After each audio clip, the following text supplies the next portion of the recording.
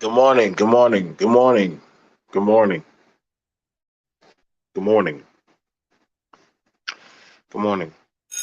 Come on in. Come on in. Take your seats. Take your seats. It's another Saturday. Excuse me. They allude to it. And here we have it that I keep seeing this pop up on my feed on my timeline. Throughout YouTube. That's why you see the thumbnail. Men give up. Men are giving up. Men are giving up. Men are giving up. Men giving up on women. Men are tired of women. And there'll always be these guys. And I got to be free. I want to be honest and fair, for real about looking at these videos and the people that are putting it out here. And I'm looking at the age, the type of men, right? They're not disfigured. You know what I'm saying? Yeah, I noticed that. Yeah, like they're not disfigured. They don't have like crazy like limbs gone, or they're not like handicapped. You know, some, but they're like a certain age, Shannon. Like maybe we're noticing something. What's up, Bishop? Like maybe we're noticing something, but I'm just noticing that a certain niche of men, they're complaining about women. The modern woman, the modern woman. And I'll be like, well, okay, so what are you? What are you? You're not traditional. So these modern women, they don't want to be wives. I'm like, well, neither do you want to be a husband. So what are you saying? Yes, we do. We want to be. So why are you bitching about the environment? I thought you, as a man, you should be cultivating and thriving in your environment. What do you mean it's not made for me? It's supposed to. Is the environment supposed to just give it up easily to you? You told the number. That's You broke the rule, Shannon. But yes, it is 40 and plus year old men that are complaining. 40 plus year old men complaining. And I'm trying to find out. I'm trying to find out. Uh, I'm trying to find out. I said, okay, so you're having these issues. Why do you want? Do you want a handout? Well, the government gives them handouts. Well, who makes the government? It's unfair. And I'm like, well, what? I thought you was a man. So did you think life was supposed to be fair? I'm just saying, come on, B.M.T. You're not paying attention. Well, I am paying attention. I'm a man. I pay attention. That's why I'm seeing you pop up more than usual. Y'all are literally popping up and wanting. Y'all want access. Y'all want them to come submit. You want them to do what y'all say and listen to y'all. And I was like, okay, all right. But then another thing pops up. Another thing pops up that's now on the rise. Socially unstable crime channels. Like these, listen, I don't know where these crime channels are coming from, but these crime channels are popping up like wildfire. I mean, these are channels where they're like, listen, they're good. They're good. They're good. They're these are channels that they'll be like, Samantha thought she got what the dream got of her dreams. Little did she know that he had an agenda. And I'm like, damn, like, where are these guys coming from? Like, hold up, man. Like, wait a second. Like, wait a second. I could have sworn you guys said y'all wanted to be husbands and y'all want to be good men. Where's all these crime channels coming up where y'all get mad because she wanted to make soup rather than make beefaroni?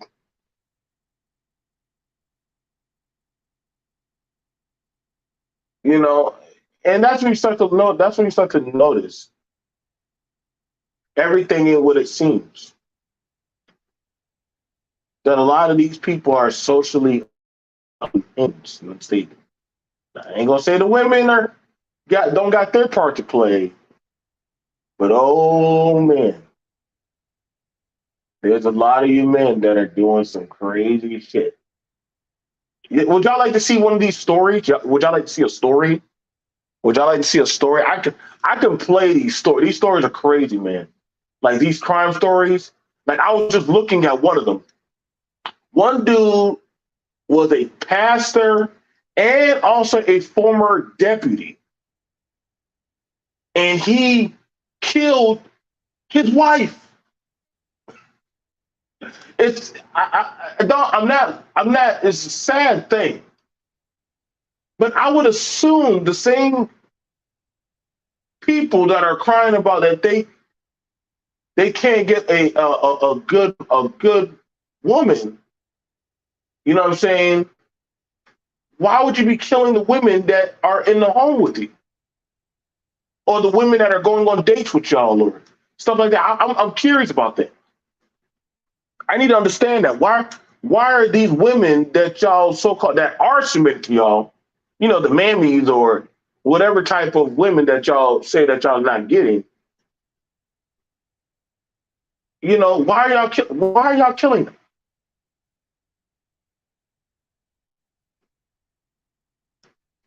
What's y'all beef? What's y'all issue with them?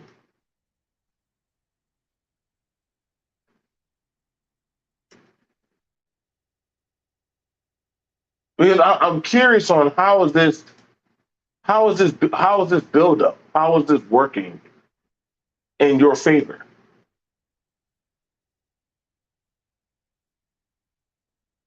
These men are saying that the system is not fair. And I'm like, but then the next breath, let's not vote. We're done. Slavery. You think those white men are calling out slavery also? Those same white men are saying that women aren't listening to them? They doing murder she wrote type of goddamn shit.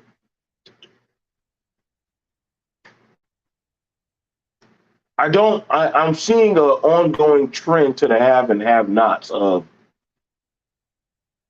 the men that are complaining about these type of women, but also keep on going to make or procure these type of women.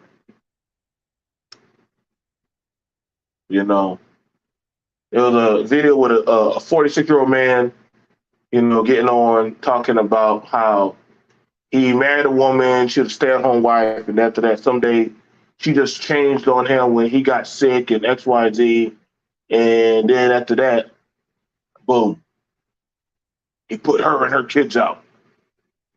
Oh, okay, cool. Like, why didn't she get a job?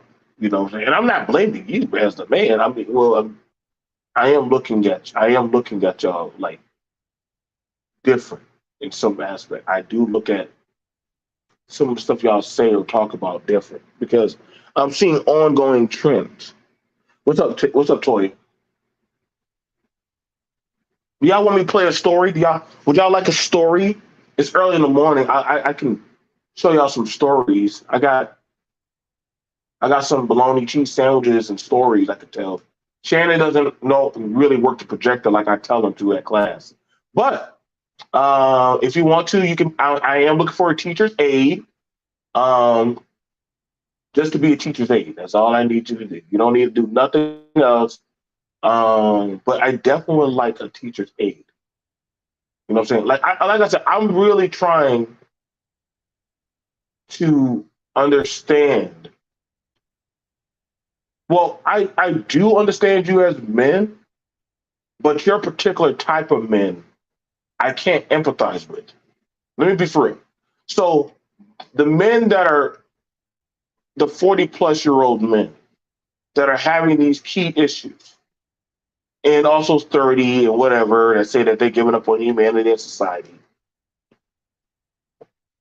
is it my job to want to get you back in the race to be men? No. It is not our job to want to get you back in. It is not our job to want to get you to be felt like you're needed or you're wanted. You know, y'all believe that shit where they're like, oh, well, I feel like I'm saving men. Like, I don't give a fuck about saving those men. Like, that's not the job for men to make men who have no will to fight or compete or to build. Like, your job is actually to get them the fuck out the way.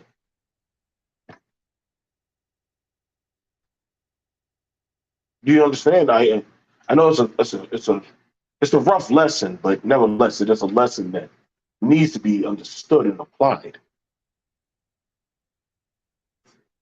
What's up, Michael?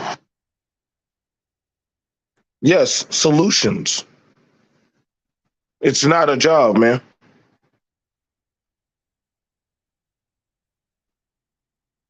It was. So let me go ahead. I'm gonna play this. I want to play a video for y'all because I really believe like y'all do deserve a nice cultivated video.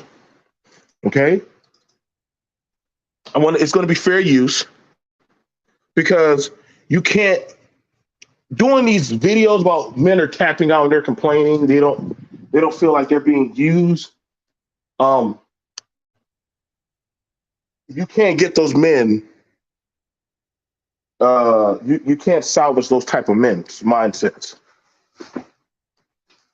But the ongoing trope is they want to save little boys. I'm like, damn, I started to think y'all was running hand in hand with other groups. When you start asking about what were you doing in the 90s and the 80s, what were you doing? The story starts to change. Like what how are you building? Why do you deserve access? Let's go ahead and I think we need to start putting highlight what's going on in the after effect. Because see, the whole stories aren't being told. I like going to the crime channels. The crime channels, they're funny. They're well cultivated. Well, they're not really funny, but it's interesting because people don't want to tell actually what is going on with these people. Like they'll say, if I could only get a wife, God, I would be such a good man.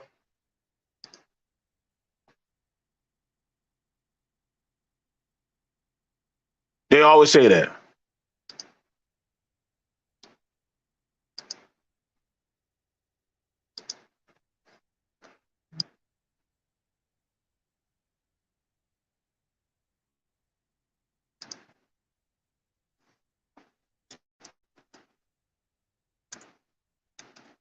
Let me get it all squared away for y'all because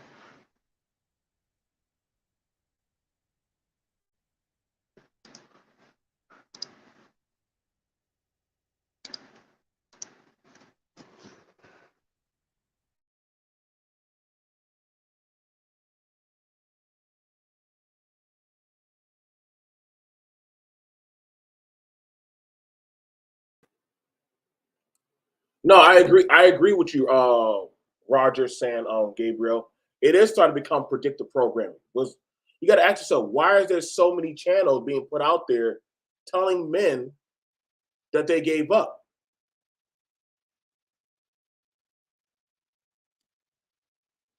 Why are there so many channels out there? Why are there so many videos of men in their 30s and 40s going around telling younger men or just men and women in general, hey, men are giving up. Like, wait. And mind you, I'm trying to figure this out. Like, whoa, what kind of man are you? Why are you coming around telling other men that they should give up? Why aren't you going out there doing what you got to do in life? What's your set goal and agenda?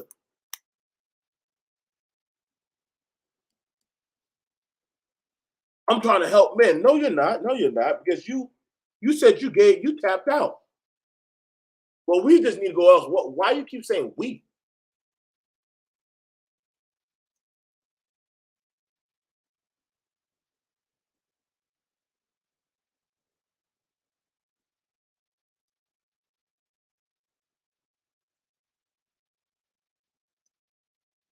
Why you keep saying we?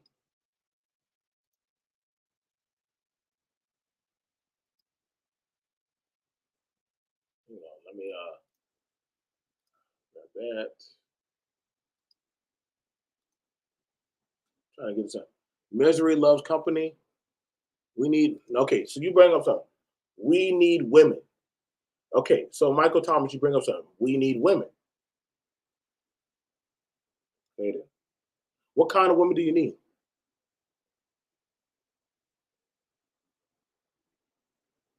Like, okay, so the men are is saturated with they need women. There has to be some woman. Hang on, let me go get a video. I just want to grab a video, please. I was watching this video and I was like, God, I thought this would be a good guy, a really nice guy. Don't worry, it's not a fresh and fit video. Now,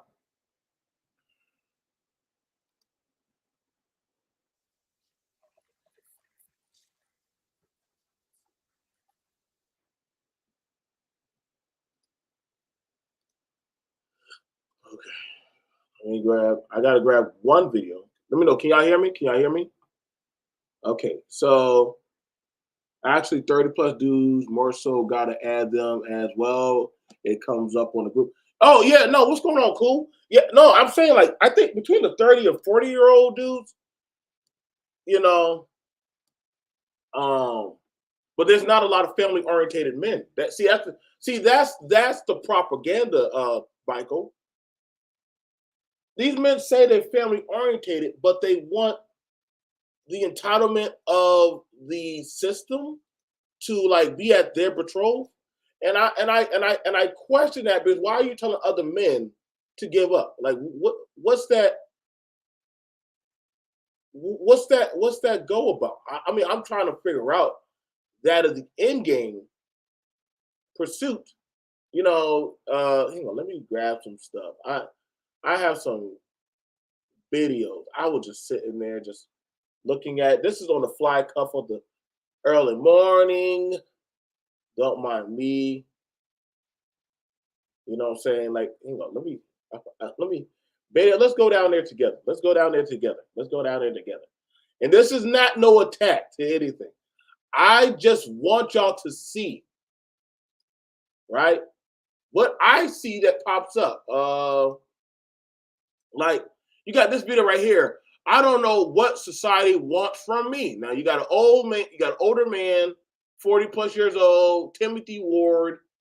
Why more and more men are checking out of society. Now, this 40 plus year old man is literally saying how he's checking out, how he don't know what to do. Like, huh?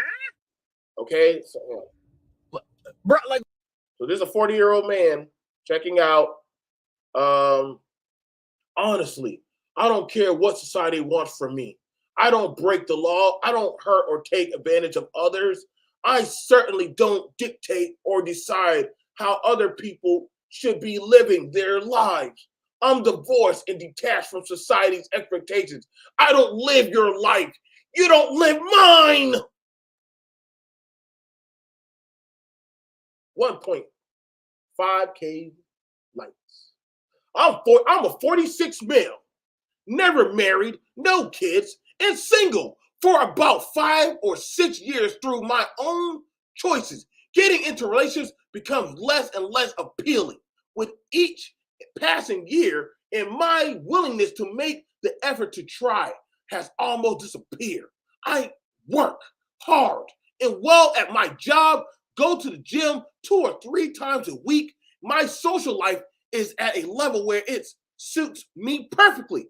And I spend lots of free time traveling, hiking, mountain walking for myself. Getting into relationship just seems like far too much of an effort with a minimum guarantee that it's going to improve the quality of my life in the long term. If people can't understand that I'm perfect, happy doing my own thing like this, I see is their problem rather than mine. Listen, it's a whole page of this. Listen, when I say this, a whole page of just 40 and 30-year-old men that are like talking like this, it's listen, bro. One, I'm gonna tell you right now.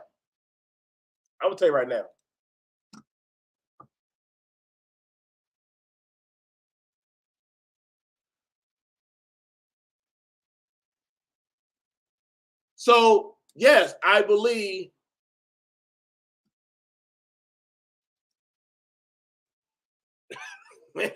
Listen, if ever there was, listen. I'm gonna tell you right now. We are now in the men have hit the wall era. B.M.T is now putting that out there. We are now in the men have hit the wall era. The men hit the wall era. Men hit the wall era.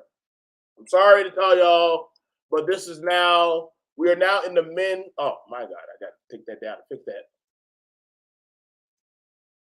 Sorry for my big fingers. We are now in the men hit the wall era. So now when I hear men talking like this, I'm like, okay, so you've hit the wall. You've gone as far as you can go. I'm sorry, Toya. This is what you're left with. You are now left with the men have hit the wall era. This is definitely the dark ages of for men in society. It's not going to get no better for you, dear. It's not. It's not. You're going to see more of this when they come around you and they're like, "What can I do? How can I?" And mind you, these men want to lead women. I want y'all to make sure y'all stack that on. B.M.T already nailed that into the coffin of the wall. The men have hit the wall era. The men have hit the wall. They're in that mindset mode. Yup. They're not coming down. Listen, they already hit menopause. If there is menopause for men, this is where you will see it in its full blossom.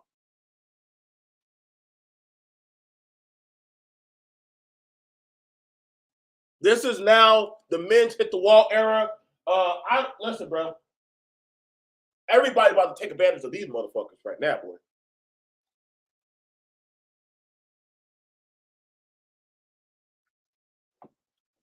Y'all about to start seeing them get taken advantage of. They're gonna be weaker, lesser. They're gonna say all kind of crazy shit that's gonna out extend that of what women say. Like, I'm good sleeping with my cat and I have my anime, my doggy, and I can go get my meat sucked off by this robot sex toy.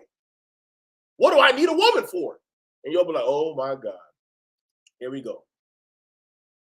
And you're gonna have some dudes, there's not gonna be really crazily wrong with them, but they're gonna say, see, B.M.T, why are you shaming? Yeah, I am. I don't give a fuck about those men and if that's what they're doing, then hey, why should I feel bad? Oh, this is good. This is a good one.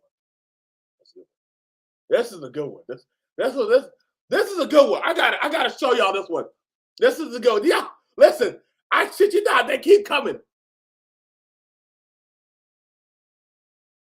Listen, nah, I gotta show y'all.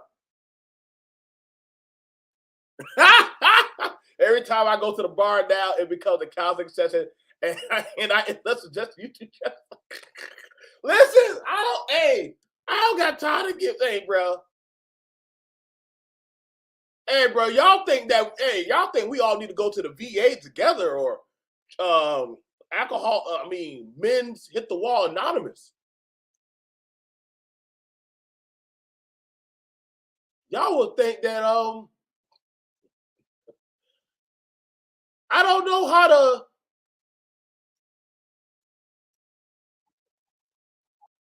I don't know how to properly salvage any of it.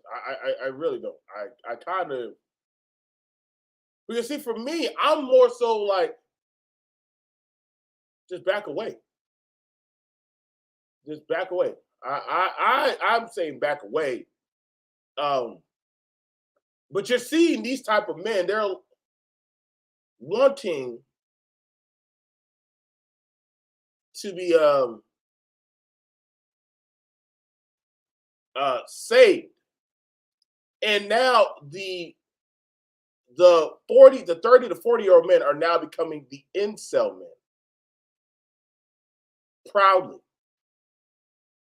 they like being cucked. They like being tucked away. Like being told what they need to do. Can I feel bad for them? No, I can't, because it's a choice. It's a choice. Well, women are getting online and they're being whores, but you watch their shit like it's a sellable market. Like, have you ever seen at a car showing that they've ever taken a certain type of woman, let's say like a fat woman or a morbidly obese woman, and put her out there so that way y'all can see her standing by a car to sell it? No, you've never seen that. You see them take a sexually appealing woman and put her by a car. Like, come on now, we all, shout out to Bob Barker, rest in peace. We've done seen that. They take the sexually appealing woman and they put them right there by a car or a grill or some shit, and y'all go buy it. So y'all can get the fuck out of my way saying like they use sex appeal to sell shit.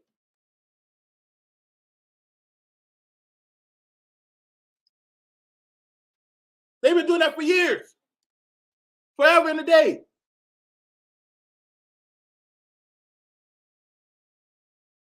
So what do y'all want? What do y'all want now? I'm gonna show y'all some of what I be seeing on YouTube. It be blowing my damn mind, man. Sometimes I just be like, so like I was looking at this one bit, man, unalived wife after being exposed in private Facebook group. Whose man is it? So there's a Facebook group. The ladies know about it in the download in the the gay community. There's a group, and I hope Yadi don't mind. I'm gonna show her stuff. She already hit me up one time. Now look how sexy that goddamn woman. Y'all ain't gonna tell me she don't look beautiful. This woman is gone. She's dead. She's dead. She's dead. This is her man. This woman. That's her man. This man unalived his wife because she found out he was doing shit with other men.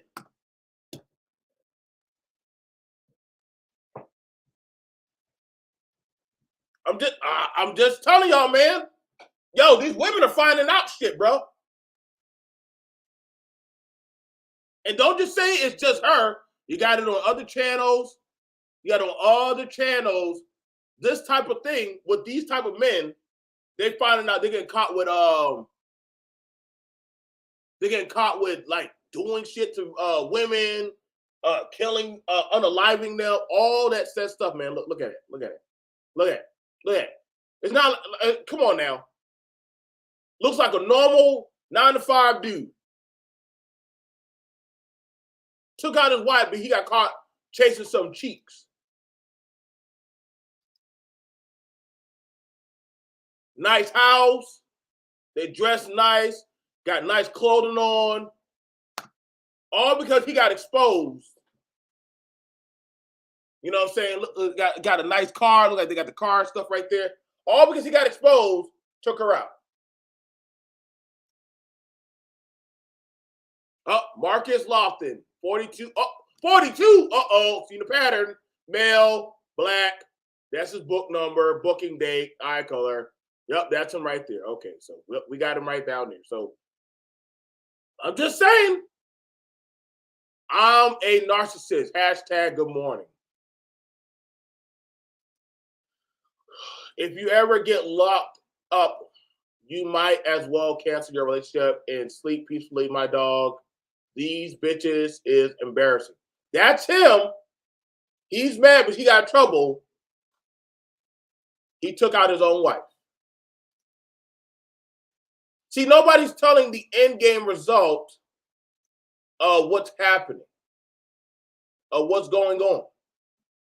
I'm just watching from the sidelines. You know, don't mind me.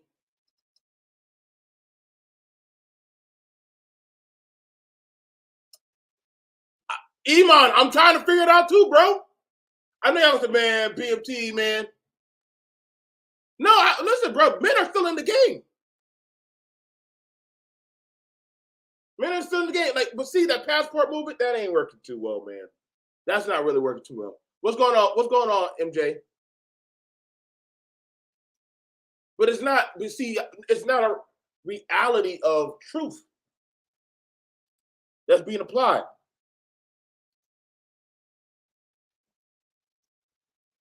There's not a reality of truth. Because, see, then you would have to ask the question, okay, so what is happening to the women that are getting involved with these men? Are they happy? Are they being taken care of? Are they being treated right? Because if you're getting into women, what are y'all doing?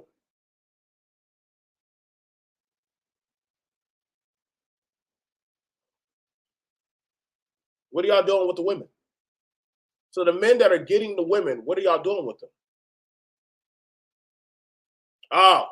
This.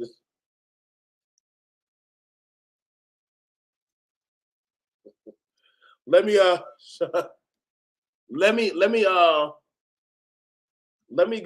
get over to this one. This video right here is hilarious, man. Listen, this video right here is gonna be. This video right here is gonna kill me, man. I want to show y'all the new.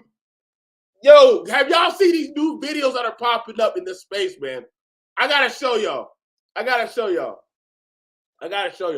This shit. Shout out to the dude. Fair use. This guy is called Easy. Easy Reacts and Reviews. Okay? Episode 169. Men are getting tired of trying to please women with no return on investment. Oh my God. This is gonna get good. Y'all, listen, I did not know we had Manosphere Marvel theme music, and yo, this is it. Hey, hold on. Let's play. Fair use. Ah! Yo, this is crazy. Fair use.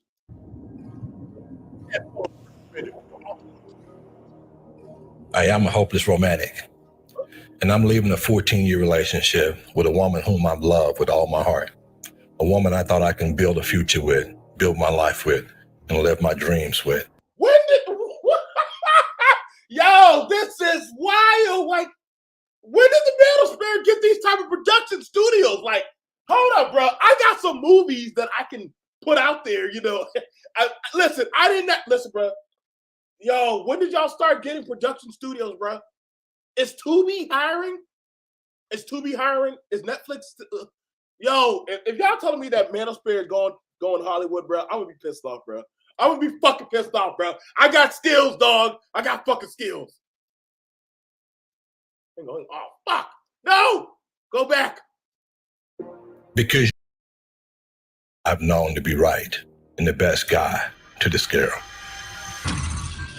Hello, welcome to Reactions and Reviews. I'm your humble host, Zane. Thank you, and I hope you enjoy the show. I did everything I could to salvage my family because I loved her. I truly loved her, and I would have done anything for her. And I did that for 14 years. I sacrificed my happiness to make her happy. And I've learned throughout this course, it's okay to be vulnerable with somebody you can trust. But that vulnerability can very easily be taken advantage of if they're not worthy. She wasn't worthy. Hey, Sips, listen, yo, no, no, he says he's Manosphere. I don't know when did we get these new, listen, I ain't gonna lie, cool, you're saying the same thing.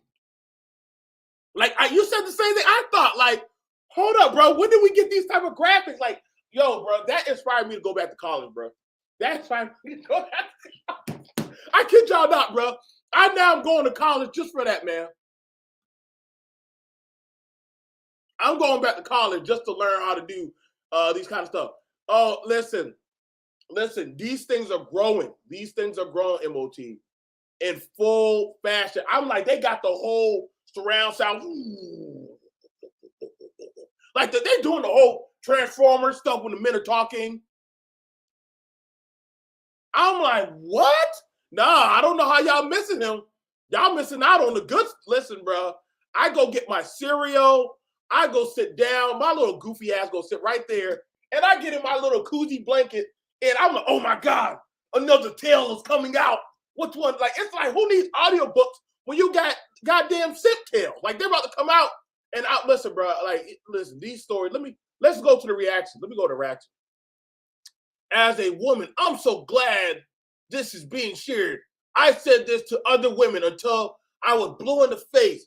Treat a man with the respect he deserves. Marriage is teamwork. My first serious relationship was like that. Got sick, she became distant and started acting like I was a burden.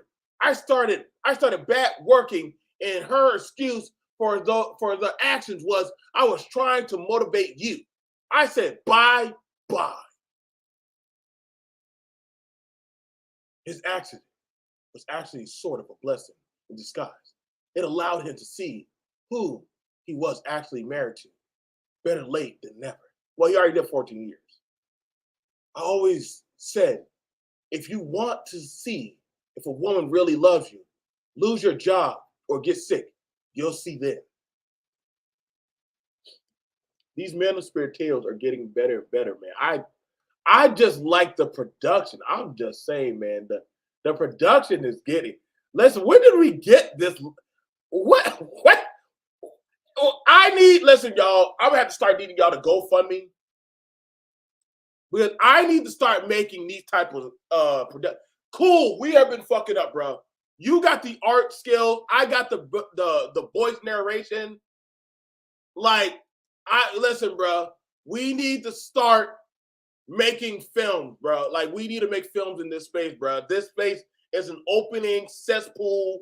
We can tell all kind of stories. Motherfuckers will come, bro, and pay us, bro. Listen, people will pay us for like stories. I had a woman. Then after that, Shield called me and my car flipped off. I landed into a ravine. I was broken from the bottom on up. Tony Stark said he could rebuild me, but the woman left me.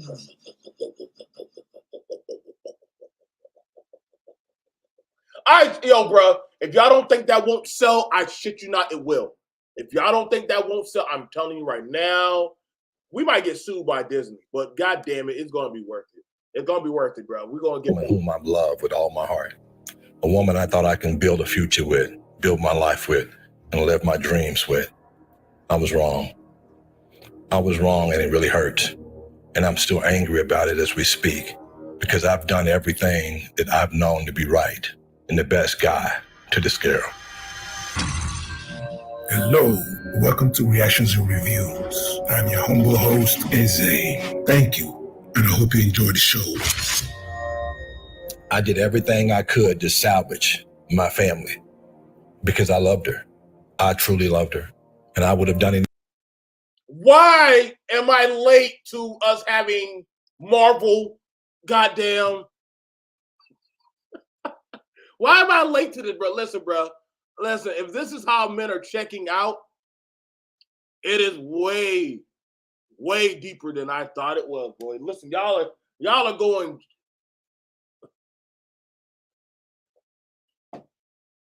Y'all got it. Y'all got it. Y'all got it, bro. Emon's like, damn, I was wrong. Emon, you already subscribed? Yo, listen, I shit you not. If AI is now making black men channels like that, bro, we are fucked, bro. We ain't beating. And listen, if AI is at a sentient level where they're making manosphere content channels, you might as well wrap it up, bro. You can't outproduce them. You can't. They're gonna have so many goddamn good stories. Shit, I might have to start working for them. I might have to start working. I'm like, well, damn. How? Wait a second. But the talking piece that men are saying that they're going to give up, you would have to ask the question, what were you doing to put in? What were you contributing? What were you building? That's a fair question to surmise and ask. Like, because, you know, I mean, I just want to know. It's not a diss. But I want to know, like, what did you do? Because if you're asking these guys and these women, you know, what have they put forth since the time that they've been, you know, in this space of life? I'm not talking about like social media. They really, they kind of start telling a sympathetic story. You know, they're not gonna tell you like, listen, man, I fucked up, I did this, I did that. You know, I ain't gonna lie, I've been arrested a few times. You know, I did some coke or some drugs. You know, I ain't gonna lie. I'm a little bit of a fucked up, broken man. Those stories a lot of times get left out. They get left out a lot. So I want to grab. Listen, now listen, this right here, I'm gonna tell y'all right now. Y'all want to know what B.M.T's watching? Y'all want to know y'all want to know? Listen, let me show y'all. Let me show y'all why y'all shit what men are talking about men are tapping out are saying is not working. I don't know who is doing these pieces, but they literally anti-monitored y'all ass. Like, who? All y'all men that are making channels about men want to be family men. They want to be in a home. They want to build functionality. All that shit. Listen, bro. I'm gonna show you why it's not working. On the other side, it's called Viral Crime. Subscribe and hit the bell. This popped up out of nowhere. I didn't look for it. I did not summon it. I did not call it from the abyss. Listen, she dated him for only 1 week before he killed her. What? The Wendy Dwan story. Mother of 4 killed by violent husband. Taken from work at gunpoint by a man. Listen, I shit you not. Yo, these stories are scary, bro. Listen, bro. I'm gonna have to go. Listen, I'm gonna have to go double dutch with my daughters when they go out to eat. You know what's crazy? I'm gonna be for real. These aren't bad looking women. You know. Well, I'm only gonna speak up right up here. Right? The sisters don't look bad. They don't. These are not some bad. Listen. Look at all these women. They're not bad looking women. All of them are getting off by men. Mother of 3. She dated him for a week. Pastor shoots wife in front of children. Well, that's a man with a transgender, so well, he already, you know what? Honestly, you got a lot of deep, listen.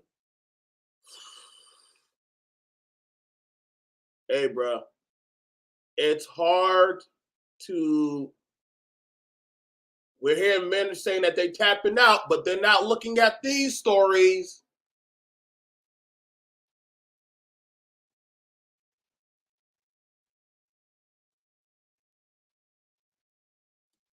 Y'all want to see a story? Y'all want to hear a story? I like the story.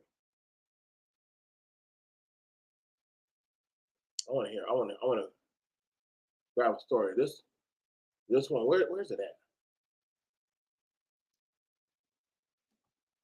at? Icon for more stories. This story takes us to Macomb, Mississippi. Macomb is a small city located in the southern part of the state of Mississippi. It is known for its rich history, with roots dating back to the early 19th century and a vibrant cultural scene. Gabrielle Prenell, a resident of Macomb, is a 27-year-old woman who worked as a homemaker and 27-year-old woman, 3 kids, submissive. Definitely, you wearing that dress, baby. I mean, you chose that dress, so you got to be submissive. You got a nice little Geraldo, got a nice suit on and everything. Let's hear this story. And caregiver for her 3 children. She was the wife of Danny Prenell Jr., the 25-year-old senior pastor of Bright Morning Star Missionary Baptist Church in Pineville, Louisiana. Gabrielle was described as a caring and dedicated mother who always put her children's well-being first. Her personality was all right. So you got it where submissive housewife, she's taking care of the kids. She doggone pushing out babies for this man. She ain't going, listen, bro, hey, this is everything y'all men ask for.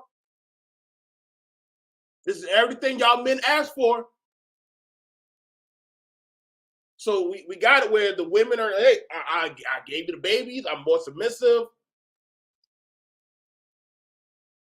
Marked by resilience and strength, as she endured a history of violence and abuse at the hands of her husband. What? Gabrielle Prenell had a significant history with Danny Prenell Jr., the 25-year-old senior pastor of Bright Morning Star Missionary Baptist Church in Pineville, Louisiana. If you wait on him, if you wait on him, I promise you he's coming. If you wait on him, I promise you he gonna make sense. See, you still tripping because you lost your job. You still tripping and disappointed and mad because y'all broke up and you don't understand it. And you still driving by his house checking to see if there's another car there. Yeah, you still hurt. You still in your feelings. You still all on Facebook telling your mama, telling your daddy, telling everybody how he hurt you. Oh, you still see things for where they are now. But tell somebody, just hang on a little while and live a little bit longer. So you got this guy. He's not I guess he would want to call himself a Chad. He's a pretty big, dark-skinned guy, which is cool. So he goes against all the grain, and he got everything. So you can't say colorism was a problem. You can't say weight was a problem. Hell, he has followers.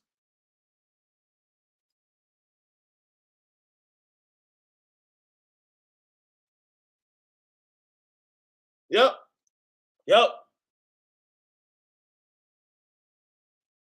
Can't say none of that shit.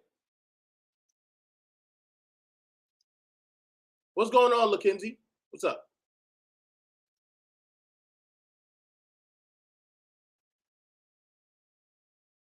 So listen, he had everything right. Now, come on now, this everything men say women don't want. Because it's going to all make sense. When he get exposed, it's going to all make sense why God didn't want you with her. Their journey together started as a romantic relationship, and they were involved for several years before eventually tying the knot. Their love story began before Danny assumed the role of a pastor when he was serving as a deputy with the He was also a cop? Damn.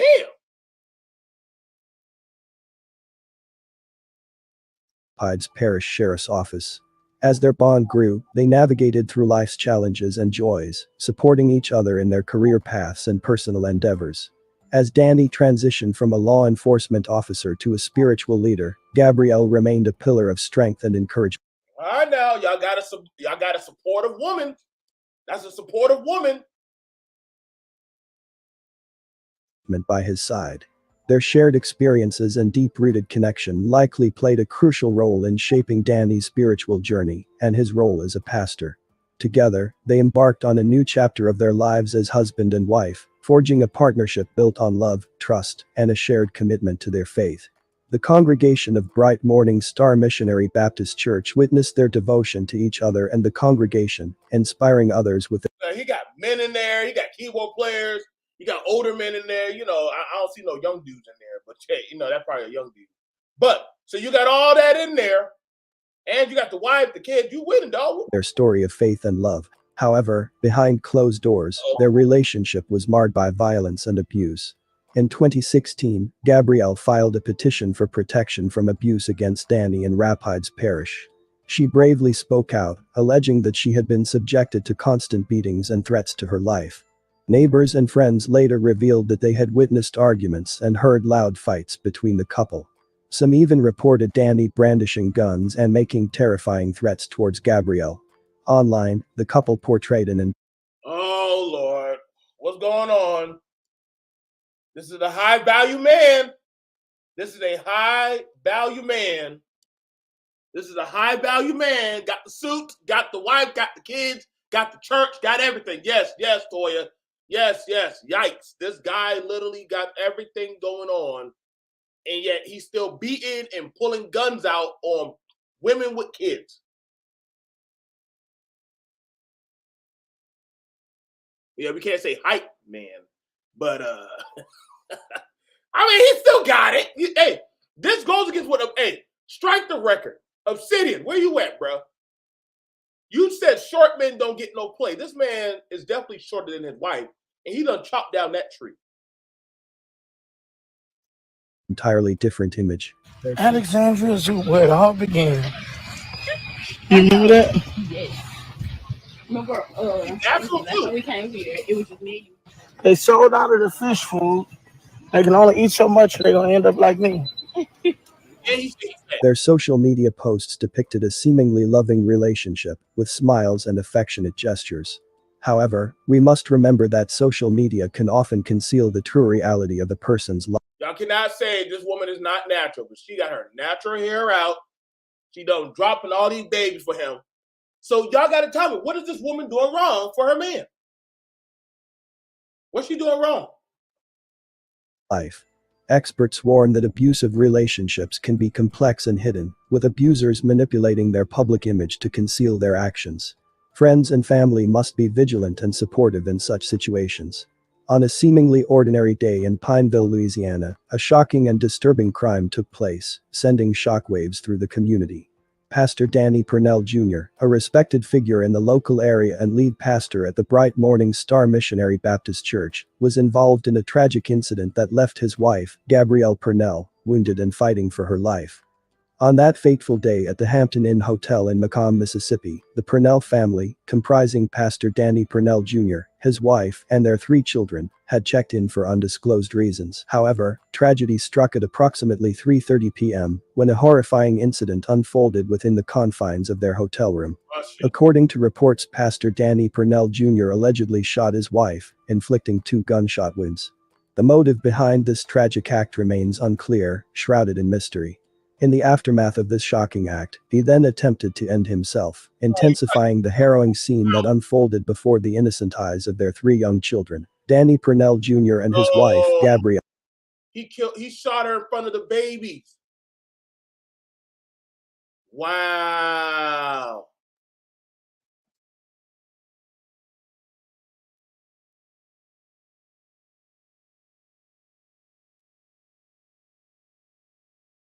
He shot her in front of the babies. Wow.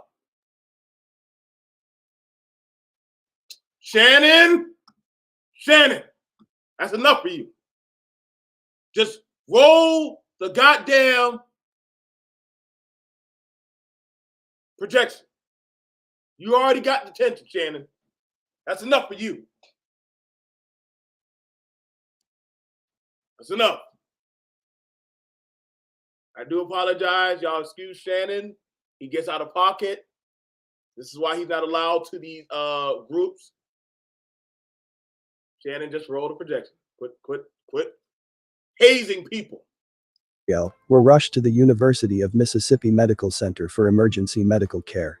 The children were taken into the custody of Child Protective Services while their parents fought for their lives. Danny survived his injuries while his wife remained in the hospital fighting for her life. We're learning new details from police in Mississippi about the charges that Danny Prenell Jr. is facing. He's the pastor of Bright Morning Star Missionary Baptist Church in Pineville, who's accused of shooting his wife and then himself at a Macomb hotel. Alex Hornchuk's in the studio with more. And Alex, these are some pretty big developments. Right, Brooke. Chief Juan Cloy with the Macomb Police told me today that 25-year-old Danny Prenell Jr. is facing a count each of aggravated domestic violence, disturbing a business, and disorderly conduct. Those charges stem from a shooting at a Macomb, Mississippi Hampton Inn hotel on June 21st. Police say Prenell shot his wife and then himself while there with his children. We obtained the photo of the crime scene you see on your screen from our media partners at the Enterprise Journal. Now, Chief Cloy would not say why Prenell. Now, why would a man of God need a gun with his wife and kids in a hotel room?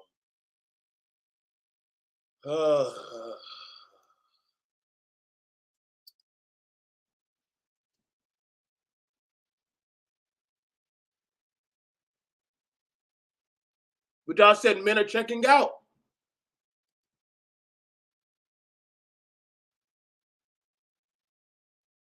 Y'all said men are checking out. Yeah. You can't say he wasn't being fed. You can't say he wasn't being fed. You can't say he didn't have a wife, kids. And I know people say, well, hold on, B.M.T. Hold on. That's that one story. Nah, dog. Ain't that one story. Listen, I'm telling y'all. Well, it's not that one story. Listen, it's not one story. It is not. It is not just what's. Listen, bro. This has many stories. Listen, bro. There's no. Who needs to do channels that are having panels to combat men are checking out? Why? Who needs that when you have, listen, videos. God damn, there's a lot of black women that are put out with that. Oh, you finally got a man. Okay, local heroes life brutally taken by ex-wife and her lover. Damn. God damn, she took him out. Show no mercy. Damn. See, they even got the women on there. Attempted murder out on bond, abduction, killed beloved college student. So, god damn. So you got, hang on, how many men videos? There's only one. There's one man. See, they always put the victim in the middle. So that's one.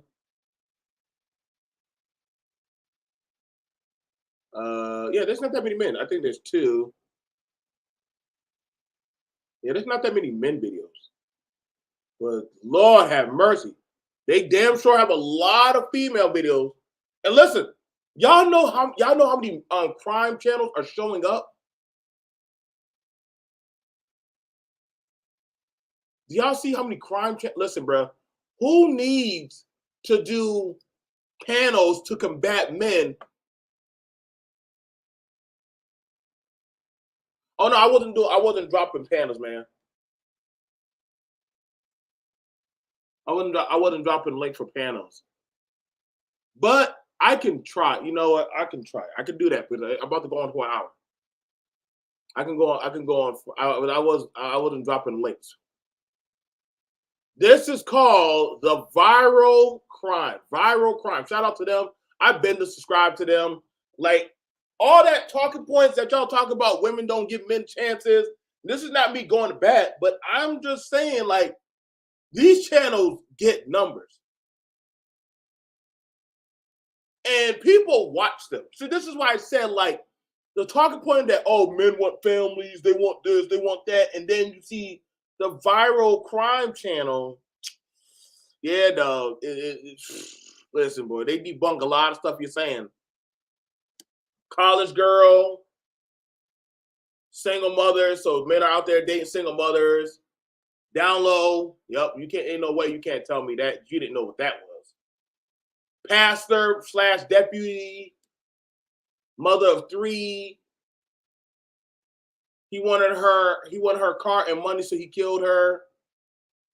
Mother of 3. Can't say that. Can't say people didn't know.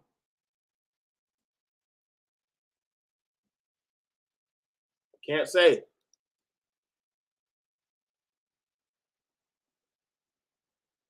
But I like this. I like this. Hang on. Let me go to this. Let me go. I want to give a fair shake to why men have their grievances. I want to have a fair shake to why are men tapping out to say that they're quitting, they have their grievances, they hate that they don't have a fair shake. You also have a channel, Timothy Ward. Now, Timothy Ward, his channel, Timothy Ward channel it's about this. So people who know me know that I haven't been in a real relationship in almost 10 years now.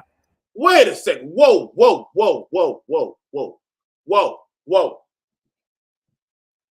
Wait, what? Motivation and inspiration.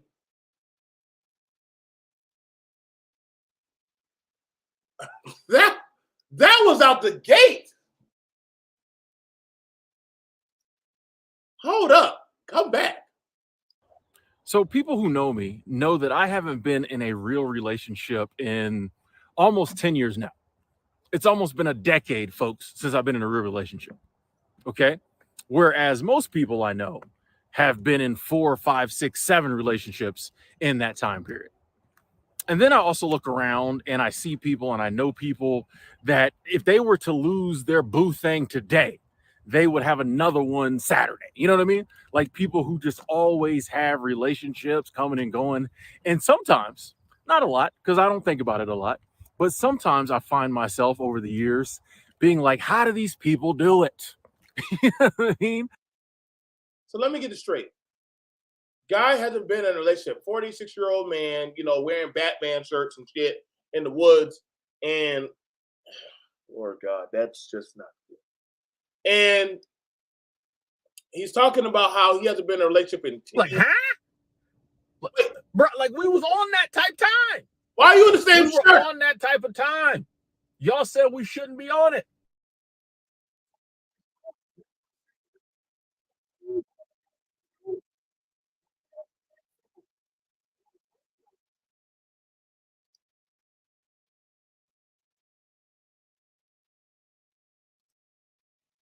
Motivation to be single.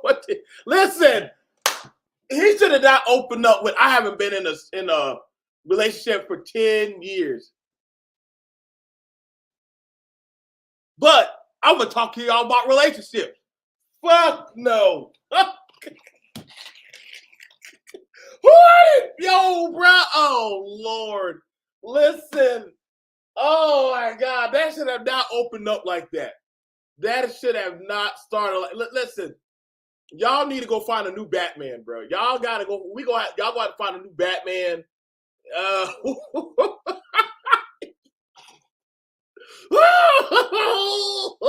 Y'all gonna have to find a new savior.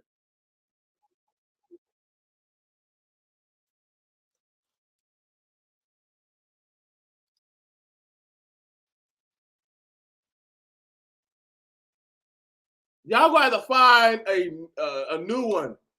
That ain't no way. Ain't no way.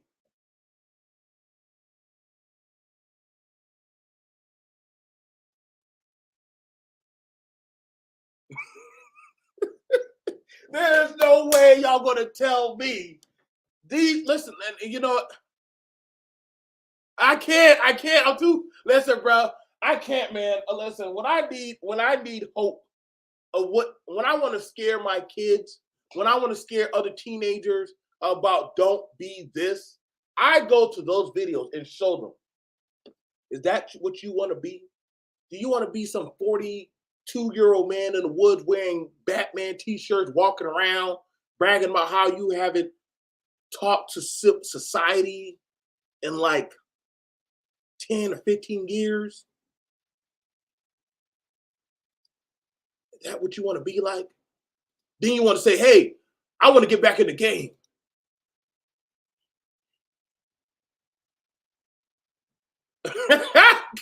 cool. So I'm just going to GameStop.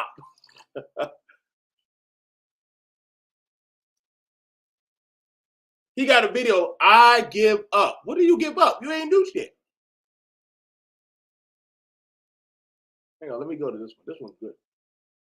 What's going on, everybody? It is your boy Tim, back with another video. Was just out getting my exercise in this morning here on a little nature trail in Montana, and I remembered that everyone's been asking me to bring the walk and talks back.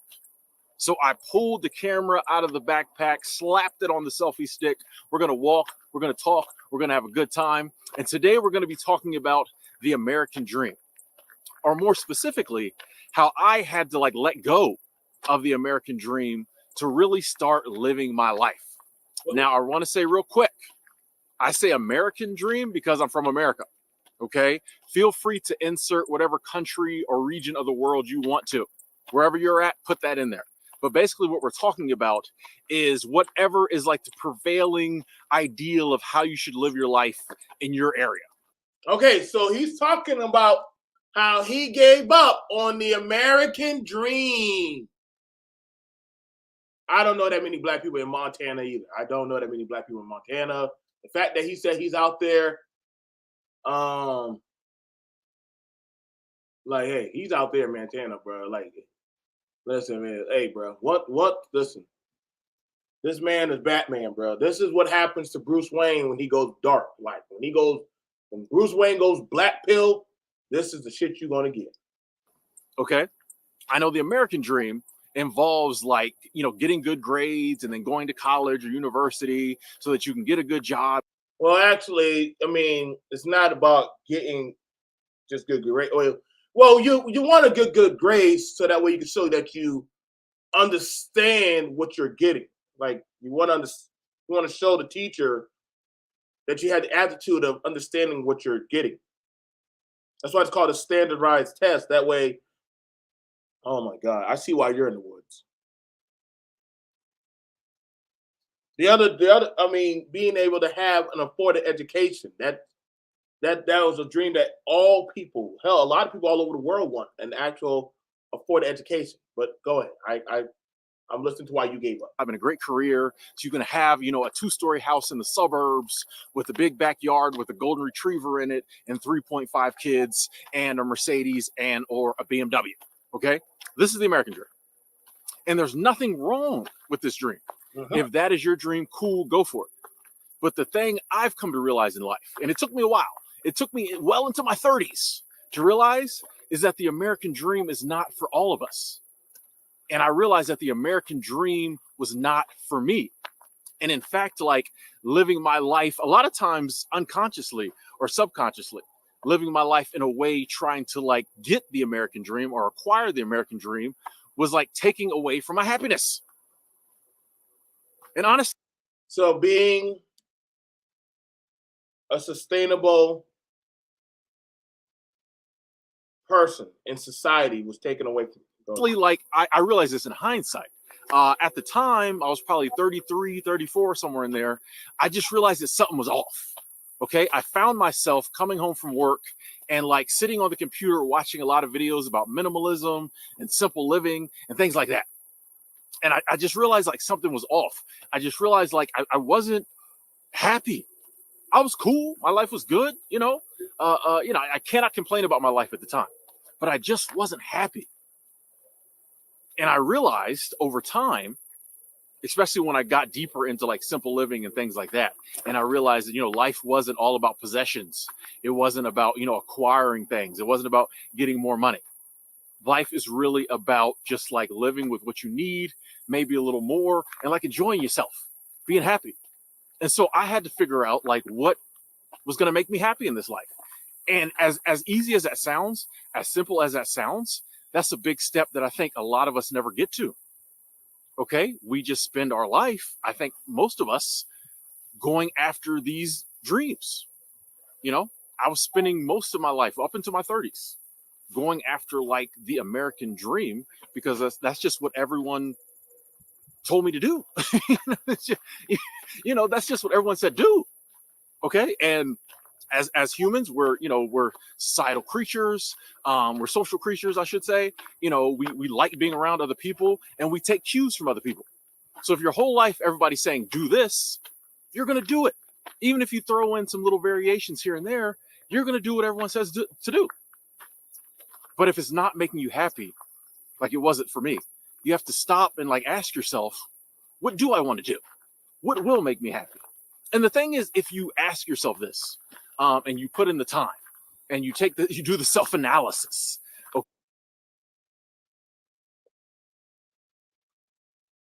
At the grand old age of 60, the wife and I finally figured this out, paid off all debt, drive 20 years old vehicles, cook at home, and learn to grow food. Turn off the TV. I think this is a channel to go to. This has to be a channel where you go die. When you're ready to die, this is the channel you go to. Like I'm not gonna lie, this is kind of like socially depressing at this point.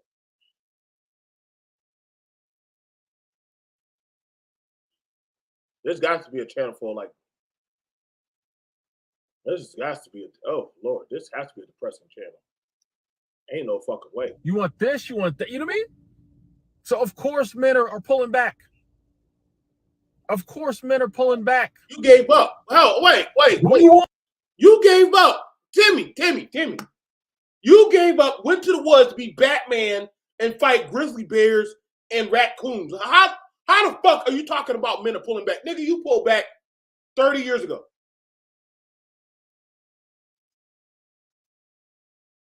The downfall of Western civilization. Some people are very concerned about it. These men checking out of society. And as I was doing my research and kind of, watching certain videos and things like that, I realized, oh, I'm one of these men they're super concerned about. I'm one of these men who is checked out of normal society. But you just said you was happy. You was happy being in the woods, being Batman. What are you talking about, Timmy? The fuck?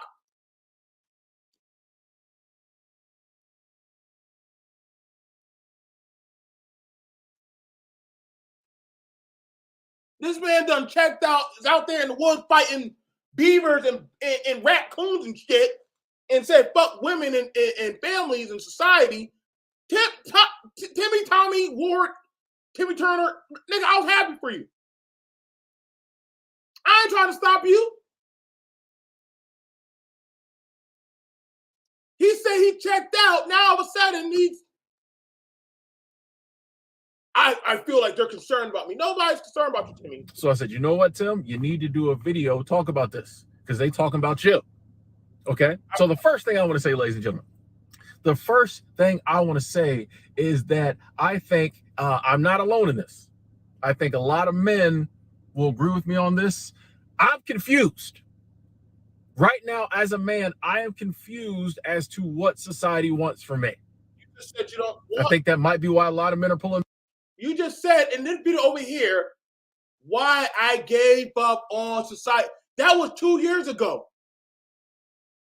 You were just bragging about why you gave up. You the one that said why you were happy. You gave up. You went into the woods. You formed the Timmy cave. Now you're talking about, I think they're talking about me, why men are giving up. No, nigga, you checked out 30 years ago.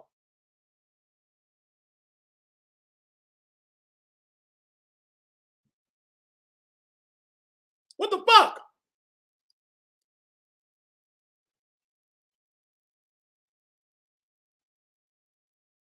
You've been out there in the woods fighting beavers and shit and walking around old women. Nigga, ain't nobody checking for you. I don't get y'all niggas, bro. Y'all niggas be checking out and then y'all be saying somebody has to be looking for me. No, nigga, nobody's looking for you. When y'all go off and be your own goddamn entity, nobody's looking for. Listen, if you want to be a separatist, that's fine. But quit trying to put everybody on that gravy train. Y'all do know majority of people are social.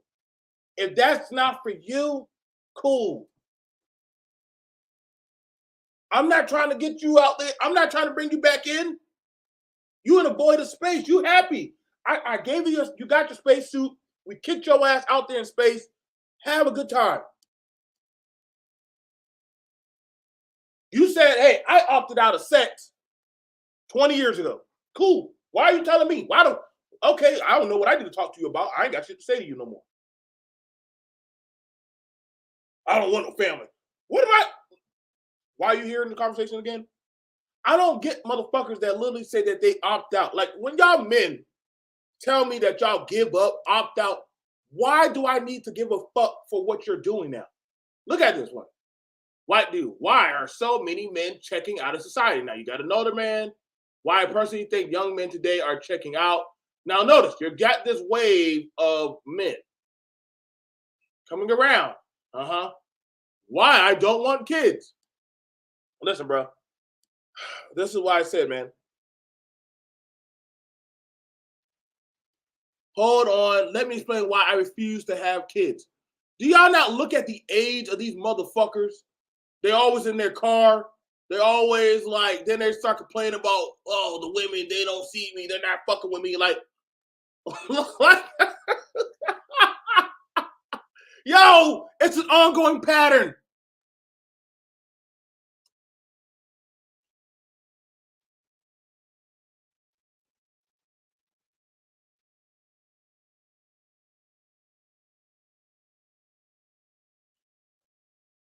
Oh, that's pretty dark.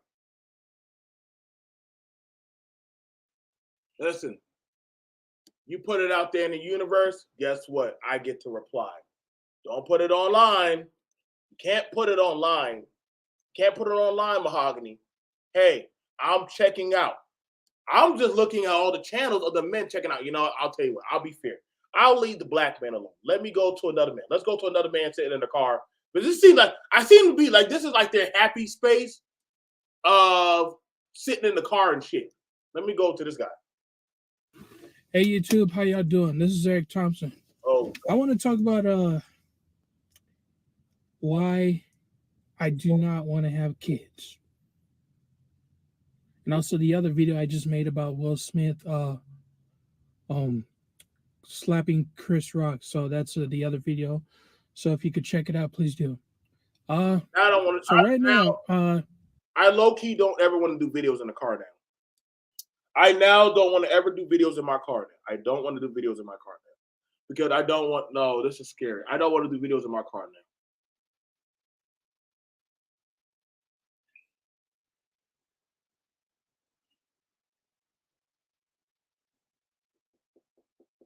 I don't. Oh my God. I think I'm in, I don't want the, I think I'm in, I don't want kids or family algorithm now. Look at this. Look at it. You got the men, you got the women. I don't want kids, children, less. Hey, you know what? Hey, they're all together. I don't want to do videos in the car no more. Fuck that. I'm not doing videos in my car no more. Fuck that. Not no more. Fuck that. Yeah, I gotta go over to the anime sector. I gotta go over to the anime sector now, man. I gotta get over to the anime sector. Fuck this. Y'all motherfuckers go die alone. Ain't no way, man. I'm not going out with y'all. Fuck y'all. I'm not going out with y'all. Fuck, I look like going out with a 30, 40-year-old club. Y'all going up, hey, bro. If this is the Titanic, y'all motherfuckers want to hold hands and play serenade songs while y'all are fucking wounds and coochies dried up. Yup, you're right, Red. We got to get off this boat. We got to get off this boat, bro. We got to get off this boat. Listen, that is fine. You were married. Stop it, Amanika. You were married. Stop it. You were married. I think it's better that people who want kids don't have them. I think so too. Well, listen, I told this to Sexy Red and a few other people. Listen, if you don't want to have kids, that's fine. That's fine. I don't have a problem with that. I think that's responsible. For the people who said that they don't want to have kids, don't have them. Don't have them. But coming to the ones who do have kids and trying to tell us on how we maneuver, that's fucking asinine and insane. Like, I see women go up to women who have kids, you know, they have, let's say they have a bad day, which happens. Girl, this is why I don't have kids. Like, you got to deal with all this and all that. And the girl was like, bitch, I ain't asked you. Like, what the fuck? I get annoyed, like, vexated, like, my goddamn, like, oh, goddamn. When men come around me, see, B.M.T, that's why I don't have kids. You see what you go through? Nigga, I didn't ask your fucking punk ass. Why you coming around me asking me, nigga? But then you be sitting in the house or walking in the wood wearing goddamn Green Lantern shirts. Nobody cares about me. Who gives a fuck about what happened? Nigga, you just said, this is why I don't. Okay, then guess what? I'm not online making videos of nobody gives a fuck about me and I'm all alone and I'm going to. No, nigga. You chose your path. I walked my path. You gave up. I choose to go thrive in my goddamn hostile environment.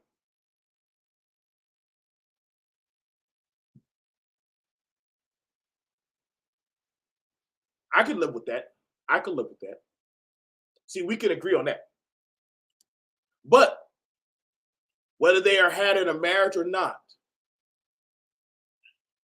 situations are going to happen. I'm just realistically grounded in that. I want to hear what this guy has to say. Let's hear what this guy has to say. This is a guy, look like he's in his 30s. He's in his car. He's saying why I don't want kids. Why I don't want to have kids. And there probably might be another reason why I'm not marriage material. Damn. Okay, so I'm gonna tell you why. Wait. Why I don't want to have kids and why I am not marriage material.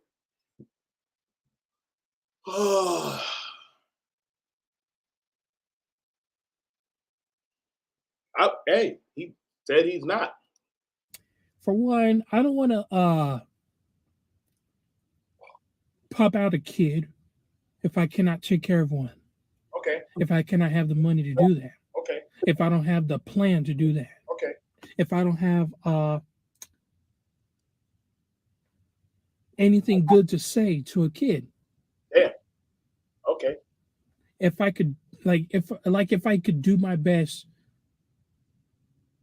to make sure that kid isn't traumatized or scarred for life. Okay, so we know you're fucked up, so go ahead. It's pretty dark. It's not like I could do those things. I don't want to put kids through hell. Is this a Zack Snyder movie? Matter of fact is, I don't want to put a woman that I date, I don't want to put a woman if I'm dating a woman right now, I don't want to put her through hell having kids. Yeah, I can't get mad at her. Like, I would tell her I don't want to have kids, even before we start dating. I'm pretty sure I don't. I'm pretty sure she don't. Because we never know what's coming. We never know if we're ready to be committed, to be married, to pop out kids. Because I see some of these reports where most of these men hooking up with women and accidentally getting them pregnant. They can't afford a child.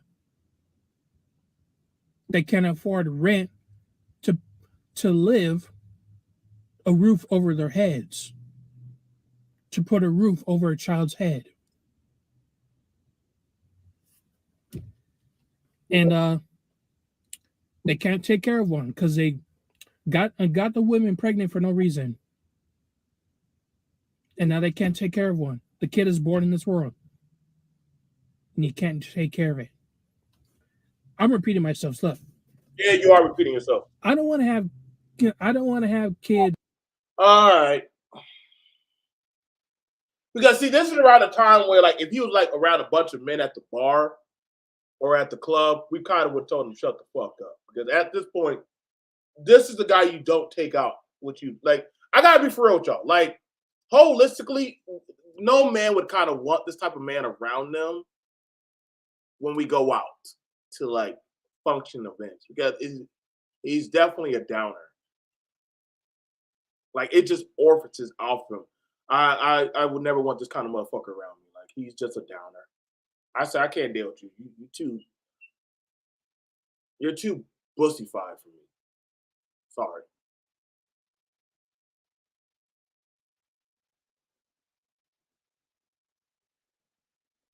So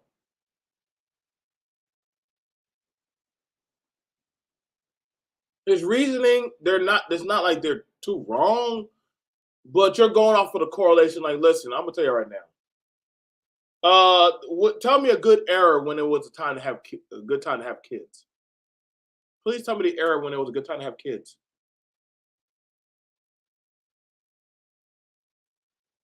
People are gonna have kids regardless of how the fuck y'all feel. Like, I mean, that's what I said, man. Like, I feel like if you're a fearmongerer, just be a fearmongerer. Just live in fear. And honestly, like I said, the men hit the wall era is definitely in full bloom. You know, I don't have time to try to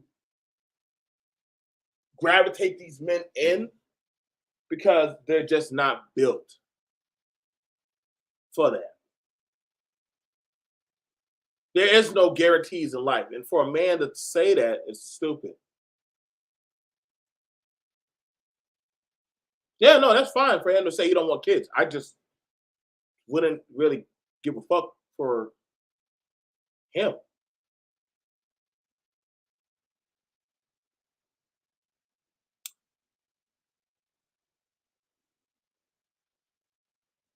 Now, the question is this. What is a hit the wall? Is that really a thing?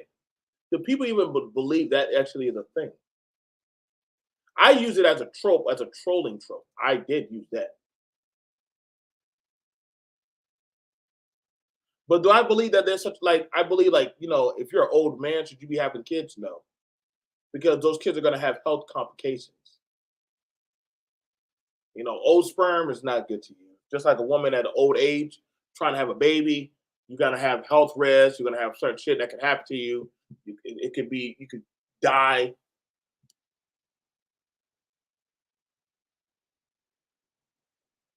This man telling the woman, I don't want kids. Cool. I implore a lot of men who don't want to have kids, go get a vasectomy. Get the fuck up. Get that vasectomy done. Now, they usually let you know if you go do it, then, hey.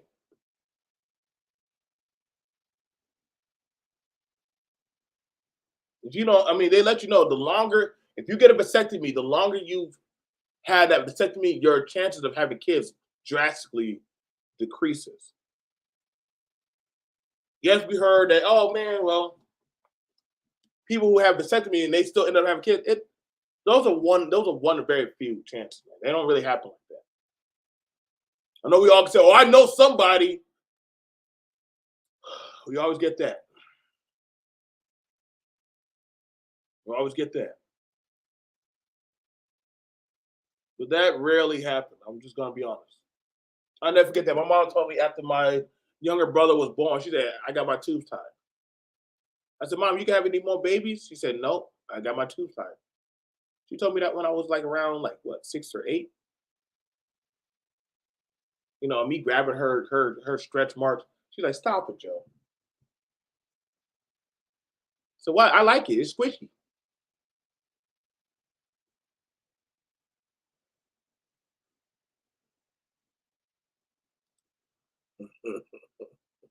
I agree, Doug. I agree.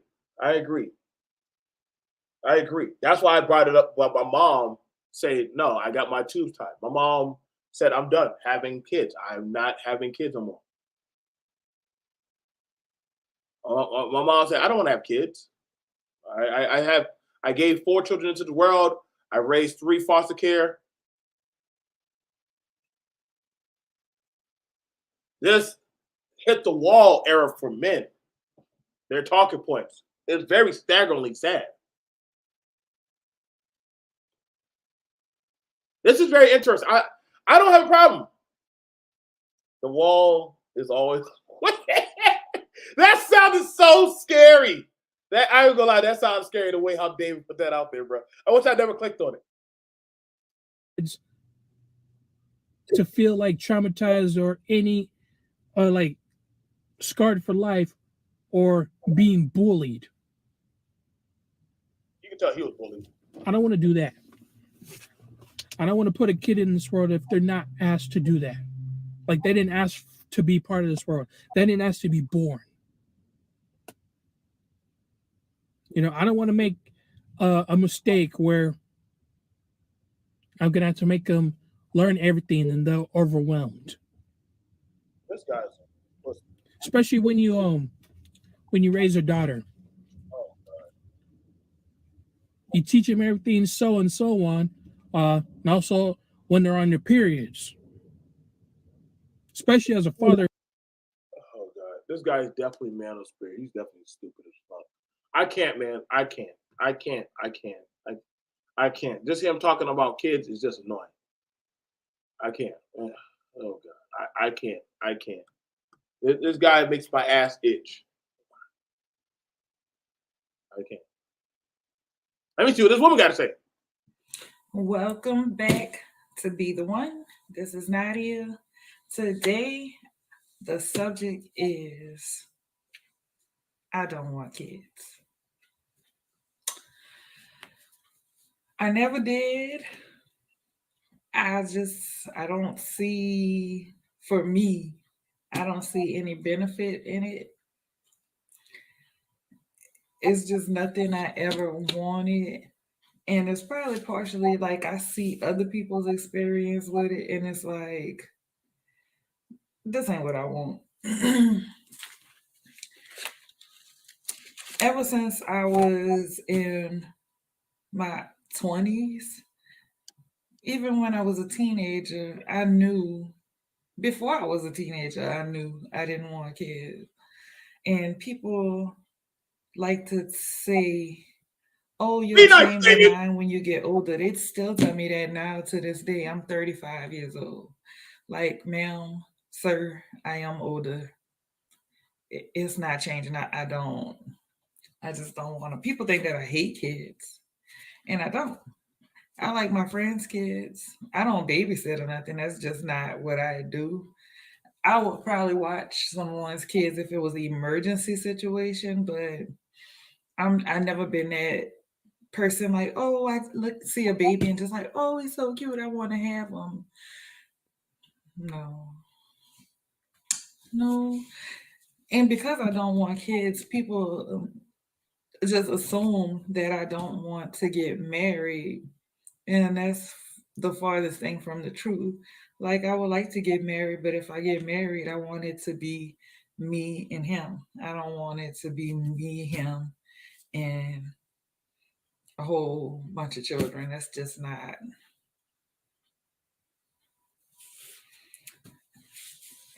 And I'm probably a product of my environment. Like, my mama and my daddy. If we can just get her. Hey, YouTube, how y'all? If we can get her and him together, they would be an amazing force. He's incredibly pussyfied stupid. She's just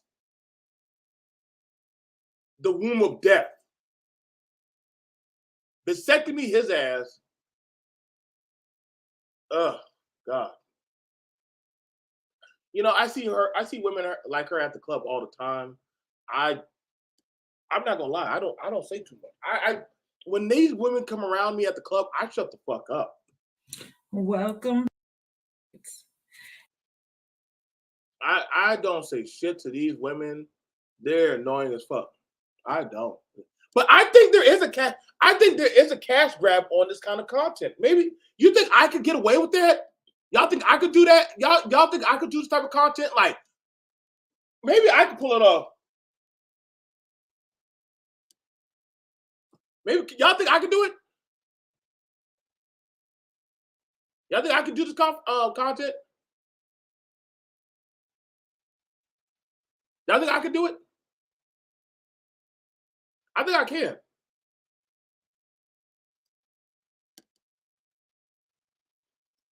Hi, B.M.T. and I'm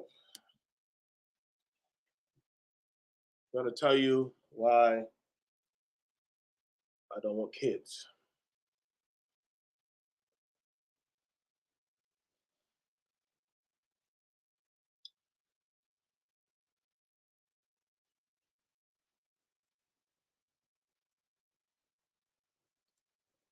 I can't do it, man. Bro, it was like I felt my spine crackle. Like, I couldn't do it, bro. I tried, bro. I tried, bro. Yo, bro, I tried, dude. I tried to get. Listen, bro, you gotta have a certain mindset to get through that. You got to. You know the thing, crazy. You know the thing about that. I'm gonna tell you this right now, conservative. A lot of dudes I bet you her DM stays full. Y'all may not, y'all can try to say that, listen, say what y'all want to say, but these girls out here these women right here are not starving to get any play. They're not. I'm just trying to let y'all know. I don't want to burst your bubble reality, but literally those women out there are not starving on getting anything. They're not. Listen, they're not hurt. They're not having a problem getting pregnant. They're not having a problem getting that.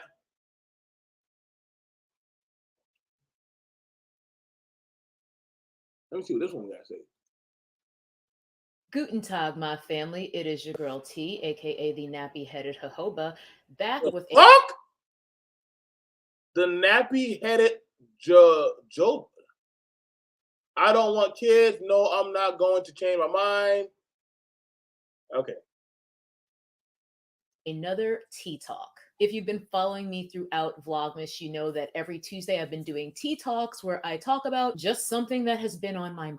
In my previous tea talk, we talked about a surprising cause of yeast infections. So shout out to anyone and everyone who commented, participated in the discussion, or simply liked or watched the video. There was so much wonderful information being shared beyond what I spoke about in the video, because I was speaking specifically about one surprising cause of yeast infections, but you guys were chiming in with other surprising causes, other ways to help prevent getting yeast infections, all sorts of stuff. So thank you for that. As this is another Tea Talk X Lady Business hybrid piece of content, I definitely want to make sure that trend continues and we keep the discussion going under today's video, because today we are talking about women and how our roles are seen based on societal norms. And okay, cool. You called it. You called it. Cool. You called it. You called it. You called it. You called it. It is a market. It is definitely a market now. I am sure I am now in the market for why I don't want kids. I think there now is a market for that. I don't know how to get into it, but listen, it is a booming market. You got to just say why I give up. I give up. I don't want kids. I'm going to die. Let me die with me and my dog. So I want to get at this real quick. So when y'all talk about the women and winter is coming, how can you say winter is coming for the women if the men said they don't care and they give up, and the women are like, I don't want kids either. So shit, what are we talking about?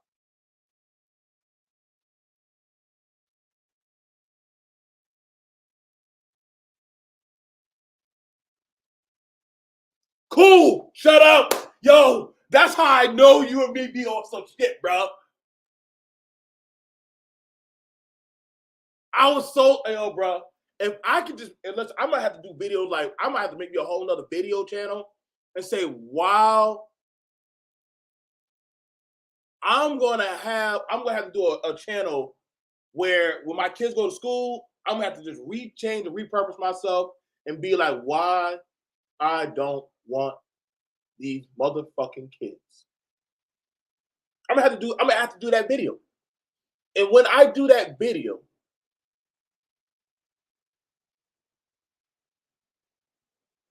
who knows how many videos, who knows how many subscribers I'll get. Uh-oh. Oh shit. Oh shit. Shannon, you already have 2 write-ups.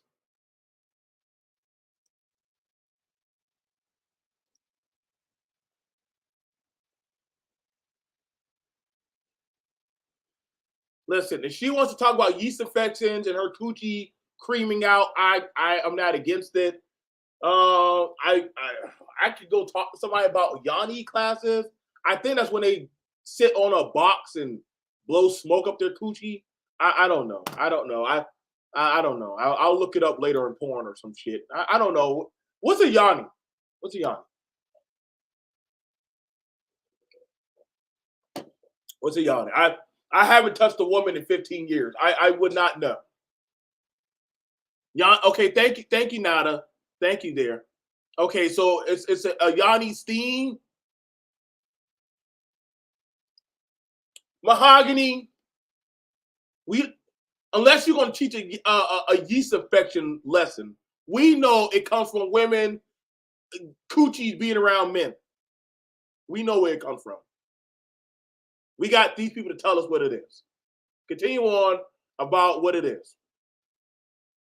And really, in my opinion, archaic modes of thinking. You guys have already seen the title. I don't want kids. I've never wanted kids. Okay. I didn't like kids when I was a kid. Wow. As a woman, despite the fact that it is almost 2019, there's still an assumption that all women are supposed to or should want to get married, have kids. But even as a child, that was never something that was aspirational for me. That was never something that I fantasized about. That was never something that I desired. And the entire time I was growing up, once I came to that realization that I don't think that's for me. I don't really have any interest in having kids. And I realized this at a young age because internally, I've always been an 85-year-old crotchety old man. And of course, realizing that at such a young age, you know, when I was in my tweens and teens and so forth, the overwhelming response was always, oh, you'll change your mind. Now that I'm at the end of my life and mere moments away from death's sweet release, that hasn't changed at all. Simply because I'm still within my Whoa, oh, man. Whoa, did Zack Snyder write this piece? Whoa, what the fuck?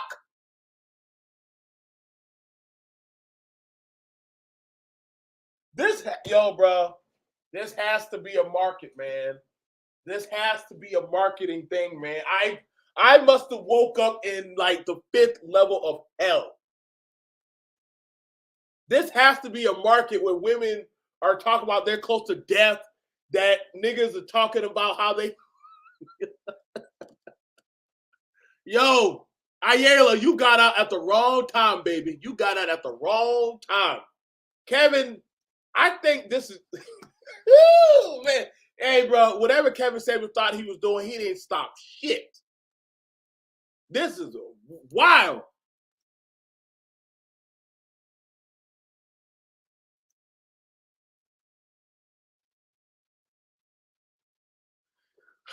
Mahogany, you don't listen.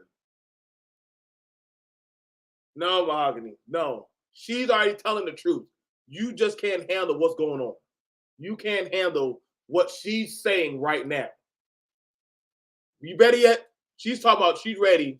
childbearing years, whenever I express that I'm not interested in having children, the response is typically like, you'll probably change your mind, or are you sure? And quite frankly, that response, in my opinion, is extremely dismissive and disrespectful. I'm not 15 years old. I'm not 20 years old. I think I would know by now if I were going to change my mind. Equally invasive is the fact that people constantly want to ask why when I express that I don't want to have children. And quite frankly, it isn't anyone's business. I don't owe anyone any explanation as to why I don't want kids. Nonetheless, the answer is pretty simple. I don't want kids because I don't like them. I simply don't have that maternal urge to reproduce. Woo!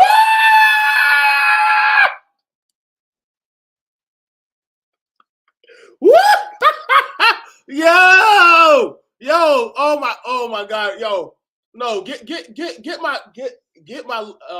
y'all get my baby out here, man. Listen, y'all protect Sister Asada at all causes. Y'all protect her. Yahweh, Allah, please protect her. This is the end. We are at the end. We are riding the Titanic, y'all. We are riding. Listen, boy, where is Ize? Yo, listen, boy. Listen, Kevin, you did this, bro. You did this, boy. You did this, Kevin. This one, listen, bro. I don't want to hear nothing about saving shit, boy. Are we in a DC comic?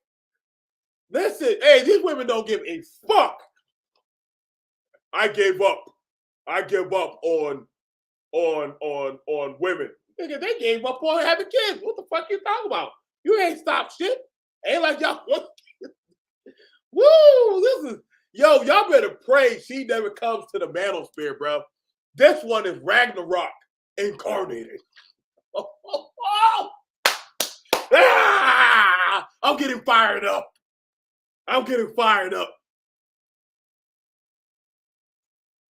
Y'all, if she comes to this space, there is nothing y'all can tell her.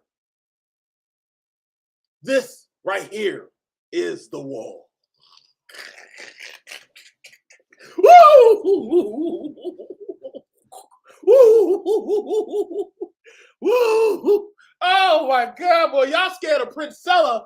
Listen, if these women get over here, if they find a way, I gotta just find the motherfucking mother box and just open up a portal and get these motherfuckers over here, bro, and just set them a mist.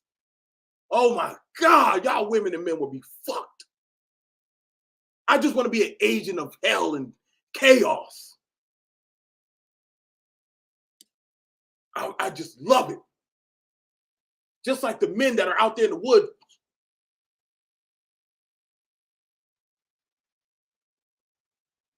Hang on, let's go get Ize reactions. Hang on, let's see what Ize got to say. What do you got to say? See, I'm about to go out and, it's Saturday night. I'm feeling sexy. I'm feeling like I look good. My hair is freshly washed and pressed. But you ain't gonna believe this. Wait. You're not really finna believe this. Ain't nobody finna talk to me.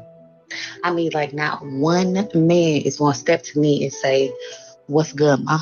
Like, not one man is gonna have the gall to come push up on me and offer to buy me a drink. They're in the woods playing Batman, baby. They're in the woods playing Batman. I'm sorry.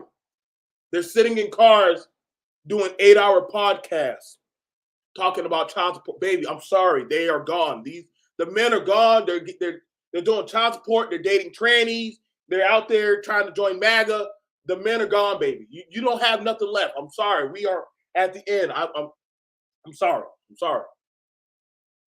Right now, you women are dealing with yeast infections and trying to figure out how to build Yanni boxes. I'm sorry. And you see, I don't understand why I be getting so fine, because who am I doing it for? Why are you? You know what I'm saying? Like, I'm not doing it because I got a husband at home and I want him to think I look sexy, okay? So if you see me out and, you feel like you're a good candidate for me, and I will feel like you're a good candidate for me also, holler at me. Otherwise, I'm going to go home by myself again. What?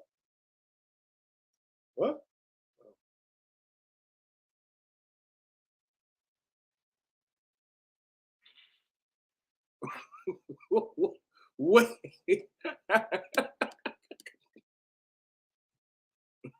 Like, cool. Why are we not making movies, bro? Why are we not making movies of this? Yo, what is going on? Why is she crying? Listen, y'all men say they ain't no women that out here looking for men. God damn, what's going on with her? And tonight. But I'm gonna wake up single tomorrow again. Damn. Damn.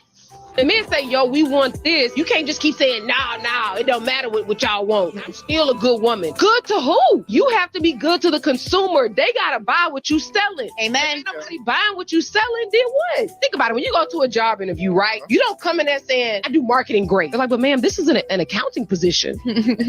I honestly feel like women, we are the worst when it comes to this. Yeah. Because dudes are telling us every day, physique is a big thing to them. But we like, oh, but I'm smart and I got a business. No one gives a Hello, welcome to Reactions and Reviews. I'm your humble host, Eze. Thank you, and I hope you enjoy the show.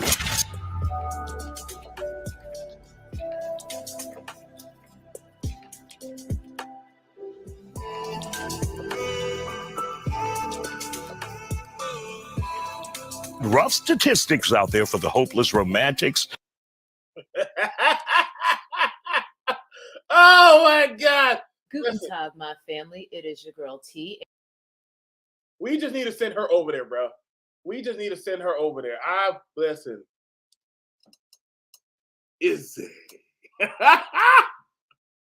Hey, listen.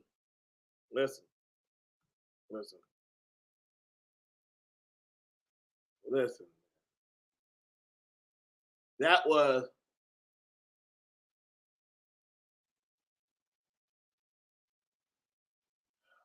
there is a market.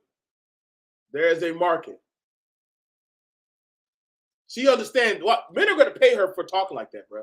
Men like when women talk like that. They love that shit. That shit is like a hard on. Y'all think she believe that shit? She don't believe that shit. But we already know. We already know. No, I don't want no kids. Kids will mess your life up sometimes, and they rearrange everything, and they are dirty. Oh, I don't want no kids. My body is my temple, and I want it to stay the same. Health, beauty, lifestyle, simply Brianna. What are your thoughts? This world doesn't reward you for marrying and having kids. Oh my God. Are we in the female spirit? Well, the manosphere, the womanosphere? Is this oh my God. There is a paradigm. Oh my God. We found, oh my God. I wandered into the female sphere. I went into the female sphere. I literally wandered. I hit the mother box, and I am now in the female sphere.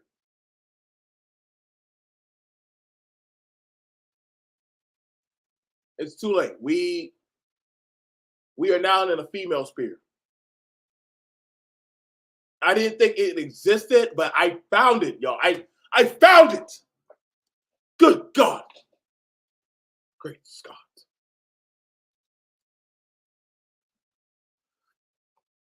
This world doesn't reward you for marrying and having kids. They despise you, and you can't provide enough. Even the kids hate you for bringing them into the difficult world. Things to think on. As a woman, I'm 41, and I'm proud to say I don't regret not having any kids. It was the best decision I ever made. More freedom, no responsibility, and no stress of dealing with tantrums, crying, and screaming. Living a child-free life at 28, everything you said is true. Plus the mental health issues. They have been passed down in my family. No need to put a child through that. We're told at a young age to it'll be different when you have kids. or when you have your own kid, you'll understand.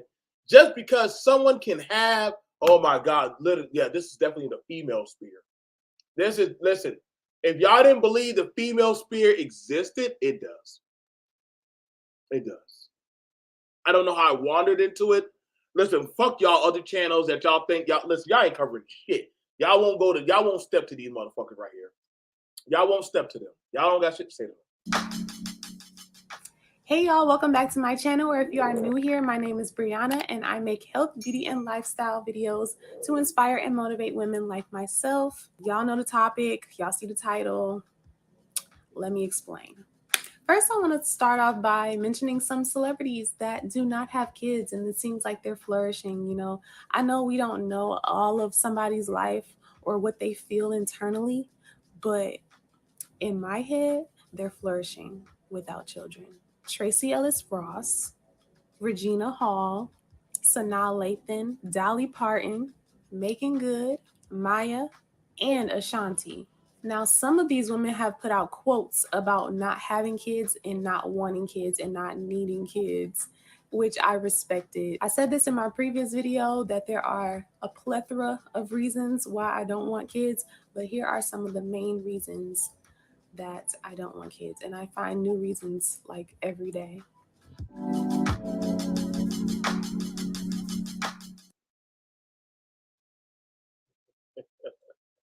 Let me find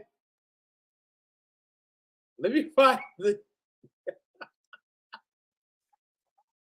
let me find the correlation video. Wait. Hold on. Let me find the correlation video. I'm about to drop the link. Let me just see, is there a correlation video to this?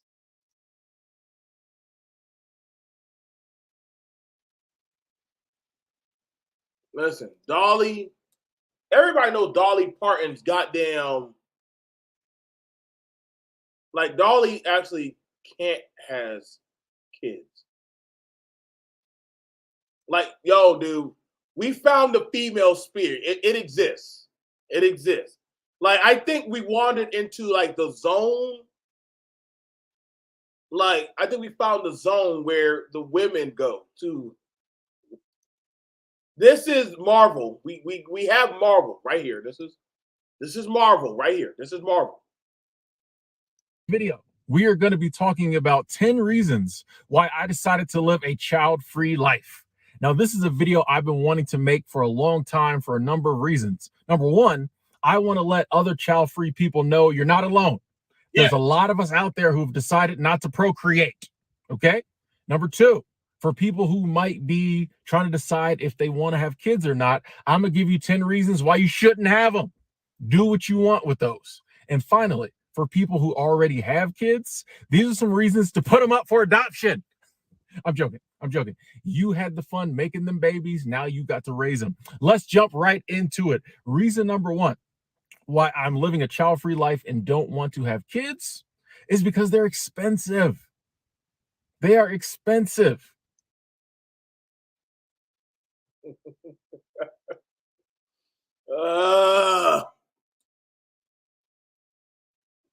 Yo, cool. Where's that at? This is like DC and Marvel. This is literally, yo, there's now a market. This is an incredible market. This is a market. You have Marvel, which is that guy, and all the others. You know what I'm saying? And you have DC. Starting from the basics, it will change your body forever. And you don't know how pregnancy will affect your body. Like, everyone is different. Everybody gets different conditions or symptoms sometimes and complications. Like, did y'all not hear what Beyonce said she went through with the twins? I was 218 pounds the day I gave birth. I had an extremely difficult pregnancy. I had high blood in the medical system in the United States. So like I said, there will be unexpected conditions sometimes, like women, even their eyesight It's worsened. Like what? Yeah. Unexpected C-sections when you had a whole birth plan, episiotomies,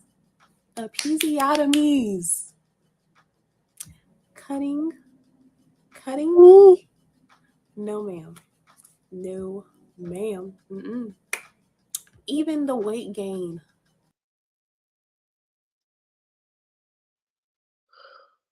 This is probably when did DC and Marvel? I don't know. I don't know what it means. I don't even know what the fuck that is. I don't know what that is. So we definitely know that women and men ain't worth a fuck. Not having kids. It's hilarious. I honestly I don't give a fuck about these people. I really don't. I really don't give a fuck about these. This is not my problem. This is not. That's their problem. But it definitely is a type of rile up of an excuse. Okay, what's up, Mahogany? You said that you have a truth. You said you had something that you wanted to add to the conversation. What's up? Yes. Oh my God. There's so much. At first I wanted to talk about the pastor situation and the hypocrisy of the church, because I don't know if you know this. I grew up in the church, but now we're on to this, and I have a lot to say. I got to set some facts. I'm not on my computer because otherwise I would share, because I went ahead and Googled it, not for my clarification, but for the clarification of people on YouTube, because it is a lot of misconceptions about yeast infections and stuff like that. So where do you want me? You want me to start with this woman and not having kids? Where you want me to start? I got a lot to say. Well, okay. So the women not have kids. We're there. We're at that. Right. Okay. Well, I'm gonna say this for the women and the men. I'm actually glad to hear people say and make that decision. And this is where us as a space needs to really check ourselves, because this is the thing. People have the right. I don't believe everybody should be a parent. I work in the community center, which you know that, with lots of children, and I see parents all the time. And I keep it to myself that probably should not have been parents. I hate to say it like that.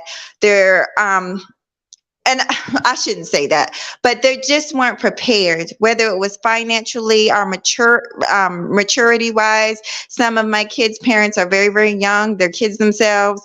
So I can give you circumstance after circumstance where people become parents and they find out how hard it is and look back. Look at all these kids that are being abused. We see it all the time on the news. So I don't think there's anything wrong with a man or a woman saying, hey, I know myself and I don't believe that I would be a good parent. Now, I will say that I'm going to try and be as short as I can, sweetie.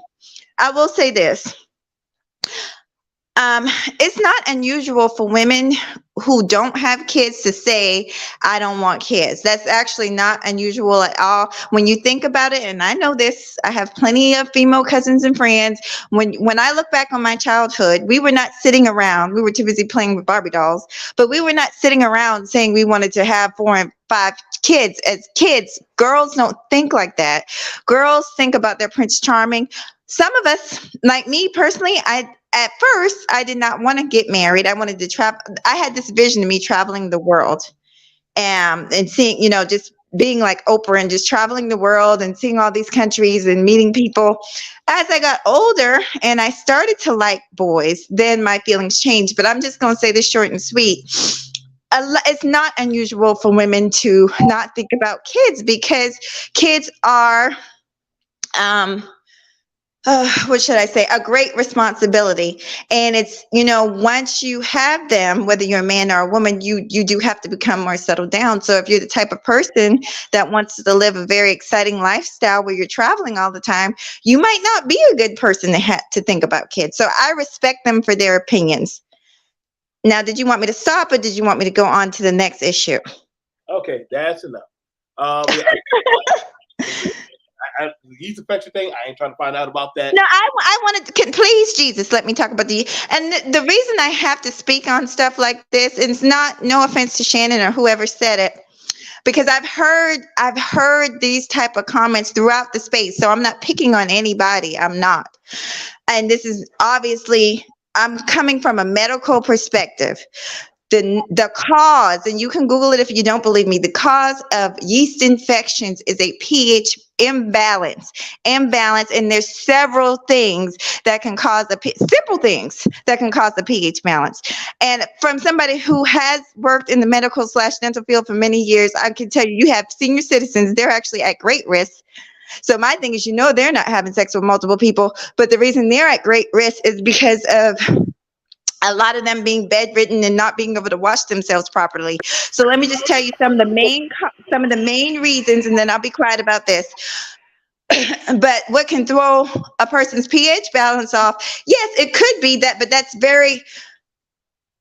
listen, yeast infections are not an STD. It does not come from sex. It comes from pH imbalance. So that could be the water. That could be perfume. Women tend to wear perfumey soaps and lotions. That can be even the man. And y'all carry yeast too. But even if a man's pH is off, and what can throw a man's pH off? Alcohol, smoking, drug use, and then I'm just saying, because there's a lot of ignorance going on, and I feel like I have to educate people. And I'm not, like I said, I'm not picking on anybody, but people really need to be educated. I know every little chance they get to throw something at a black woman, they're going to do it, but I can't just stand by and let certain comments just slide through when I know it's not true. I've been in this field for over 20 years, BMT. So go ahead, sweetie. Go ahead. Okay. Like a lot of the men are interested about the men pH balance. What does that do to a man having a pH imbalance? What can that do to a man?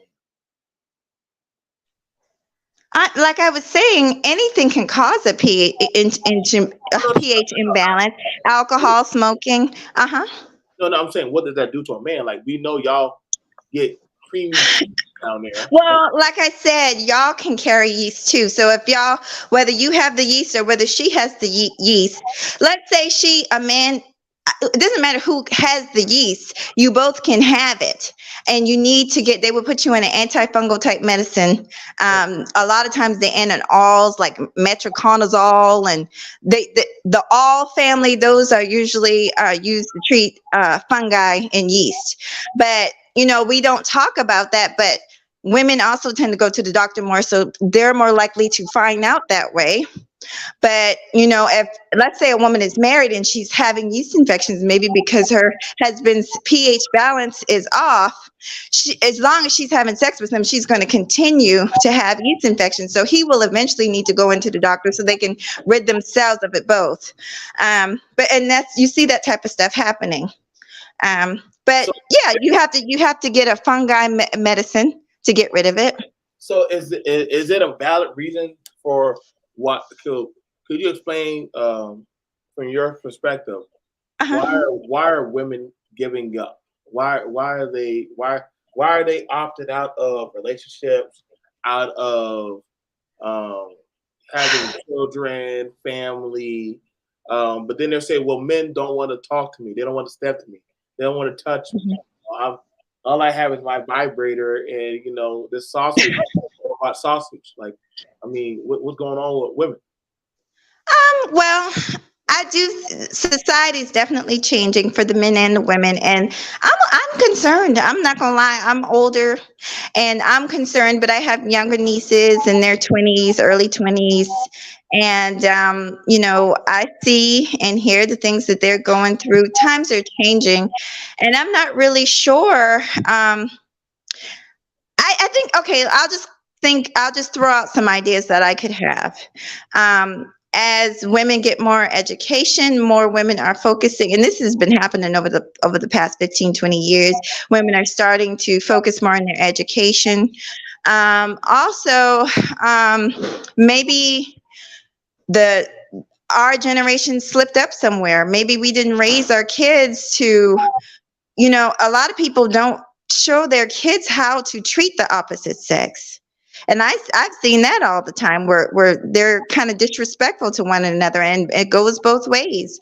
And so the young people are saying they don't want to be tied down with that. They don't want to go, or maybe they've seen their parents Because I know I experienced this, where you've seen your parents struggle in a bad relationship or abusive relationships, and you're saying to yourself, okay, I don't want that for me.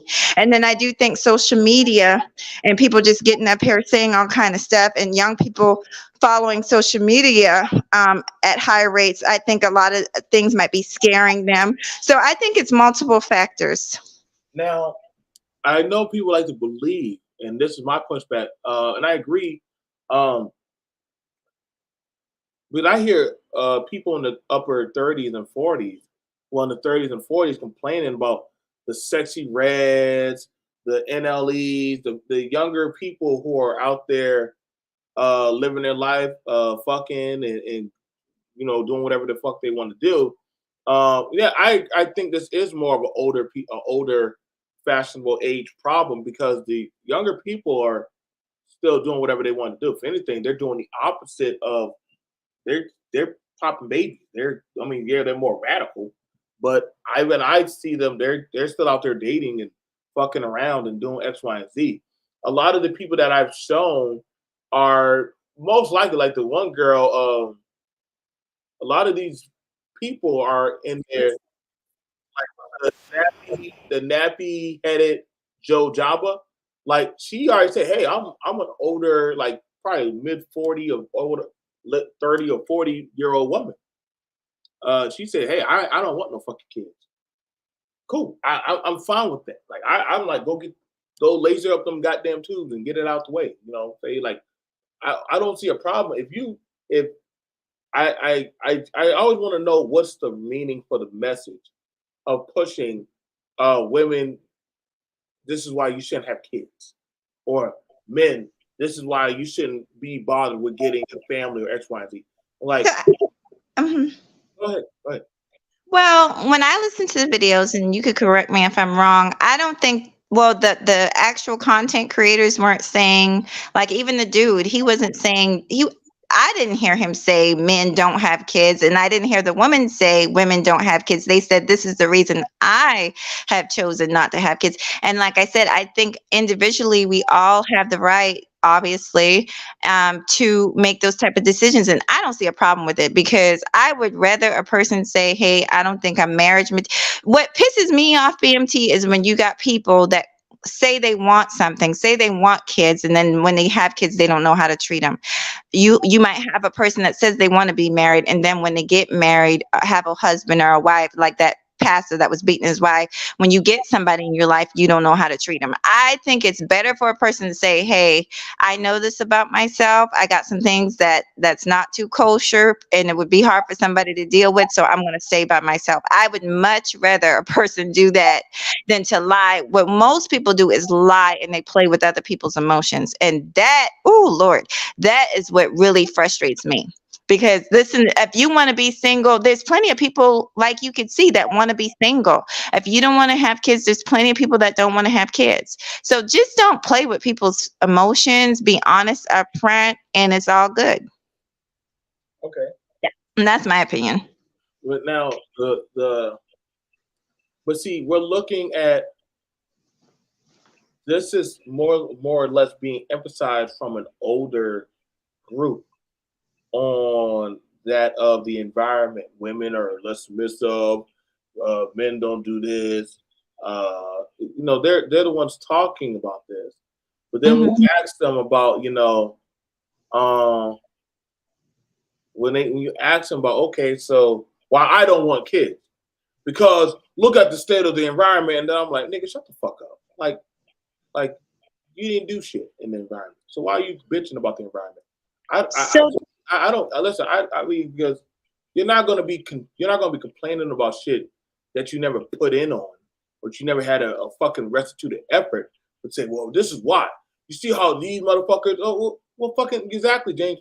Abstinence is a motherfucker. Like, but then you're gonna say, well, you see what happened at the child support court? Like, nigga, you're talking about somebody else's shit versus what you did. You don't get to start talking shit on the emphasis of somebody else's shit if you never done it. Like, that's crazy. Like, then you might go look at all the people who are in India that are in a poor, destitute area, but they're still popping out babies. Right. So if that's the case, so I mean, when I see somebody who grew up in the 80s and 90s is now complaining about that of the situation of their environment, I'm going to start looking at your resume. If you were to talk about a job and say, if I were to come to a job and you start coming to me and tell me why this job is so bad, I should say, well, what do you do at this job? What do you do at this work office? And if you tell me, well, they never promoted me. Why did they never promote you? Well, because they don't like me. Why did you stay? Why didn't you go somewhere else? Why are you still fucking with these people? Or better yet, what do you do? Because you always out here smoking a cigarette. You're always out here coming in late, X, Y, and Z. See, nobody ever wants to tell the fuck shit that they did. Now, this little, like the woman, I ain't gonna call a little girl, who says, hey, I never wanted kids. I hated kids even when I was a kid. That sounds like a mentally erratic person that has a lot of self-issues going on, self-inflicted issues going on. But when you start coming off about the preconception, just like the man, well, I wouldn't know what to do with a girl who had a period. Nigga, you're a fucking man. What the fuck do you know about periods? What do you know about periods? The same thing. I hear a lot of men try to tell me about raising a child, but then I ask you, well, do you have any kids? Well, no, God, no, I don't have no kids. Not in this environment. Oh, nigga, how the fuck you talking to me about this shit? You don't got no room to talk. You ain't do it. And they get mad because when you call them out, like, well, if you ain't do it or you didn't attempt to, well, that's because I just didn't want to. The nigga, Timothy, the nigga sitting in the car said, hey, I've been checked out of a relationship for 10 plus years. Mm-hmm. Why the fuck would I ever listen to a nigga talk to me about society or with men and women? But you literally don't deal with that. Like he hasn't been involved with somebody for 10 plus years. So, but you want to speak on why you don't have kids, why you don't believe in the American functional dream. It don't have to be an American dream, but just in that of getting a house, getting a car, getting good marks in society for a job or promotion. He doesn't believe in that. Right. And that's the thing. I mean, he has the right to believe. It's not about perception. But I do, and I agree with what you're saying. It seems like you said very clearly what you're saying. And I agree that there's different reasons for people feeling the way they feel, and I'm just kind of live and let live type of person. As long, like I said, I have a problem when people start, huh? Do you really believe in that? Because you be running up on male panels to argue with them. So you don't believe. I don't anymore, especially when I realize that they really don't want to have the conversation, that they just want to be a monolith. And when I realized they did not respect my thoughts just because I was a woman, I stopped doing it. And I will only visit men that I feel like I can have a real conversation with. I'm not over there to they literally want women over there just to listen and not be heard. And I'm not one of those women. I have something to say. I will always have something to say. I will always be feet on the ground, meaning that I actually know what I'm talking about. And I'm always going to speak the truth to the people. Right. I agree. I agree. I do know you're hands on in life. But I know you don't. After being here long enough, even you don't believe in that live and let live shit with it they talk about. So that's why I push back at you about that, because I'm like, then that would mean these spatial talking points. I not going to say that they don't have certain points to talk with that I can what?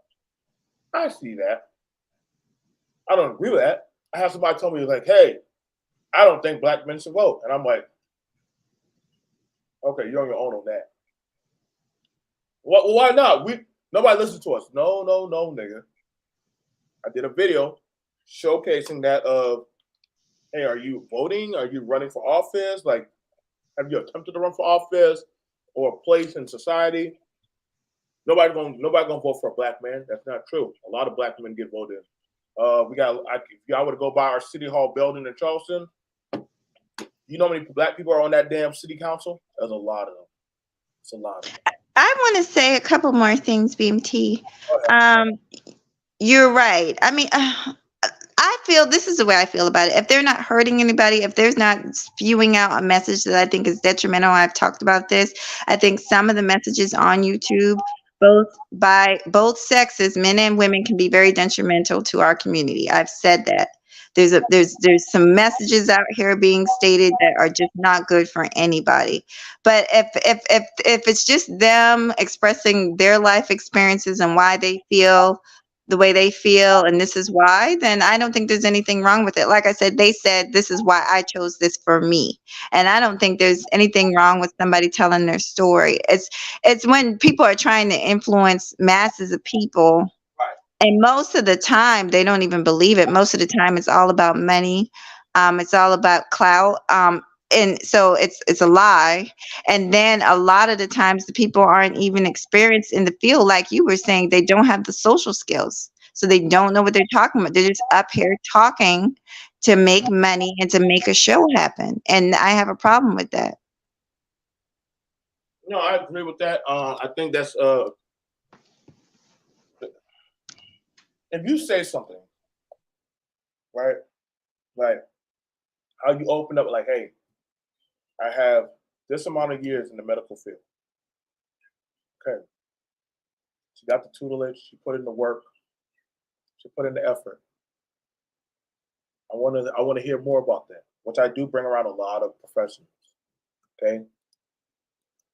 I hear people talk about, hey, kids act like this, kids do this. That's fine. That's your process, but you can't speak like I know people like you will never know their kid is in a room. It's called learning how to manage your child or your family. Like before we would go anywhere, my mom was straightforward, like, hey, don't touch anything. How they say it? Don't touch anything, don't make no noise, don't put it in the cart, shopping cart. You got in that speech, just like I got in that speech. Simple. Straight to the point. If you strayed away from it, you got your ass taught when you got home. So you knew better. Same thing how it was for going to school. Don't you act a fool and make me come down into that school building. Once you understood that, hey, shit. You at your own dispersal. Now, what we do understand is that as people get older, they're going to make certain decisions. They're going to go through certain stuff. It's upon you as a parent, that hey, I'm gonna be honest. A lot of younger people, a lot of younger men and women do not have any type of emphasis of a care for what a lot of people on social media are talking about. Especially the ones who are out there doing shit. They don't care, but they're gonna be like that dude sitting in the car, like they're gonna see him like this nigga scared of pussy. Like I'm not trying to make it hypersexual, but they're gonna be like a lot of younger functional dudes do not talk like that. No. They're probably they're gonna probably say, I ain't ready for no kids. But yeah, that shit just happens. Like same thing for a lot of you ladies. They're gonna look at the lady and say, listen, this is why you don't have kids. And they'll listen to her. But in the same sense, they're gonna look at the scoreboard of, man, this girl tripping because she's still fucking around, she's still doing X, Y, and Z. I've seen this shit go down. Like these younger people, this is why there's such a rebellious phase going on right now, where, oh my God, all these sexy reds, they're just talking about getting money and fucking on and doing this and that and raw dogging. You want to know why they're doing that? Because the niggas are right now down with the shit. So But you know what I hate about YouTube, particularly Black YouTube. We'll talk about the sexy reds, but literally, I think less than a month ago, there was a Black woman that became the first, I think, CEO of a billion. Not the first. I can't remember, but she was the first of something. I think she was 1 out of 5 people that created $1 billion tech company. But it's like we never talk about all the positive stuff our people are doing, and it's a little bit frustrating. Sexy Red does not represent the bulk of Black women, just like Little Fizz don't represent the bulk of Black men. But you know, to hear YouTube tell it, you would think so. It's just social media. Basically, BMT, what you're saying is this, and it is social media. When you step out of social media and you talk to your friends and family, most people don't even know. If you would have mentioned some of these YouTubers. They don't even know who these people are. They might have heard the name, here or there, but they really don't know these people. And so, it's YouTube land. I call it YouTube land. No, I can understand that, and I put it out there, talking about sensible, talking about sensible things that are attainable. Trust me, they don't abode well. It's not. I know a lot of people say that they want to talk about that, but then you got to look at the group or the type of mass that you're dealing with. Had this young dude Spawn the programmer. Now this guy can make a website, but he likes talking about nigga shit and goddamn some kind of hyperbolic theories of the government and shit like that. And I'll be like, nigga, why don't you talk about websites? That ain't what they want to hear in this space. Okay, fair enough. So you complain about the niggas and the pookies, but then you doggone, you're down with the shits. Same way, like I said, they called out for N1. N1, he'd be saying that he's separate from the pookie, but then again, he acts and moves like one of them because he said, talking about functionality. Right. So you got to ask the same guys who say that, hey, those pookies are fucking up the community. But then again, they want access to sex. They want access to women. They want to be able to pump and dump. They want to be able to do the same type of reckless behavior. So what they say that they want to do is not actually how they actually want to move.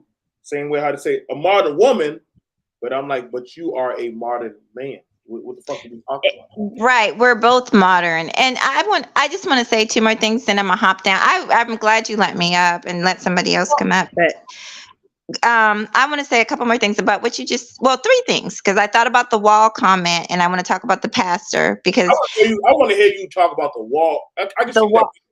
You want me to send you that video about the pastor? You want me to send you that video? Sure, you can send it to me. Because I need to. You can send it to me for sure. Okay, so this is my feelings on the wall. When I first Don't be afraid to talk about it now. You might get in trouble with your church members talking about the church. I won't, and I've been here long enough. I know, I just speak from the heart. No matter what the topic is, I just tell the truth as I see it. I speak from the heart, and so I'll talk about the wall first. The wall. I've heard people say when I first got here, someone told me if you're over 25, you've hit the wall. So the wall, I think and I've heard men say different things. I've heard that, okay, it's supposed to be when you are getting older. And so I guess your peak of when you're able to get a husband and have children and stuff like that. But the thing of it is, things are changing in society. Like I was saying that one of my best friends, who is a guy, we all was in the military together. He married also a friend of mine. So they're married and they didn't have their first child till in their 40s, I think 41. And then they had twins. They're having twins. And so they're into their 40s. So I'm just saying things are changing and I feel like people need to kind of get with the times. And, as far as hitting the wall, I've talked about this many times. I'm really into physical fitness and I've seen people in their 20s that are in worse health, worse shape, look worse skin, worse everything, and they're young. So the wall to me is as close or as far as you want it to be. It's about the decisions you make in life. Are you exercising? Are you taking care of yourself? Are you, are you really making the best out of life? So the wall to me, in somebody else's opinion, they might say, oh, the wall is right there for you, mahogany. But to me, I've got a huge future ahead of me. So I don't like for people to try and shame people about the wall. Like I said, I feel like I'm better, more physically fit. And I know this, even when I was in the service, I was more physically fit than some 18-year-olds. So the wall is as close as far as you want it to be. I know you got somebody else up here. I want you to talk. I just want to say one more thing, and I'm gonna be quiet and listen, and then I'll hop down. But I'm gonna listen to your guests. The pastor thing. I grew up in the church, and I don't know what it is about me. I am a pastor, reverend, deacon, magnet, honey, and I have been asked out by several, and I just something about it. in the church, I saw so much hypocrisy that I just couldn't get with it. It's so much hypocrisy in the church that I knew what it was. You talking to me 1 minute about the Bible, and the next minute you're freaky deaky, and I just could not get with that. So these people, a lot of people go to church just to cover up. What's wrong with Christians wanting to have sex and? No, it's nothing wrong with it. But if you're going to if you're going to preach about morality, but yet you have babies all over the place, or you got a baby mama that you're keeping a secret from your wife, and like, I can't deal with that. I'm sorry, I will not live a lie like that. I cannot deal with it. And I damn sure enough don't want to be married to that type of foolishness. Because I'll be the type of wife to come in the church, honey, and set the whole thing off. B.M.T. I'll be the type of wife everybody be talking about the next Sunday in church, honey, because Reverend so-and-so wife done went completely off, honey. So yeah, I couldn't do it, honey. But go ahead, y'all. You got it. You got it, honey. You sure you don't want them to carry you out the church? So we got Shannon B. What's going on, homie? You already done? Hey, Shannon. Hey, how y'all doing? I didn't come to make no arguments or nothing. I can't help this. I got to put my 2 cents in. I'm not gonna go too far left. Matter of fact, Mahogany, if you wanna, I actually am glad you're on the panel so I can kind of get a little confirmation. Okay. There's no wall, not for no women. There's only wall for men. That's how this whole space was created. It's a bunch of dudes like me, 46, 47, 40, to where we were playing. That's why when the whole marriage concept came in and all that crap, I really was just looking at dudes like, really? Is that what y'all on for real? That was talking about when you were younger, you was talking about marriage and building families and all that. No, man, we was out here smashing. And that's what was going on in the 90s. The majority of men. Matter of fact, the only men that got married when I was a kid were the men that knew they couldn't pull women. So they found the first woman that was giving them attention and they got with her. They married her. That's what was going on. That's where all these single parents and all this single crap comes from. Comes from my generation of men. We were out here smashing. And then now that we get to the 40s and oh Lord, everybody's scrambling trying to find a wife. They're not there anymore. There's no more wives. There's no more.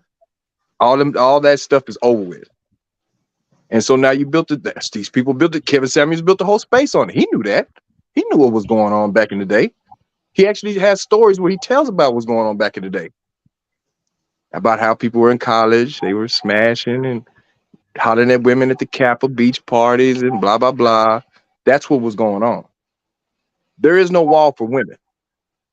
I mean, somebody that's your age, if you're in your 40s, right? If you're even half in shape, you have no problems.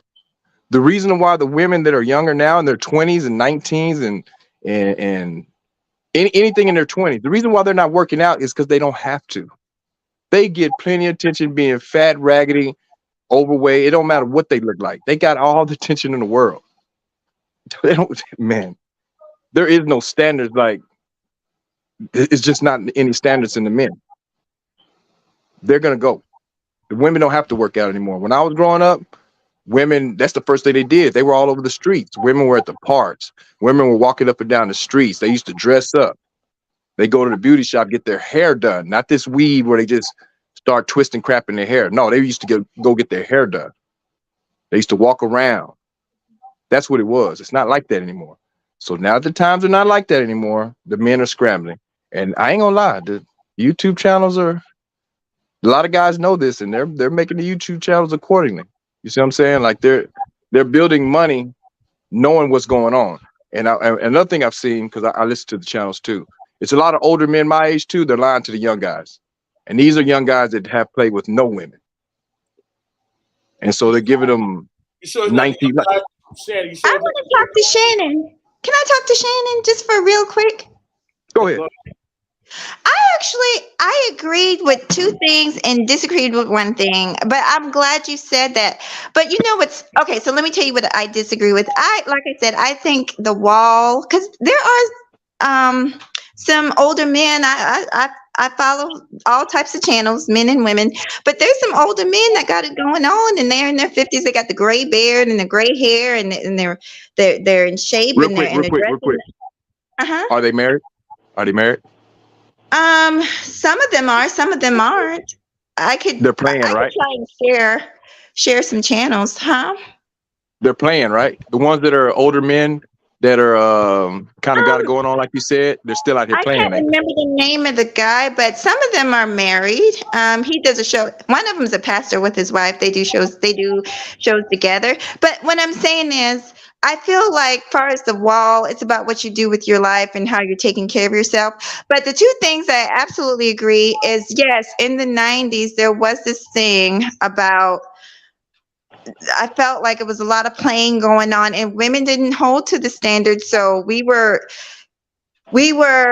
kind of just popping out babies. There was no expectation of marriage, and that's what I feel like. So it was going on, and now you do have a new generation of men, not new. So I'm sorry, an older generation of men that now they want to find their wives, but they played for many years. And we've talked about this. But my thing is, Shannon, a lot of men don't seem to understand that us older women like me and Faith, we know that because we're from the same. I'm 44. I'm 44 years old. We're I from know the y'all same. know. Yeah, we're from the same area. But that's I a good know. point. And that was a good. Oh, and you're right. Some of these men are lying. Some of the women are lying too, though. Yeah, a lot Um, of women are lying. Yes. yeah. They're trying So they're trying to make it seem like stuff that was going on was not going on. And they're trying to, I don't know why these women are acting like that. Yeah, they know. Women did the wrong thing, Shannon. The women, they did the wrong. The men, they were out here trying to get the women and being respectful and bring them to church. That was Yeah, that's what they were doing, B.M.T. can I say one thing to be MOT? So MOT, the last time you were over here, I kind of spazzed, and you don't know this, but I remember you from O'Shea Duke Jackson days, and I followed you. Anybody pretty much that was on O'Shea Duke Jackson's Rumble back in the day, I pretty much followed. That's how I know a lot of the men in the space from there. But you know, I see that you have changed a lot of your content, and so anyway, I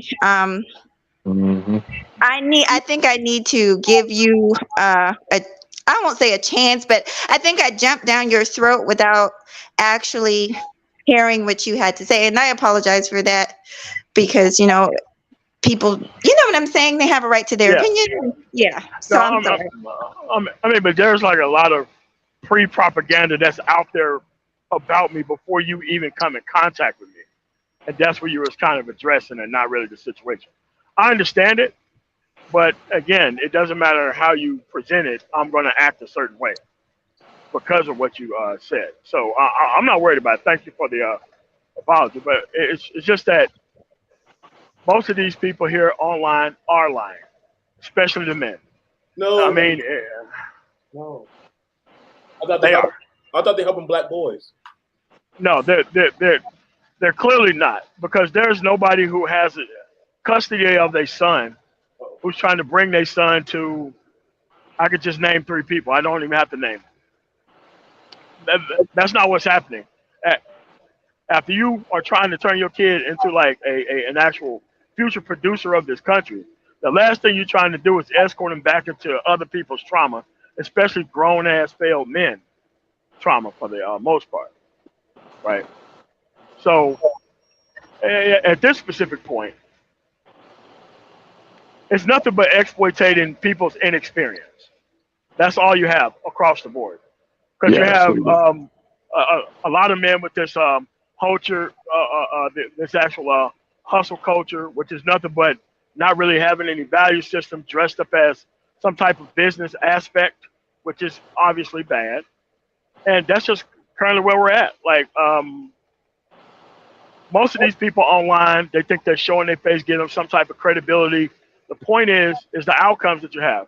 Do you have the personal life outcomes that you can spread to other people?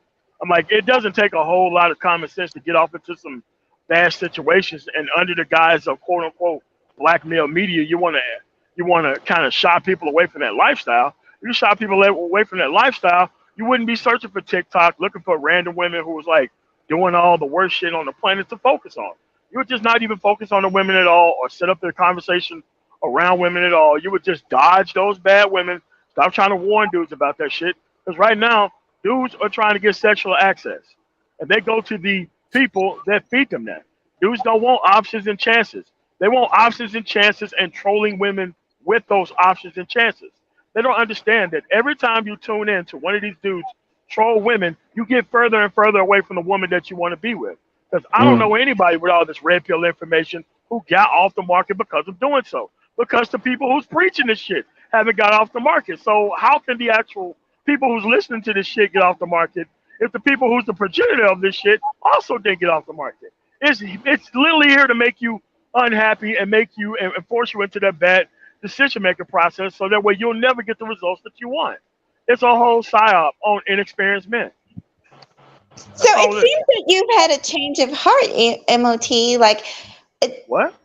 I feel like, I mean, have you changed your content? Because, like I said, I have not watched you, but I went back and watched some of the things you said recently, and I was like, okay. I mean, have you changed your content through the years? Because I haven't seen you. It's always been like that. Yeah, my content has never changed. Well, in maybe the 5 I years that I've been content misunderstood. creating. I remember you. No offense, you kind of yelling at women, and you know, you had your Certain little suit on, and you were yelling at women. That's all I remember.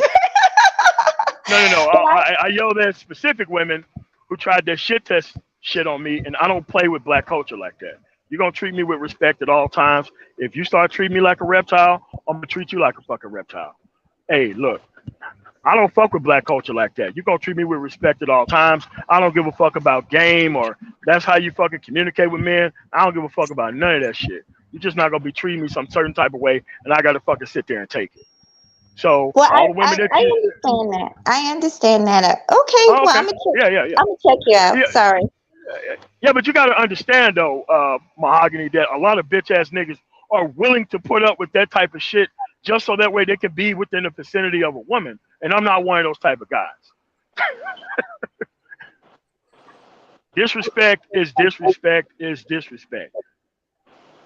To tell you the truth, MLT, you're right. And to be honest, you shouldn't, because well, I don't want to get into that, but I don't think women respect that either. Like bowing down and kissing behind. I don't think we like that either. We just, like me, I just want to have a conversation. I think most women are curious about the things that you men talk about, and we just want to be a part of the conversation. We don't want to be disrespected, but we shouldn't be disrespecting y'all either. So I understand what you're saying.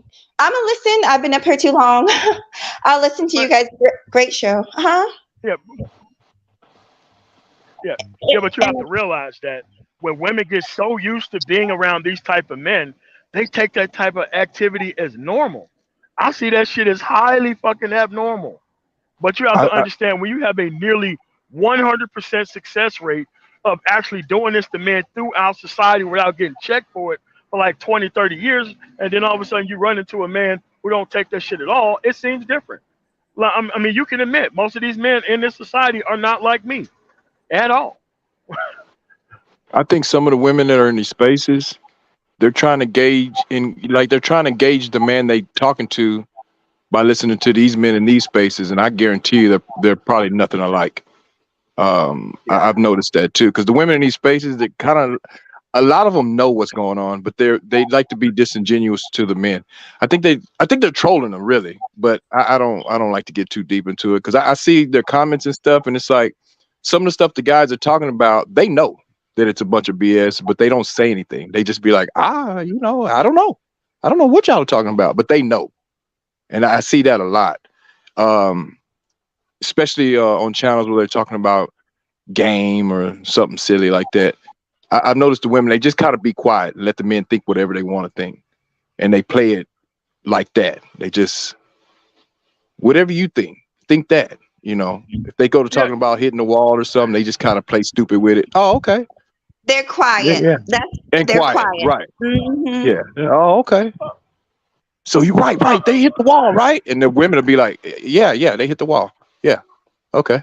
No. I mean, the wall conversation is kind of different. Me, the wall for men is the inability to get your finances right and your inability to move on to different women that actually want to deal with you. That's where the wall is at for men. Well, how come a Women, lot of their dudes with the wall. game and all that? Well, okay, how come the dudes with the game on the women and the ones trying to teach the men, why are a lot of them married or they're over 40? Because they know what type of kids that they left behind out here or that their peer group left behind out here. I'm Mm, also in my 40s. They know the level of lost mm. individuals that are out here.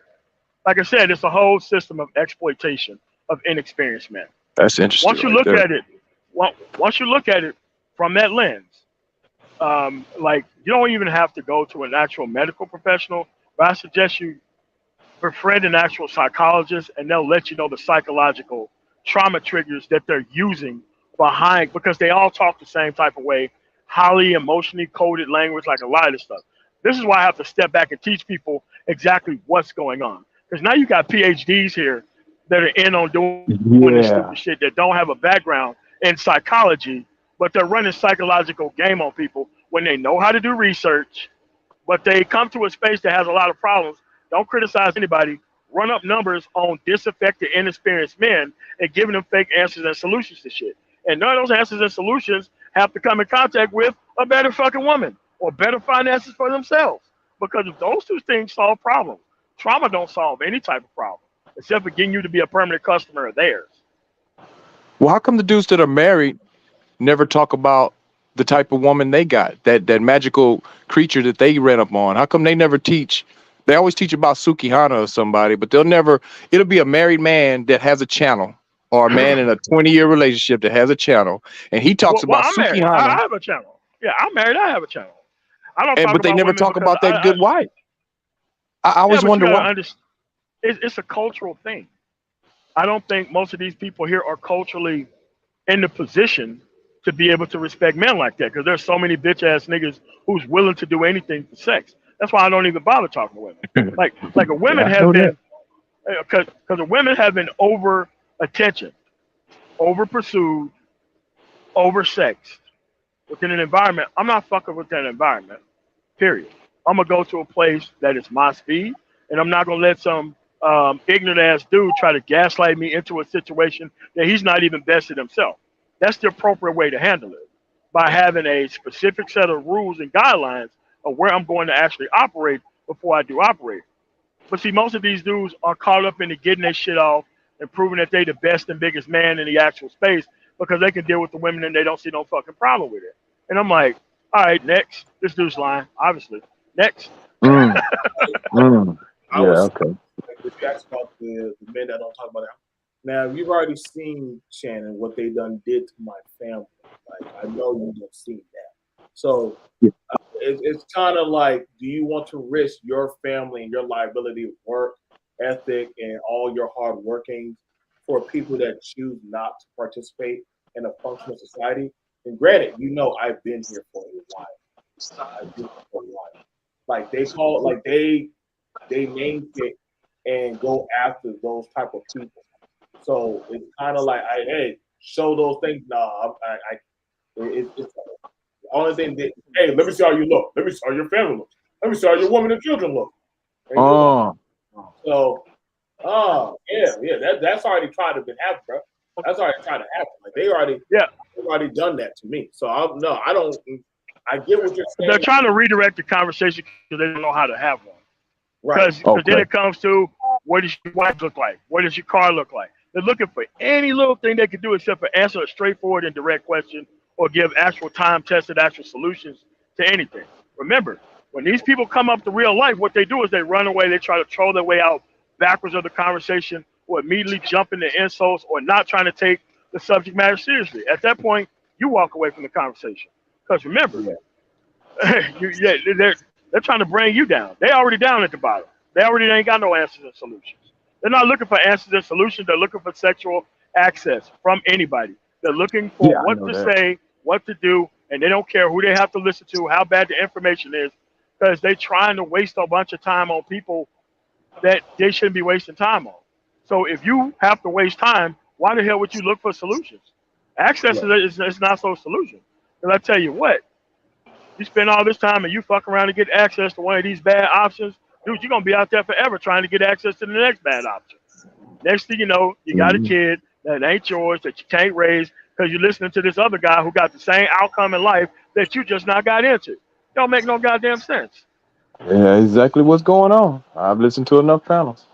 And then Yeah. it turns into trauma bonding based on the same fucked up decisions you both made. That's all it is. See, but Yeah. the whole thing really here is that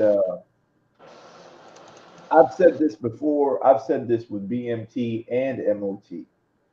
The real solution here is to basically get the reason men are frustrated are because they're in the wrong environment doing the wrong things.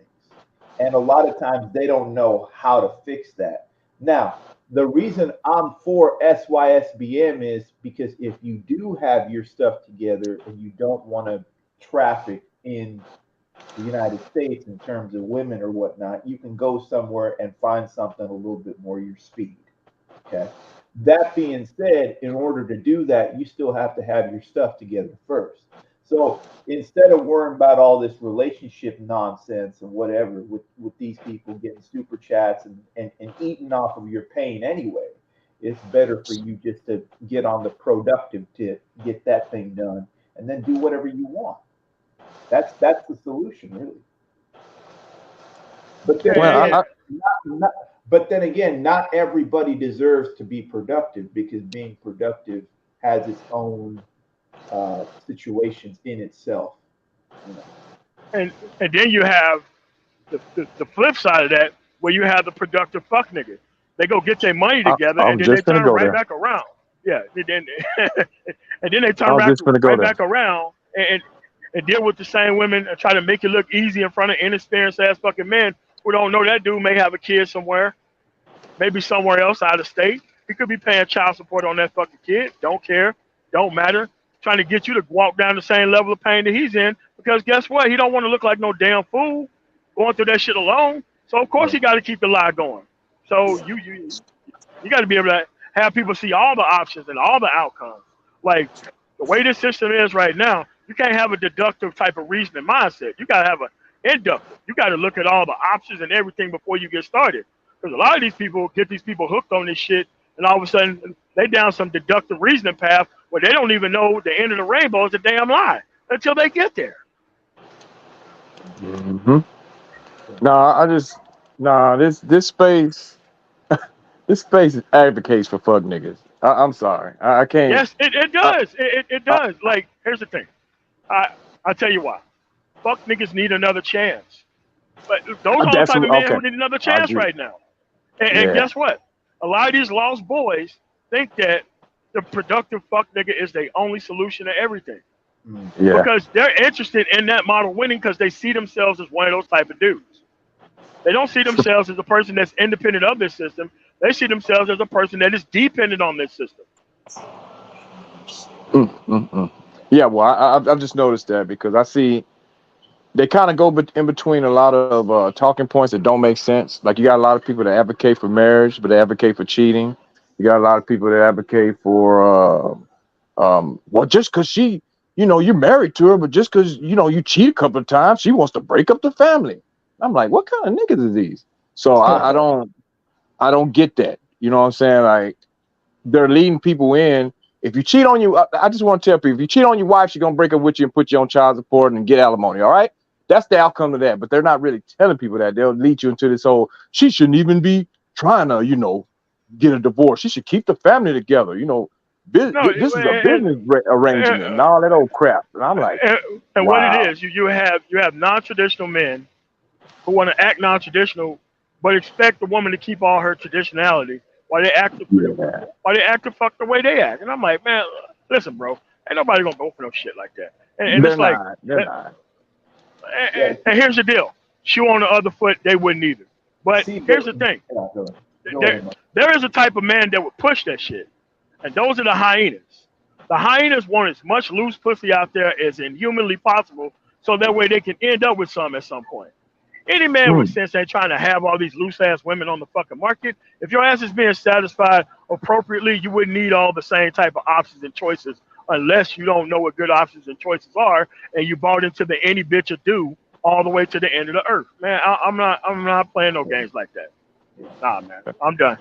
You know, somebody on the panel made that situation if a man cheats and then she takes him to alimony and stuff. However, I agree with that concept that you were saying, but I think that goes both ways. I think men, if they're cheated on, should have the ability to do the same thing that the women do in opposite. That's the part that we don't talk about in this space either. Yeah, well, I think if you get married, you shouldn't just cheat at all. That's How about correct. just raise your kid and be married? How Hey, you about know that? what? Too controversial because you'll have a fuck nigga that'll come in right after you say that and say I that you know should it. be okay with being betrayed by your woman by fucking with a nigga like them. And I'm like, man, look, Yeah. you must ain't never lived around no cultured individual because your ass would have never survived the Mississippi experience trying to fuck somebody else's girl. You never Oh, would have no, survived. not Texas either. That Texas, their food, money, and the person they love. You can't really play with all the three. I know in these they call it simps, but I'm telling you right now, if you one of these type of dudes that like sleeping with other people, women, you'll be dead around here. Oh yeah. I'm being for real. Yeah. Man, I I shouldn't got have said plenty of that. You'll be uncles and unalive. plenty. I got plenty of uncles and plenty of cousins who thought that they had a pass because women were involved and they met the sweet end of that fucking gunpowder. Yeah, it's not realistic. I know everybody think it's one of them F boy situations where they used to tell dudes, "No, we players, man. You know, ain't no fun if the homies can't have none." That's not real life. That ain't how it goes in real life. I mean, you'll get killed playing those games. So I know dudes. Matter of fact, not too long ago, it's been about 5 years, but one of my homeboys, he's the same way. He goes around and he has a girlfriend in an apartment complex, but he sleeps with everybody's girl in the apartment complex. The girl knows about it. She just doesn't say anything. And his time came, and they dealt with him. They dealt with him, and the guy's in a penitentiary, and he's in the ground, and all because he's just greedy. He just wants to sleep with everybody. So I tell people it's not realistic. I mean, I know people think they I can mean, just but it's sleep a around like cultural that, but it's system. not. But what it is it's a dream of a life with no consequences. Correct. And you gotta expect everybody to just sit back and just let you do that type of shit. And I'm just like, hey man, look, you're playing games with your own life around people you don't know what their breaking points are. And at the end Right. of the day, you're walking around with this Bravo Alpha November energy, man. Like everybody ain't going for it, man. And there ain't gonna be a whole lot of witnesses when that shit happen either. So I'm like, look, treat people how you want to be treated. It sounds odd, but it works. What's wrong with this? Yeah. You know, the brother from Texas made a point. He actually made my point in terms of why I said it has to be punitive on both sides, depending on what happens. Because you Hey, got because you got good men that don't do the stupid shit, but the women do it. And then you've got good women that don't do the stupid shit, but the men do it. So what I'm saying is whoever does that kind of stuff deserves a punitive consequence. That's all. I mean, it works when both parties are punished. Like when I go to Correct. Veracruz, you see hands get put on both men and women. The women go deal with the girl, the men go deal with the dude, and they Correct. both get dealt with. And so I'm like, hey, y'all want to have each other?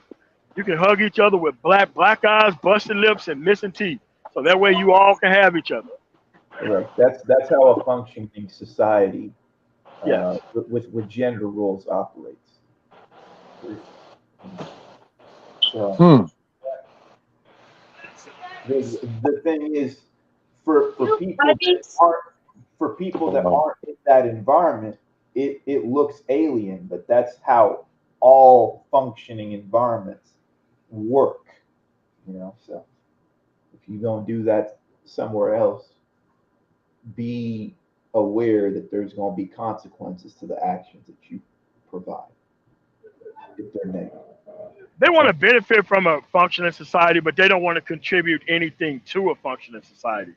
And at this point, there's a lot more information that's out there to tell these people to separate and separate quickly. You see, those people can't separate is because they're too dependent on scraps falling from everybody else's table. So I'm like, look, man, get your stuff together. Stop worrying about what these women think and do. Pay attention to their actions and how they treat you. And that's it.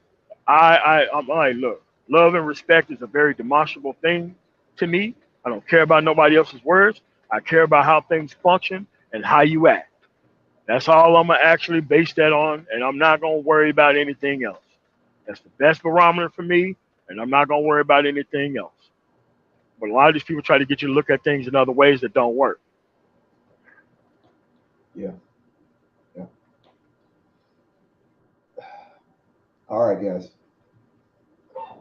I'm gonna get off, but yeah. Yeah, but you gotta understand, BMT, that don't nobody want to hear this message.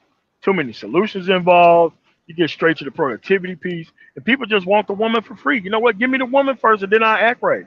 Give me the woman first, then I act right. Then I get my shit together. Then I'll go, do all the shit I need to do. But give me the woman first. Like, man, come on, bro. Ain't nobody on that shit. No, it's not. It's not. Your conversation that you had. Shout out to MOT yesterday with having, and you've been having like the most straightforward left and right conversation with conservatives that I have seen, and yet you are very selective about how the conversation or who's allowed into the conversation.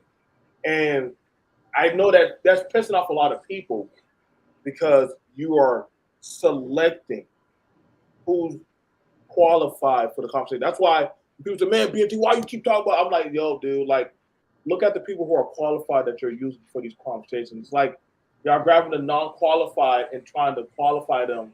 Like a guy who literally said, I checked out of society 10 years ago, but I'm going to tell y'all why. You saw that shit.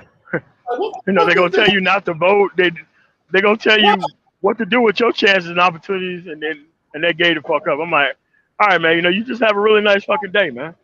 What the fuck I look like talking to this dude, man? Yeah, nah, man. I'm good on this, man. Like, and that's when I get upset because I'm like, okay, man, I don't got no kids, but I want to mentor kids.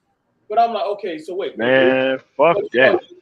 Wait, hold on, wait, stop. Now that's okay. It's okay if you don't got kids.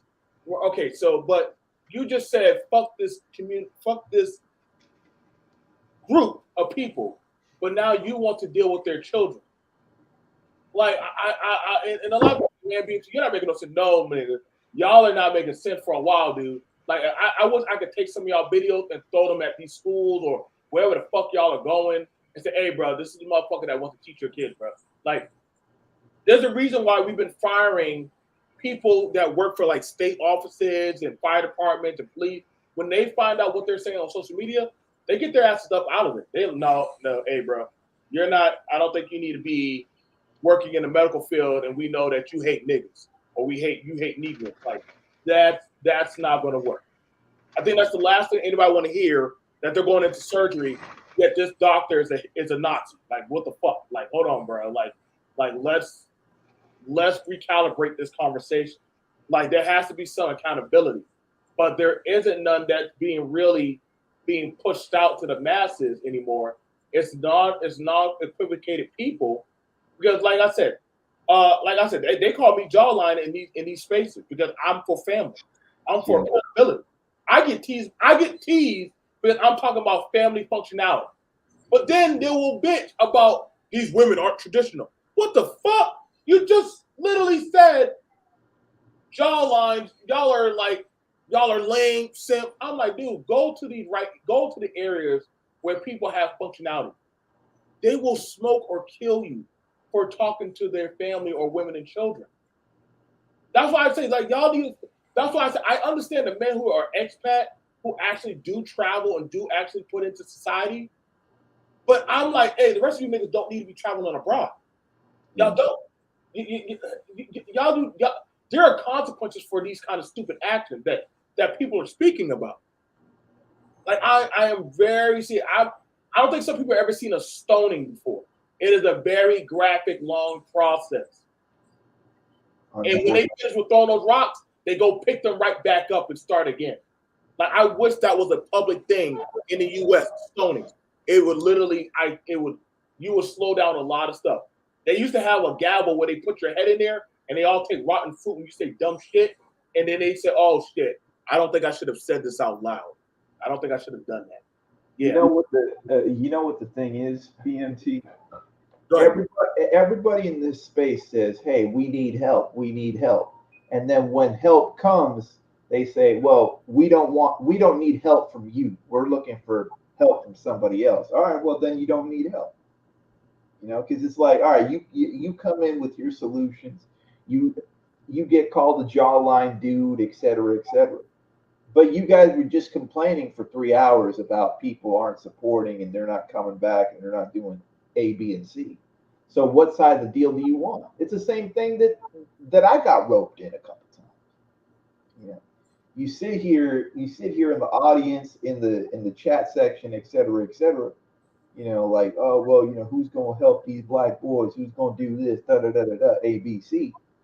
It's like, all right, well, you can do this, this, and this, and it can lead here, here, and here. Well, you know, we could do that ourselves. You know, okay, well, then do it then. No, it's even better, Yuri. They want to deal with the black boys, or they want to deal with the children. Fuck these single mothers and these women and this. Okay, so wait.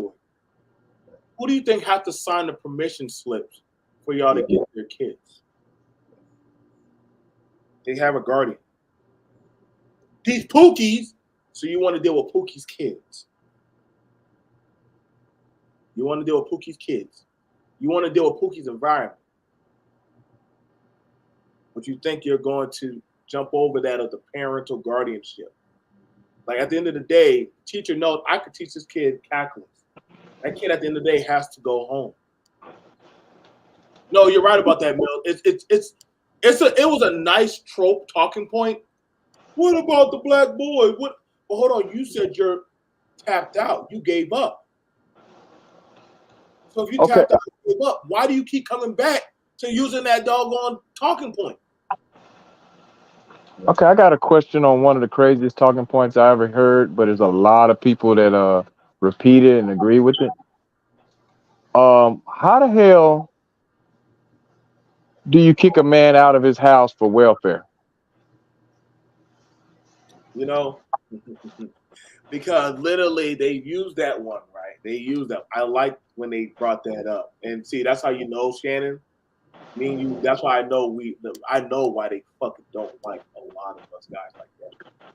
Y'all really need to go look up how welfare works. Like literally, but when I was younger, I went down there to the welfare office and I signed up and got the food stamps, got the ABC vouchers and everything. Ain't nobody say, "Yeah, you gotta get the fuck out." I never had anybody came to me say, "I gotta get out the house." I got a house. I got a house right now. How could a woman kick me out of my house and get on welfare? Uh-oh. So my thing was, because they'll never let you finish that conversation, is a lot of these dudes didn't have nowhere to stay. Well, the system changed compared to where it started, bro. So it started a certain way, and then they amended it later on. No. Okay, let me slow it down a little bit. You can't kick a man out of his house because it's his house. So, in other words, the woman was already on welfare before the dude even got her pregnant. I get what you just did. If he already had his house, it's his house. Catch what you just did. If it's already his house, how do you kick somebody out of their house that's already a house? You can't because their house is not public housing. It's their house. It's their house. It's their house. That was the salad. If it's their house, that if he already had her in their house, their family home, at the state, you can't be kicked out. But if it's the state, Big Daddy, yeah, Big Daddy can keep you out of his house. This key word. That means you moved in to that building with her. So that whole talking point was nuts, and nobody caught it but me.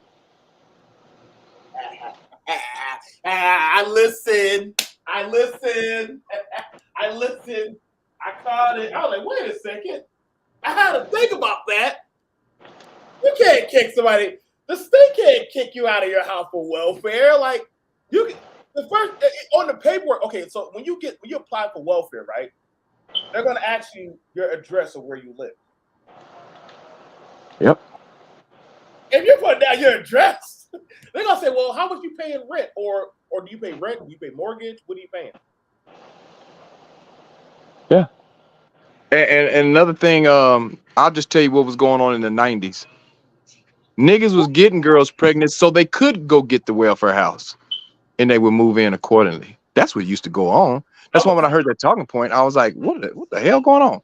What happened was dudes would get a girl pregnant, and then she would go get the apartment. That was the easiest way for the girl to get out of her mom's house. I'm gonna tell you a better one. Fuck. Get them, sis. Cash assistance only gives you $120 to $160 per kid. Can't do too much with that. And see, here's the beauty in that. When I used to go to church, my uncles used to set me up to get with them girls. I knew that they had kids or that they were on some type of assistance. He said, nah, nigga, she already got a spot and she already got a car. Like, what are you talking about?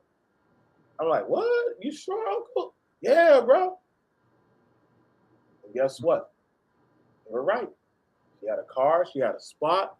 Listen, she even let me stay there. When she go to work, I watch the kids. While she go work at the store, or she work at the call center. You know, but the call center at the time, they had a program to hire them girls. I was there. I was trained and told that's the chick you want. So that was the first programming, Yuri, that I was going to buy a lot of men, was to shack up with people that were already going through a certain type of assistance. Right. But I was never told to get them off of assistance, but to get benefits off of, I'm gonna have to do that show, y'all. Yo, it's coming. It's coming. I'm gonna go, but see, y'all know me, B.M.T. I don't mind having the hard conversations. I gotta hit up Sister Asada and them. I might have to hit up Shannon. Put one in the chat if y'all want me to talk about how Gen Xers taught younger boys benefit off of women off of assistance. Let me know in the chat if y'all want that. Because see, that was the game back in the day. That was actually the game.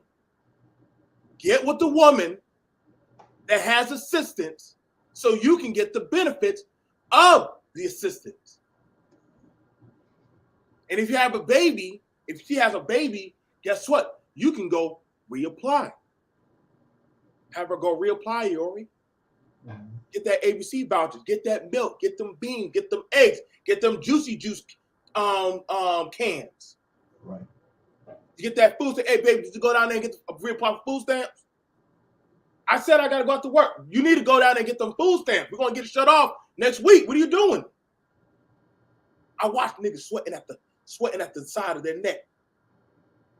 Hey, y'all. I got EBT. I got EBT to sell y'all. What? Niggas rolling up in the barbershop to sell EBT? Get that cheese, get that cereal. But then next you know, 10 years later, start showing up and say, I quit. I give up on life. I'm tapped out. Women don't want to submit. Hold up, my nigga. Y'all were the same niggas rolling up in the barbershop selling the EBT. Now y'all complaining about immigrants. Now y'all complaining about the system. But hold on. Weren't y'all going to the club, dancing to Usher? Hot Boys? Lil Wayne? Every trooper, I need trooper. Come on now. Listen. Oh yeah. Oh, Wick. Oh yeah. See, thank you, Mills. We keeping it 100 over here. Let's not pretend we weren't cuddling up with them chicks getting them Wick papers. Hey, my grandma can babysit your kids. You know what I'm saying? Turning them Wick. Listen, let's not see. Y'all don't like when B.M.T talks about that, because see, it brings up something about that of the participation of where we're at right now, versus that of, hey, you use the system, but you make sure you get your ass off the system. Yep, thank you. Listen, hey, I've been there. Take my child down there to the WIC office, Mills.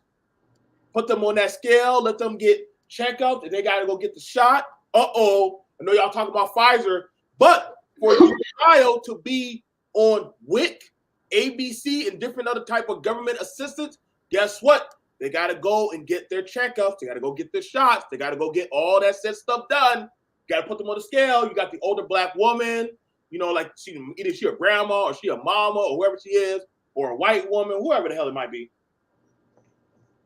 Come on, give me the baby. Give me the baby. Give me the baby. You ain't know what you're doing. You know, you the man. You sitting right there holding the stroller and shit. The girl, she right there looking like Brenda got a baby. Yup. Paid for the daycare and everything. See, I fucks with you, Mills. I might have to make sure I throw your wrench like all the rest of them. Because see, we keeping it a bean out here. What? You paying for a daycare? You know, y'all complain about daycares, this amount of money, or daycare costs this and that. Nah, it didn't. It didn't. Daycare, if you got the vouchers, only costs about $20. 20? Yep. But these same dudes are now popping up. Why don't she want to be submissive? Why don't she want to listen to me? Why don't she want to appreciate me? So y'all were benefiting on the system. Now y'all mad that, oh shit, you too old. She got older. Your kids are like, well, nigga, what the fuck? Like, Mama's been on goddamn cart in the system for goddamn 15 or 10 years. What are you talking about, my nigga? Oh shit, I know you know. See, that's what they don't want to tell you that, huh, Euro? They don't want to talk about that in the chat, do they? No. They don't want to talk about how, but see, blame the immigrants. Blame the democratic system. See, listen, I ain't gonna hide the shit. See, I know my boy MOT was gonna pop up for that, because he knows damn well. Listen, bro, I was trained from the church on out. Get Brenda, who had a baby. Get her. She got the Honda Accord. She got the job at the grocery store. She got 2 kids. You know what I'm saying? We gonna get them $400 $500 food stamp. They gonna buy MOT's job. Hey. I got some food stamp for y'all, bro. MOT, I got $500 food stamp, bro. You know, you break about $250, you can get $500. Hey man, listen, man. I am not too proud to not buy food stamps, my guy. Shit. If I see that rainbow hair and that motherfucking taste of rainbow motherfucking DNA pack of kids, I'm like, hey, hey, got ourselves a winner here. Yeah, but they want to benefit off of a system that no longer needs them. That's what it is. That's what it is, man. Like, listen, they already got control of the community already. They already got the kids that they need. Now they need the productivity piece to take care of all this shit, but they don't want to seem like a simp for having to pay out. So now they walk in with all this game that was used on them 20 years ago, 5 or 20 years ago, and they think that this shit's supposed to work, and that's what the anger and frustration is at. They think that they artificially held themselves behind. They made themselves an easy lick and a mark, so that way these women can take advantage of them. But the women's like, don't want you anymore. So now they wasted their whole time on a system that don't work and that don't need them. So now they have to be productive, but all the productive dudes they spent their whole life shitting on. So hey, look, I don't know what to tell you. Well, MOT, they chose the system over me. They kicked me out the house, and they chose the system over me. Shit. What black woman I got a hug for that? Thank you. Thank you for choosing What are the you talking system. about? You for the Thank you. Thank you for choosing the system. why is that true? Why is that not being brought up? Because shout out to the men. That's why we have a tight knit circle of men we don't spare feelings around here. We're on Planet Doom.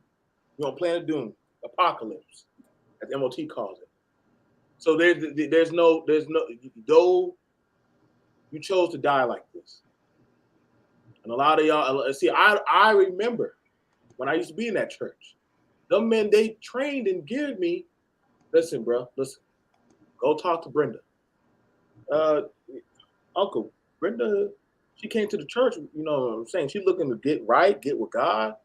She got a baby.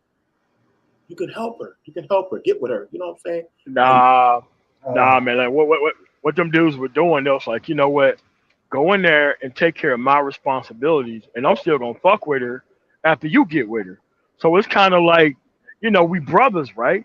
You go and you take care of my woman, and I still get to, be with her after that shit.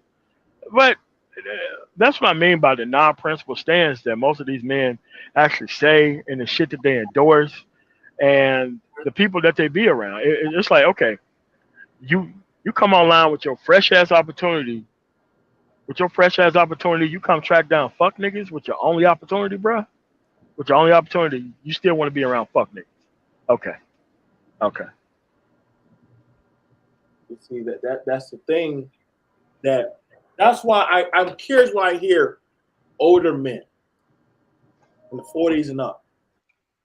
And I'm like, you put in this program. A lot of y'all endorsed this program.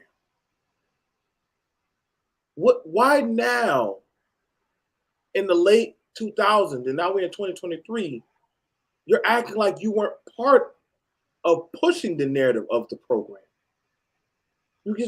I had a lot of niggas saying, hey, bro, Brenda got to see, don't worry, I'm gonna do that. I'm gonna hit up my guy MOT about that. I'm gonna hit up my guy Shannon Mills. I'm gonna drop the link. See, a lot of us men, I don't know why y'all pretend that shit wasn't happening. I don't know why men weren't pretending like, oh my God, she chose the system.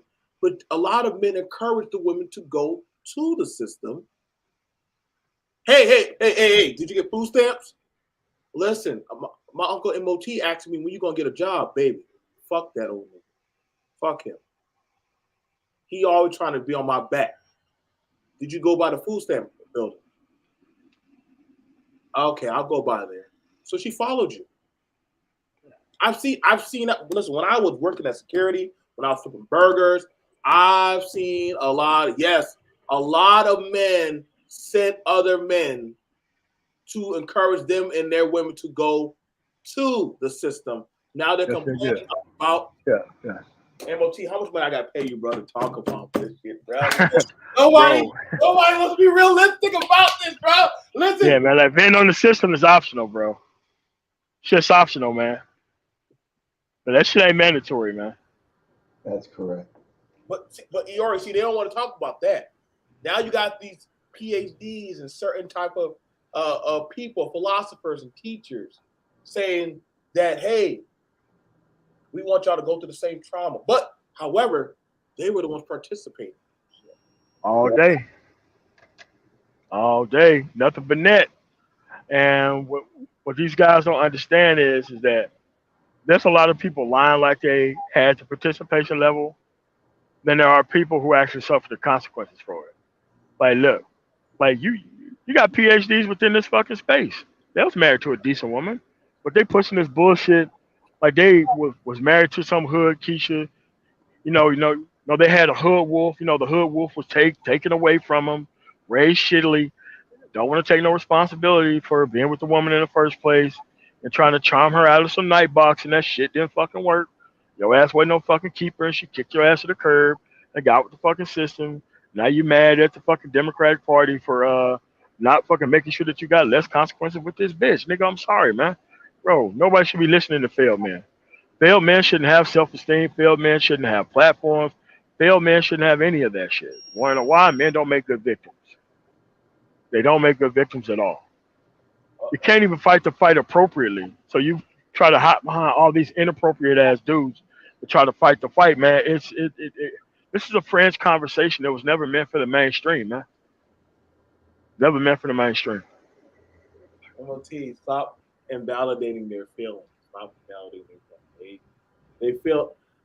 You know what? I used to think, but I did for a lot of you guys. Ask, M.O.T. Why are you so hard on them? And he said they deserve to die. And I was like, that's kind of mean. And I thought about Is it? You know what? Well, listen. Melissa heard that and dropped the brownies. He was so listen. When I said his conviction was so strong, Iori, like y'all think this man got like listen, bro. It's like this is why when he said, y'all need to go look at that clip. We need to go pull the projection clip of Daredevil and the Punisher. Daredevil and the Punisher. If y'all haven't seen it, I might have to go find it. And M.O.T. played the clip. I don't know how to play it like how he does. But that conversation was it had to be they must have been watching this space for a while. Oh, it had to be. Was the way how doggone Matt and Frank were talking, you will think it was the victim versus that of the solution. Yeah, it was like, yeah, man, we soldiers, man. Like, we don't need no mask. You know that we're at war, and when the war's over, we write the history books. When the war's over. As of right now, the enemies are plentiful, weapons free, guys. Let's hurry up and push these motherfuckers back into the Gulf of Mexico and get up out of here. Like, and I respect this comment that one. Like, shout out to Mill. Mill he must really enjoy the conversation. He said, I encourage my baby mama to go. I would get mad when she missed WIC appointments. Seems like I was more invested in it than her. See, that's the dark chapter of the game. And I appreciate Mill's honesty. Because see, that's the reason when they said they put me out of the home, they put me out of the system. Because see, here let me tell y'all some real. But BMT, before you say that, the appointment wasn't secret. Like these welfare motherfuckers wasn't just Batman and just Spider-Man and through neighborhoods and just dropping in on motherfuckers. You know exactly when the appointment was gonna be, right?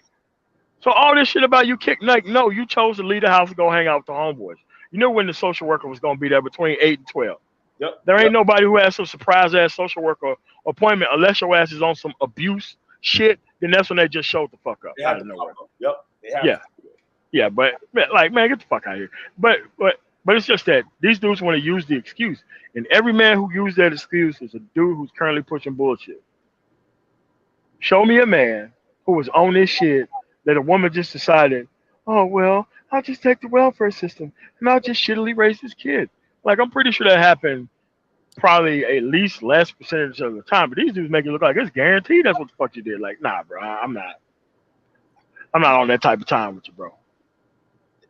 Here's the thing about it. One, they ask you how much you make. What is the household income? They have a calculator that they rate in there. Now, if you are moving in a certain type of fashion, of traditional, or you're putting yourself down on the paperwork, they're going to factor the man's income and the woman's income. See, at that point, I'm going to have to go grab a paper from the welfare office, go over it, because they ask you, are you participating in that home or not? Now, this is where it gets very, very devilishly tricky. Because I want y'all to take a guess. How many men will tell the woman, "Don't put me down on the paper"? All of them. All of them. No, they wouldn't do that. Fuck out No, of here, bro. man. If it's about maximizing the fucking welfare, you know damn well them dudes ain't nowhere on that fucking paperwork. Why would I not want to be seen with my child and my woman? What? Man, fuck that. The government about to pay for this shit. We about to get as much money as we can get. Even if I ain't got to put my name on that motherfucker. You know what I'm saying? But Republicans say that who wants to eat off of the system? Why would anyone want to do that? Mind you, there's a lot of Republicans on welfare also. So that's very interesting. Like a lot of them benefit off that shit. But why would a traditional man, not want to be on the paper? This is the one time you could tell the big government, Uncle Sam, you could tell the system, hey, I'm a man in the house. And I'm productive like a motherfucker. So, yeah, you know, so why don't you put my income on there so that way she don't get shit from the government?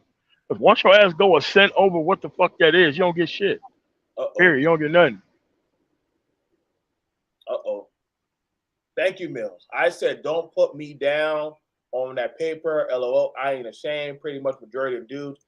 Hey. Listen, we got to get, M.O.T., we got to get Mills on the panel sometime, bro. We had to get, you know what I'm saying? No, Mill, you actually just being realistic. A lot of these motherfuckers, see, here's the thing about it. I respect a man that actually is honest of what he did in a participation of the environment versus the man that will lie. But it's different with Mills though. You know what's different with Mills? The difference with Mills is the truth is simple. Most of these niggas pushing this shit, they're not even in Mills' position and they're lying about it. Fact. That's the problem with this online shit. Like Mills could just say, yeah, straight up, I did that shit. Right. Because that's what happens. Like my little brother did that shit. My older brother did that shit. My sister fucking did that shit to her fucking boyfriend that she motherfucking got pregnant with like long ass time ago. My oldest sister fucking did that shit. Same thing. He was in the military. He never put her fucking name down until she actually went into the military herself. Then they got back together, and that's what took care of him for the first 2 years until she graduated high school. She was on fucking welfare while he was in the fucking military. That's what happened. But people just can't be real with the shit. And this is why, look, these immigrants who come the fuck over here, the women are on welfare, the man works, and the woman's doing something on the fucking side, and they keeping all that fucking money. They not going out here shittily buying stupid shit. Well, you know, outside of the Chevrolet symbol in the back of the pickup truck, you know, like that stupid shit that the motherfuckers be doing. But outside of that, the motherfuckers keep all their money. They save their money for a couple of years. They go get a house.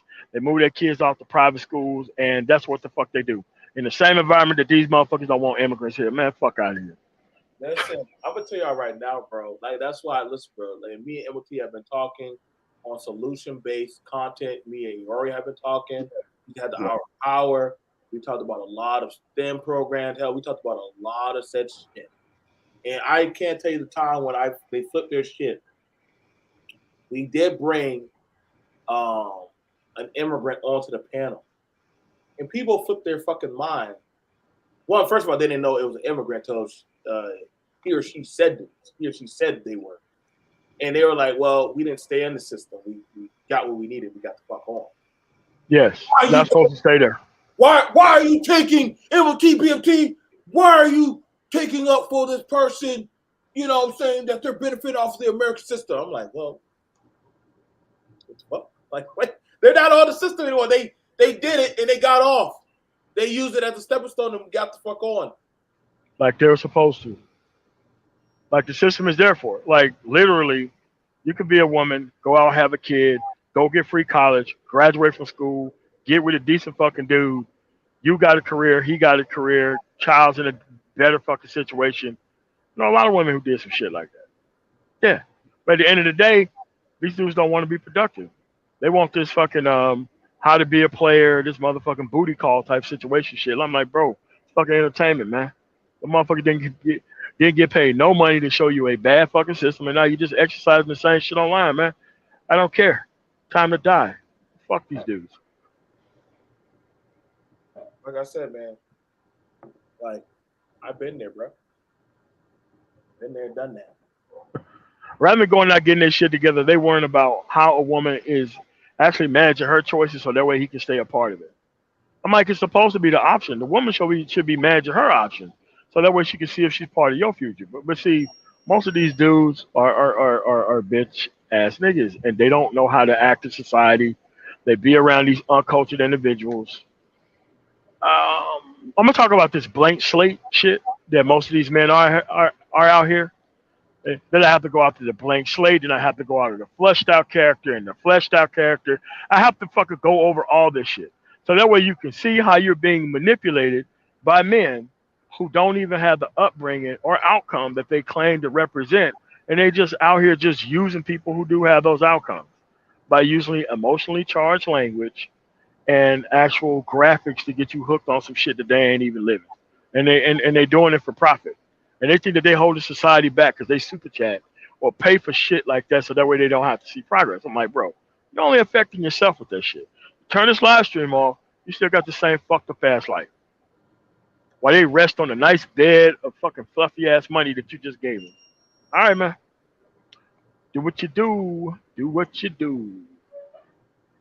The thing about it is this, and this is the thing of perception that a lot of people don't want to own up to. A lot of these people that are in this space don't want to fess up that they were part of the debauchery, but then want to play. You know, there was a comic where Batman talked to Red Hood, and Batman and Red Hood said, "You know what, Bat? I don't get you. You put these people in Arkham, but you're a criminal just like them." No. I'm fixing the problem. He said, "No, I get rid of them.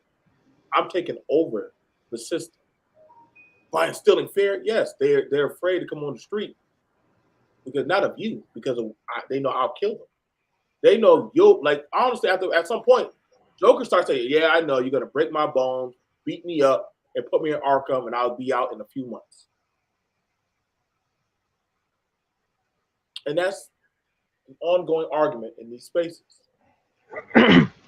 Nah, and then they run into the Punisher from the Spider-Man the animated series. As soon as that dude seen that fucking skull, he knew what the fuck time it was. No, bro. He was like, I surrender. He was like, I know. I know. You're gonna go get some weasel ass attorney and be out on the streets again. In this war, there's no fucking surrender. And then that dude jumped out of a window. 2 stories, like, get me away from this madman. I surrendered. Like, yeah. That skull pops up. Listen, boy, when they see that band and that skull pop up, yeah, man, they know they're about to have a speedy trial right there on the spot. Yeah, man. That's a speedy trial. That's why a lot of Marvel people do not know how to handle the Frank. Because Frank is very straightforward and frank about his goddamn Joker wouldn't last in the Marvel universe, man. It's too many people in the Marvel universe would end that dude in a heartbeat. Yeah, man, they're not having that. I mean, the reason why Deadpool ain't dead is because of his fucking healing ability. Otherwise, he would have been out of here years ago. It's definitely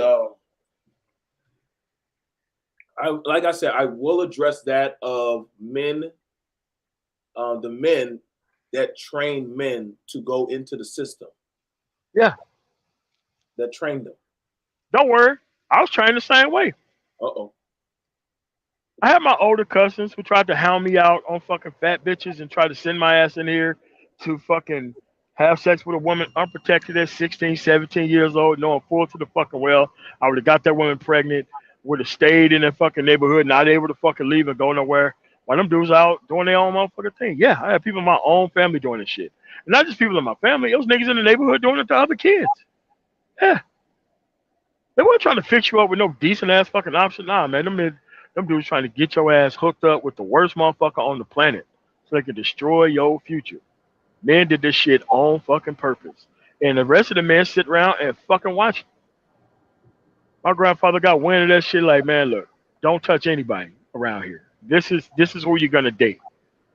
She's on birth control. Do whatever you want to with her. But if you break up with her, you're not getting with another woman.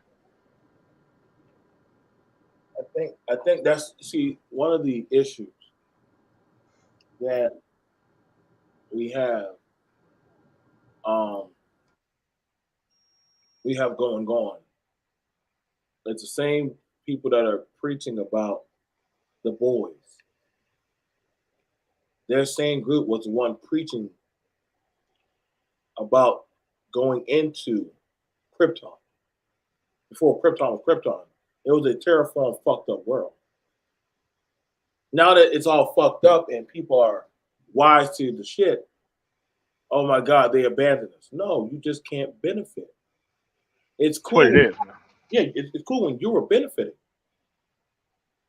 It's cool when you were benefiting and you could get the subsidized access. You could get access to all the pussy. You could get access to all the bullshit that you were the go-to goat. Now they see it for what it is. I ain't even worried about it, man. Dude, at the end of the day, we won without niggas. The score is 99-0. I'm good. At the end of the day, the only thing you had to do is not care about what these dudes care about, which is free shit, and literally they're deliberately not understanding the system to the point to where they can't function. They benefited off a non-functional system on purpose, and they wanted us to follow along with them until we just said, nah. Literally, you're better than them without even having any experience. Literally, you're better than them by just getting to the productivity piece and having a job, moving out and having your own car, and your ability to separate from just simply the starting point. You're better than these dudes at that point. So what we like I said, because I'm about to wrap it up, but I know they got some other projections going to be coming out. But y'all can look at these channels that are popping up. It is definitely a market on I don't want a baby. I don't want to participate in society. I don't. But do Black male doomers, man. Black male doomers, man. Now, when they do that, and I had to steal this from my brother. I had to steal this from the Black men's congregation. If you don't participate, you have no say in what we do. At first, I was like, "Wait, no, man, they still have a no." They don't. And that's I told y'all, man. Some of the stuff. Listen, man. There's a reason why I now understand when I'm hearing men telling men don't vote. I'm like, wait, what? Thank God my father isn't around to hear this type of shit. Do y'all know what other men that went through that were doing Reconstruction after Vietnam, after World War II? Yeah. You know what they went through? I'm not like that's crazy. Man, look, my grandfather and all the shit they went through. Like the first thing was, okay, this is the black library, that's the white library, and voting is this time right here. So voting became normal. He was like, all right, we're having dinner, and in this house, it's a dictatorship. So you can fill out the ballot, and there's only one thing on the ballot: whatever grandmother cooks. That's what the fuck we're eating. And there was a 100% ballot. Like, yeah, okay, you don't want to eat? Okay, well, you can go to bed early. Go to bed early. Yep. Yeah. Yep. And that food will still be there tomorrow. Yes. Yes, it will. Right there. Microwave, they put the shit in the oven on like 200. Like, yeah, man, guess what's waiting on? Oh, yeah. No shit. Yeah, my grandma was just the same way. She was like, hey, you didn't eat dinner. My cousin thought he was slick. He thought he was slick.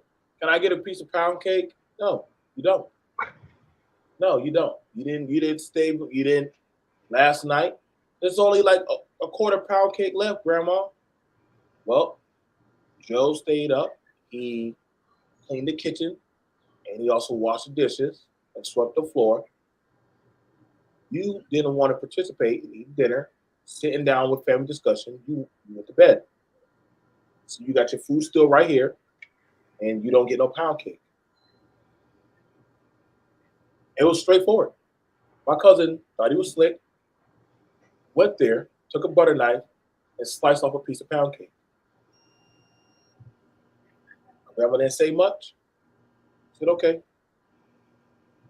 She got on that rotary phone, called down there to that plant, told my granddaddy, don't say nothing to him. Came home, kissed his woman, told the rest of us, get done, get our stuff ready. Tore his ass the fuck up. Oh no, man! Like they'll tell you that y'all need to go play. Yep. And he'll stand at the door and be like, "Not you." Yep. Yep. Hey, once you say, don't stop the puppy. Hey, bro. Listen, bro.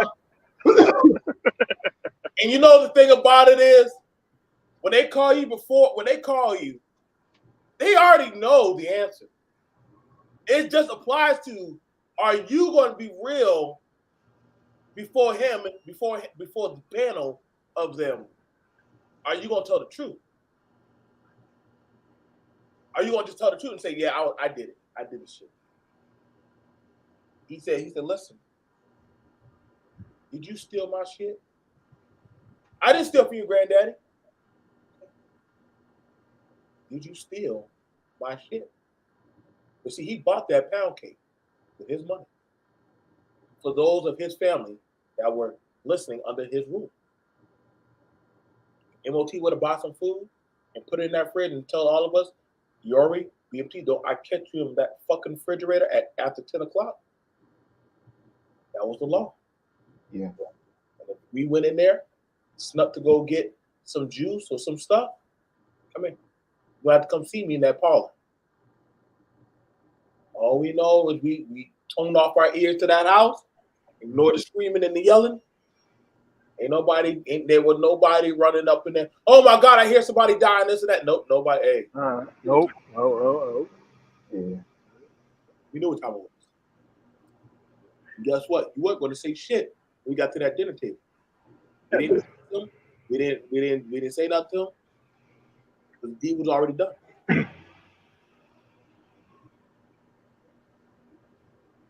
Hey. That's just where we at, man. And a lot of people they don't like hearing the punishments and shit because they live in a society where no one gets any type of anything. And yes, it did filter out the people where ass whoopings wasn't gonna work. Not gonna lie, there was a lot of people where this shit wouldn't work or couldn't work on certain type of people. I get it, but at the end of the day, you lost because you wanted to fucking lose. All right. I don't know anybody who's been in the middle of some shit that is totally not their fault, man. You got people getting the fuck out of Mississippi right now at a record time. People being told by the hospital, by everybody, get the fuck out the city, and they follow directions.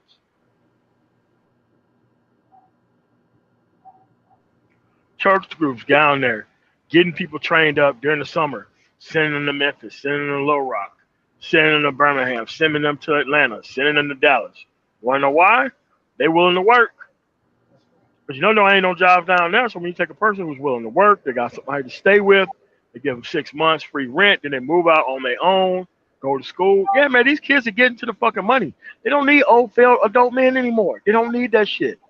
They don't need this they don't need this overstocked dumb nigga, man. They don't need dumb niggas anymore. The world doesn't need dumb niggas anymore. They don't need them. They don't fucking need them.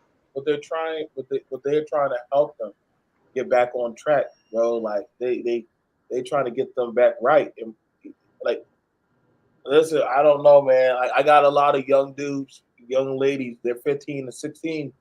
They're working at the local grocery store, bagging groceries, stocking. Yep. They're not here listening to this doom red pill shit. No, they listen to shit. They're not. They don't care. They're like, yo, what's this got to do with my money? What does this got to do with me getting a job or driver's license or goddamn, I'm going to school? Well, she's not trying to be a traditional wife. Fuck out of here. I'm like, dude, she just said she's going to go to school and she's going to go to school and get her medical certificate. Like, why y'all? I should have not have argued for 45 minutes about that. I should have not. BMT. So you don't want your daughters to be traditional?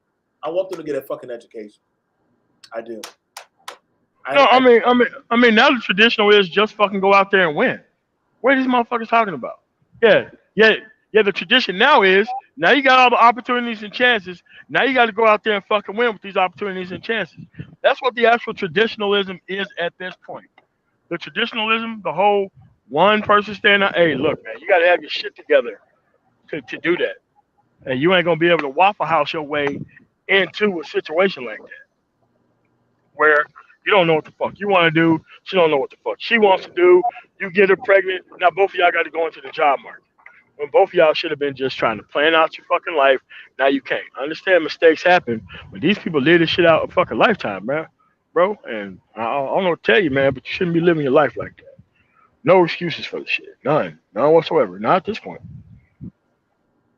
Yeah. Like I said, man. You know, and the funny thing is, BMT, all these people talk about black boys and all this other kind of stuff. I don't know anybody that they working with. Not one person. I don't know no organization that they created or anything. Because the moment they see the bullshit that you are on online, bro, you'll never get that. You'll never get funded for that operation. Ever get funded for that operation. They see that you're online, keeping up all this pity party bullshit with lost ass men online. Bro, ain't nobody gonna fuck with you like that. Nobody. Nobody. Like I said, man, like I know a lot of people say y'all trying to get this notion of talking point off the ground. But it won't. It won't in functional society. This type of shit played in a job space, they would fire you immediately. Immediately. Oh, they're in the matrix. No, dude. This is bad for business. Bad for societal business. Women should quit their jobs and go back to the home. What? What are you talking about? Are you trying to collapse society? Do you know how many women work in certain professions that you need? I got a friend right now. She just busted a goddamn 14-hour shift on call at the EMS. The fuck you talking about? I got a lot of friends that work at the VA, on-call nurses, and travel nurses, men and women. The fuck all this shit about go. First of all, y'all talking about going back to the home. What home have you built, or set up, or community? I don't hear other groups saying all this crazy shit. More so, I was looking at a video of this family from the Caribbean. The father and the mom, they couldn't go to school like that. I didn't hear them bitching about their daughter graduating from college, and she taking off her cap and gown. She put the cap on the dad, and she put the gown around the mom. I didn't hear them say none of that traditional shit. Look, man. When I had my cap and gown, I walked off that stage, straight to the park. The Air Force car pulled up on graduation night, put the cap in the garbage, put the gown in the garbage, gave my motherfucking mother the diploma, and I was out of there. Yeah. Out of there. I don't think couldn't wait to get started. I don't think your mom was like, "Oh, are you going to be a traditional man? Are you gonna go out there and find a wife?" I don't think none of y'all people ran up on y'all and was running this. I'm telling y'all, dude, it's a talking point that I don't think people actually know what the fuck it actually is. That's what I really question about this space when y'all use the T word or the modern word, like modern day society. We are in a modern day society. Modern medicine, modern housing, modern facilities, modern transportation. So why y'all keep saying traditional women? That shit blowing my mind, bro. I don't know what these dudes talking about. Y'all wouldn't last in the wood. Y'all, I'm telling y'all right now. I go to Wyoming, go to Montana, go to Idaho, go to some rocky areas where there's hardly. Listen, you got a good day of some electricity. You better use those solar panels. Y'all don't want that life. Y'all really don't want that. Go watch that coal miners and them people that be out there in the wilderness. Y'all don't want that one. I can promise you don't want that lifestyle. I've been on the road with my father when he drove for Swift. I said, oh, hell no. I said, where are we? All them small towns you drive through? Ooh, wee boy. Listen, my daddy would always ask me, are you coming out the truck, son? Nope. Are you coming out the truck? No. Are you coming out the truck? Nope. I'll take a picture right from this window. I got out. Yeah, he hit it. Boy, get out this truck. Dad, I don't know where we are. There's only 2 gas stations here. Yeah, this is America. Not all of America is developed yet. Y'all do know that. MOT will tell you that. The majority of it ain't. Oh yeah. Y'all don't got to go to Africa. Oh no. There's some place here that they drop your ass off. The government will actually pay you to try to get it up to get it up to speed. Mm-hmm. There are plenty of property, plenty of ghost towns. You want to think you're a Billy Badass? You want to rebuild your utopia, your manhood? See, you know what's the crazy thing about it, bro? Why do we never hear people talking about going to those spaces in terraform? They'll talk. You know what I'm saying? They'll say, "Oh, we're gonna go down to South America. We're gonna go over there to the." No, don't go to some place where another man already did it. Go to those places in America. I mean, you can get the government will give you the grant. They'll give you the grant if you can produce. Yeah, sure can. Always will. They're gonna want something to return back on their investment, though. Uh oh. Now that's called putting your mouth where your money is. See that's the thing about I gotta go. If I could find my mom's old Polaroid camera, because my mom and my dad both drove, and I got to go to a lot. I think I hit about every state just about, because my mom and dad were cross county drivers, truck drivers. So I would always be. They're like, go to sleep. When you wake up, you'll never know where we'll be. I had almost all the states. And I can promise a lot of these men will lose their shit if you took them to the Middle East. If you took them to the middle of America. You would think you're not in America no more. Yeah, you think you in BMT. Yes. BMT, bring up my camera. Let me show you an example. This is an example. Uh-oh. That's not America. You think you're about to fuck with this? You ain't about to fuck with this. Well, see all the mountains and stuff way back there? Yep. Bro, you ain't about to mess with none of that. I guarantee you ain't about to mess with none of that. Yeah. You see, that's the thing about it. They'll give you a shot. Yes, they will. Can't wait to. They'll give you a shot. But see, this is where I call the question all these, the America won't to let us do that, the immigrant doing that. I'm like, well, hold on. If you got the skills, go ahead. Try your luck. Man, look. You think that you're not gonna be in productivity piece and you live in a big city? Oh, okay. Take your ass out in the middle of Appalachia, like where I'm at right now. And you really think that you're just about to come out here and just start running shit because you want some swinging dick, therefore I get outcome shit. All right, man. A really nice day. Shit ain't gonna work. I always, when y'all men say that there's no place for y'all to have a voice, listen, but we can look for some towns, some areas. Nah, man. What they want is they want a place to complain without taking no action. That's what they mean about this voice shit, man. That's what they mean. I want to be able to complain and not take no action.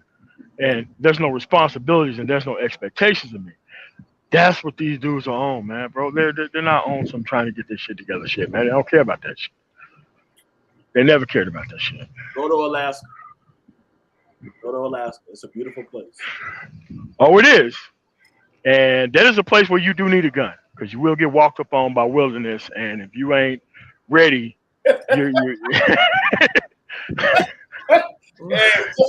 Everything, boy. That's the final frontier for America right there, boy. Yeah, man, because wilderness is coming to see you, whether or not you want to see them.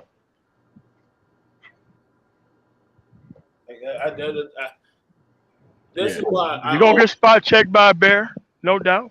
You're gonna get spot checked by some coyotes or whatever. You know, you're gonna get spot checked, man. They're gonna have that open range inspection. You know, do you have what it takes to keep living out here? Let me go pull it up for sale.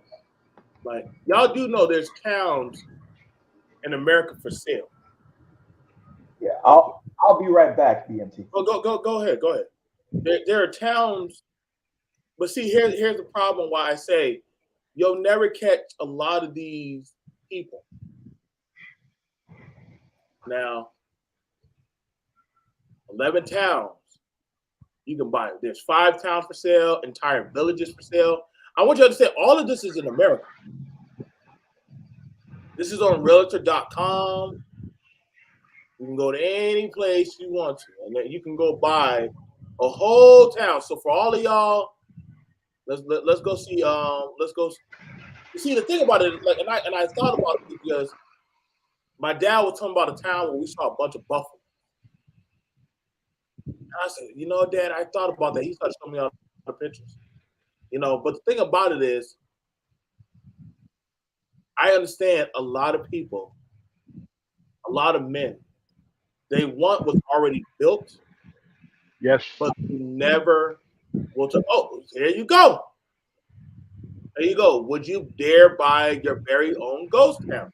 This is a town. The only people who coming out here to check on your ass is the FBI and the goddamn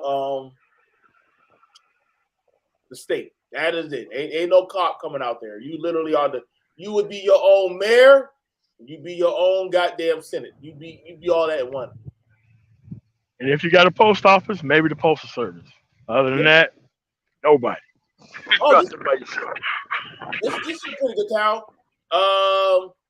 County Road 36, Lake City, Colorado. Abandoned town. The price, if you want to buy it, $925,000.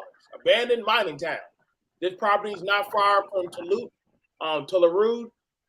Once Telluride.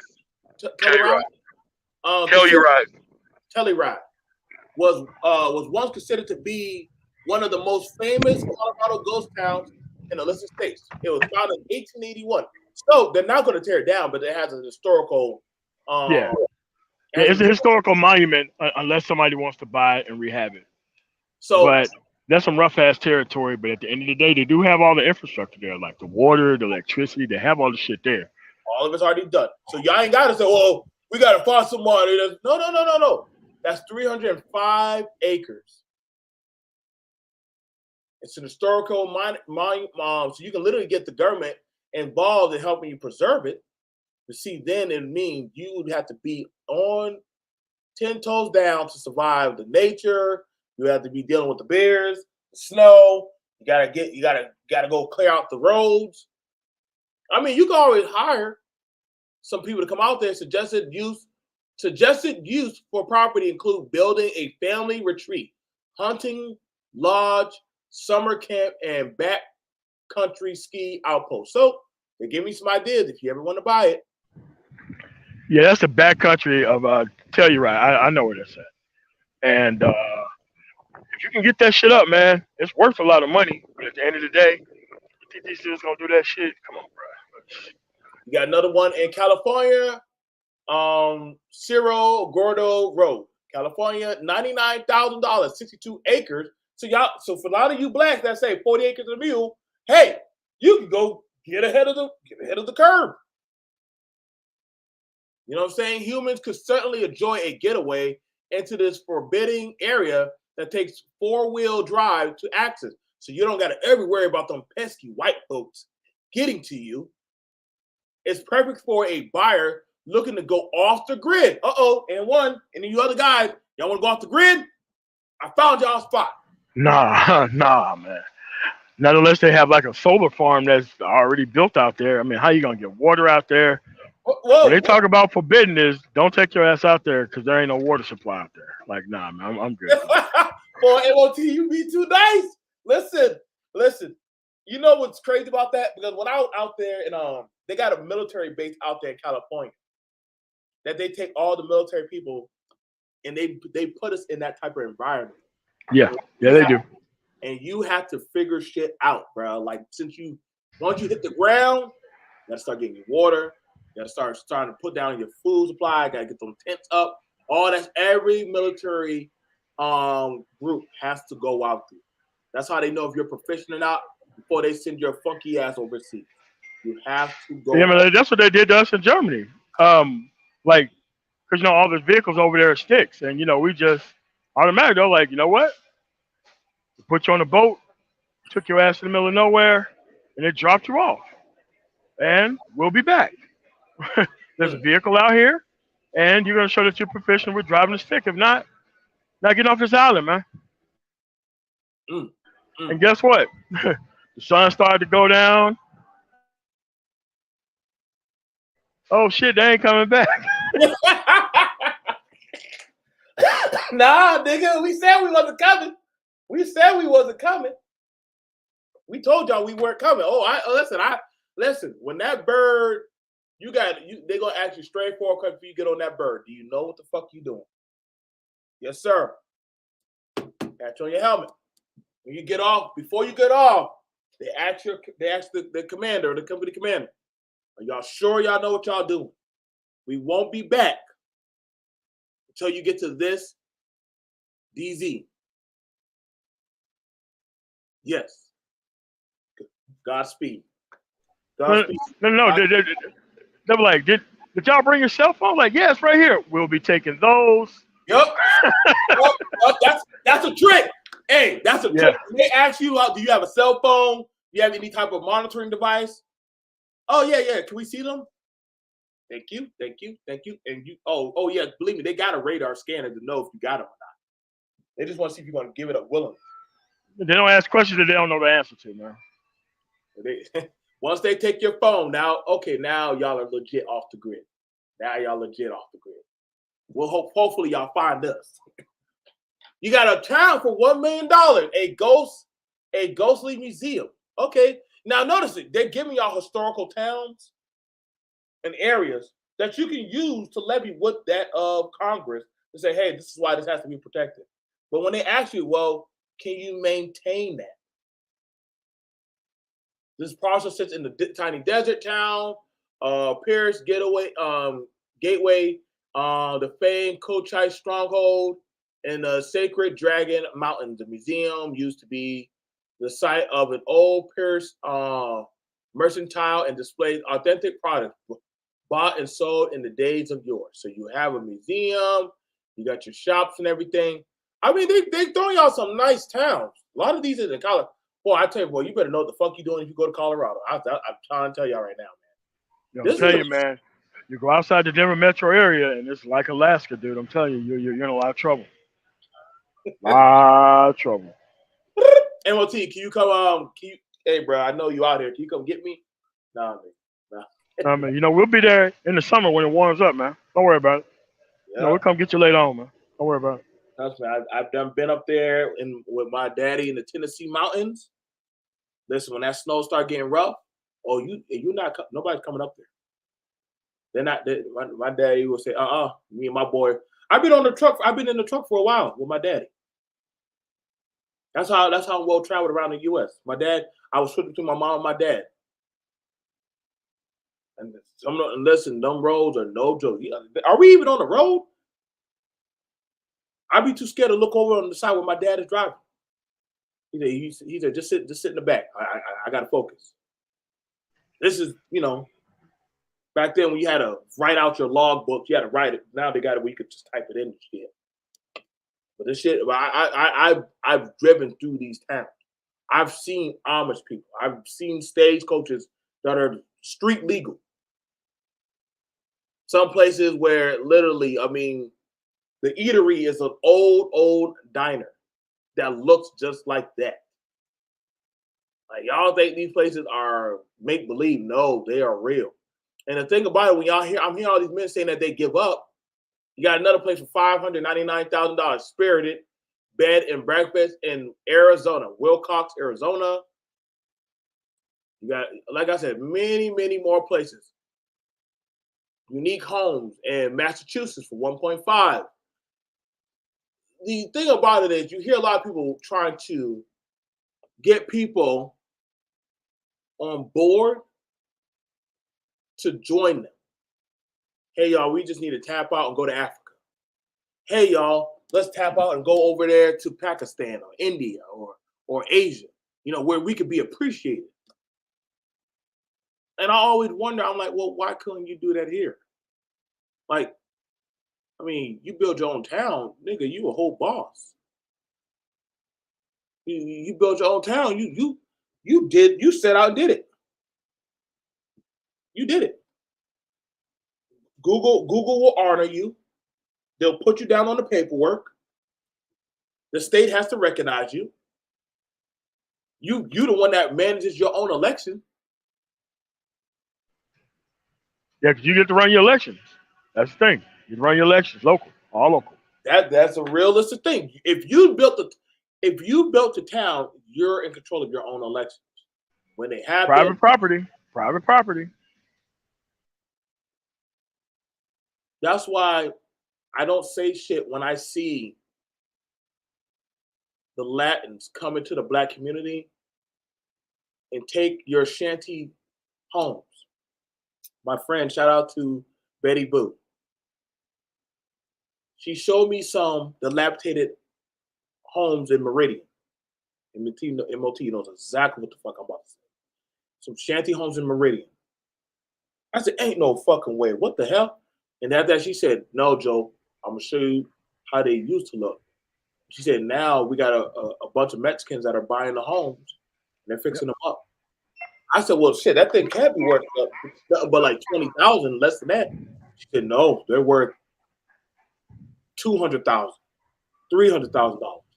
You wouldn't even recognize that block. I'm like, what? And I'm supposed to side with the niggas who are complaining about bitches and the system and the government when a whole other group just took your shit and fixed it up and has it running productive? And y'all get mad, well, now they have it on the paperwork where you got to learn how to speak Espanol. That's not fair. They're trying to get rid of the black man. No, they're looking at the progressive man that's coming around and doing something and say, hey, let's get him involved. Now they get to file for all these grants from the federal government as a small city, give them all type of money for infrastructure and all this other stuff because you got it up and running. So of course we want him to start being able to read the contract and start getting involved. Why? Because he took that shitty town that I hired Iori to bulldoze and took that town and flipped it to where now it's generating a profit.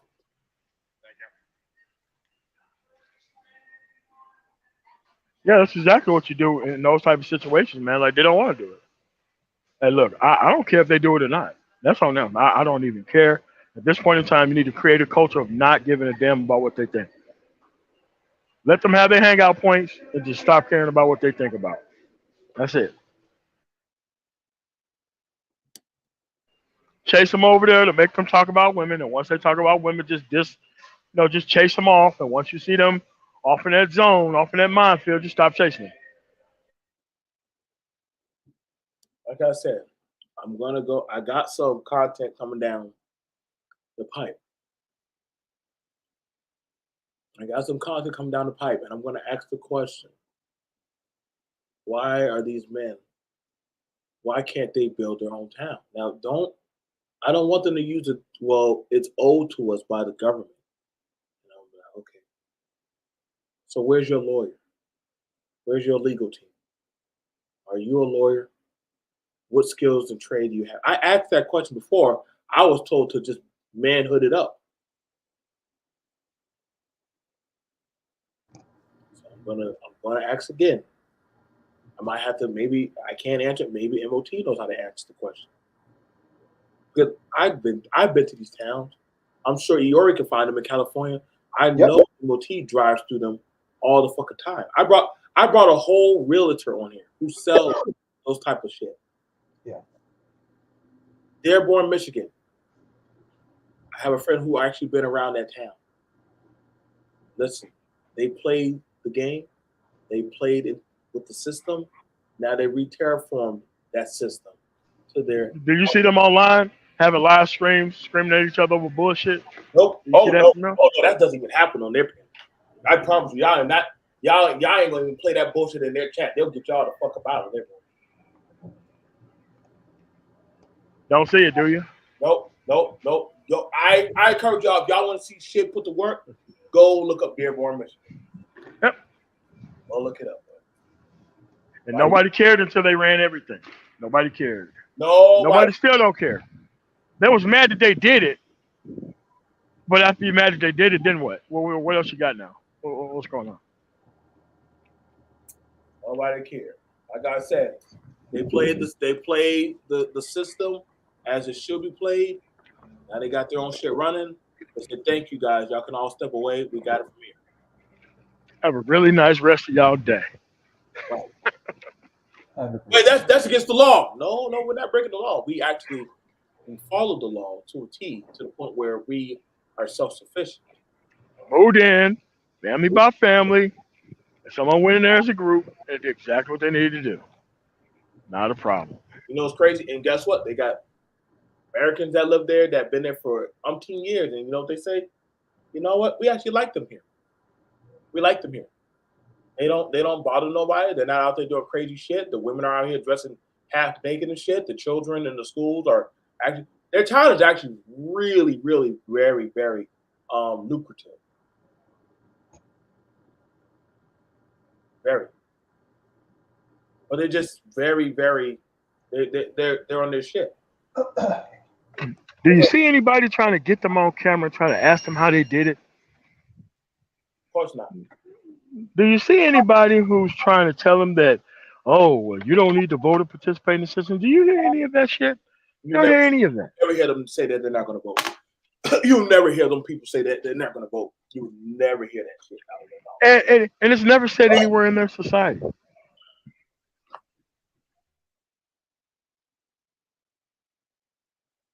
You're never going to hear that. They actually, all of them, the men and the women, all voted. They all voted. You don't hear those men saying we don't want our women to vote. They wanted them to vote. And they lobby a lot of their said shit. If they don't like what their politics are doing, oh, let's go down to the ballot. Time to get you up out of here. It's too easy, man. Too easy. But that's all we got right now. We'll hit you guys up later. Thank you guys for supporting us. We did 4 hours. Thank you guys. Respect to y'all. Love you guys. Love my brothers who came up and also my sister. Hey, peace. Y'all guys.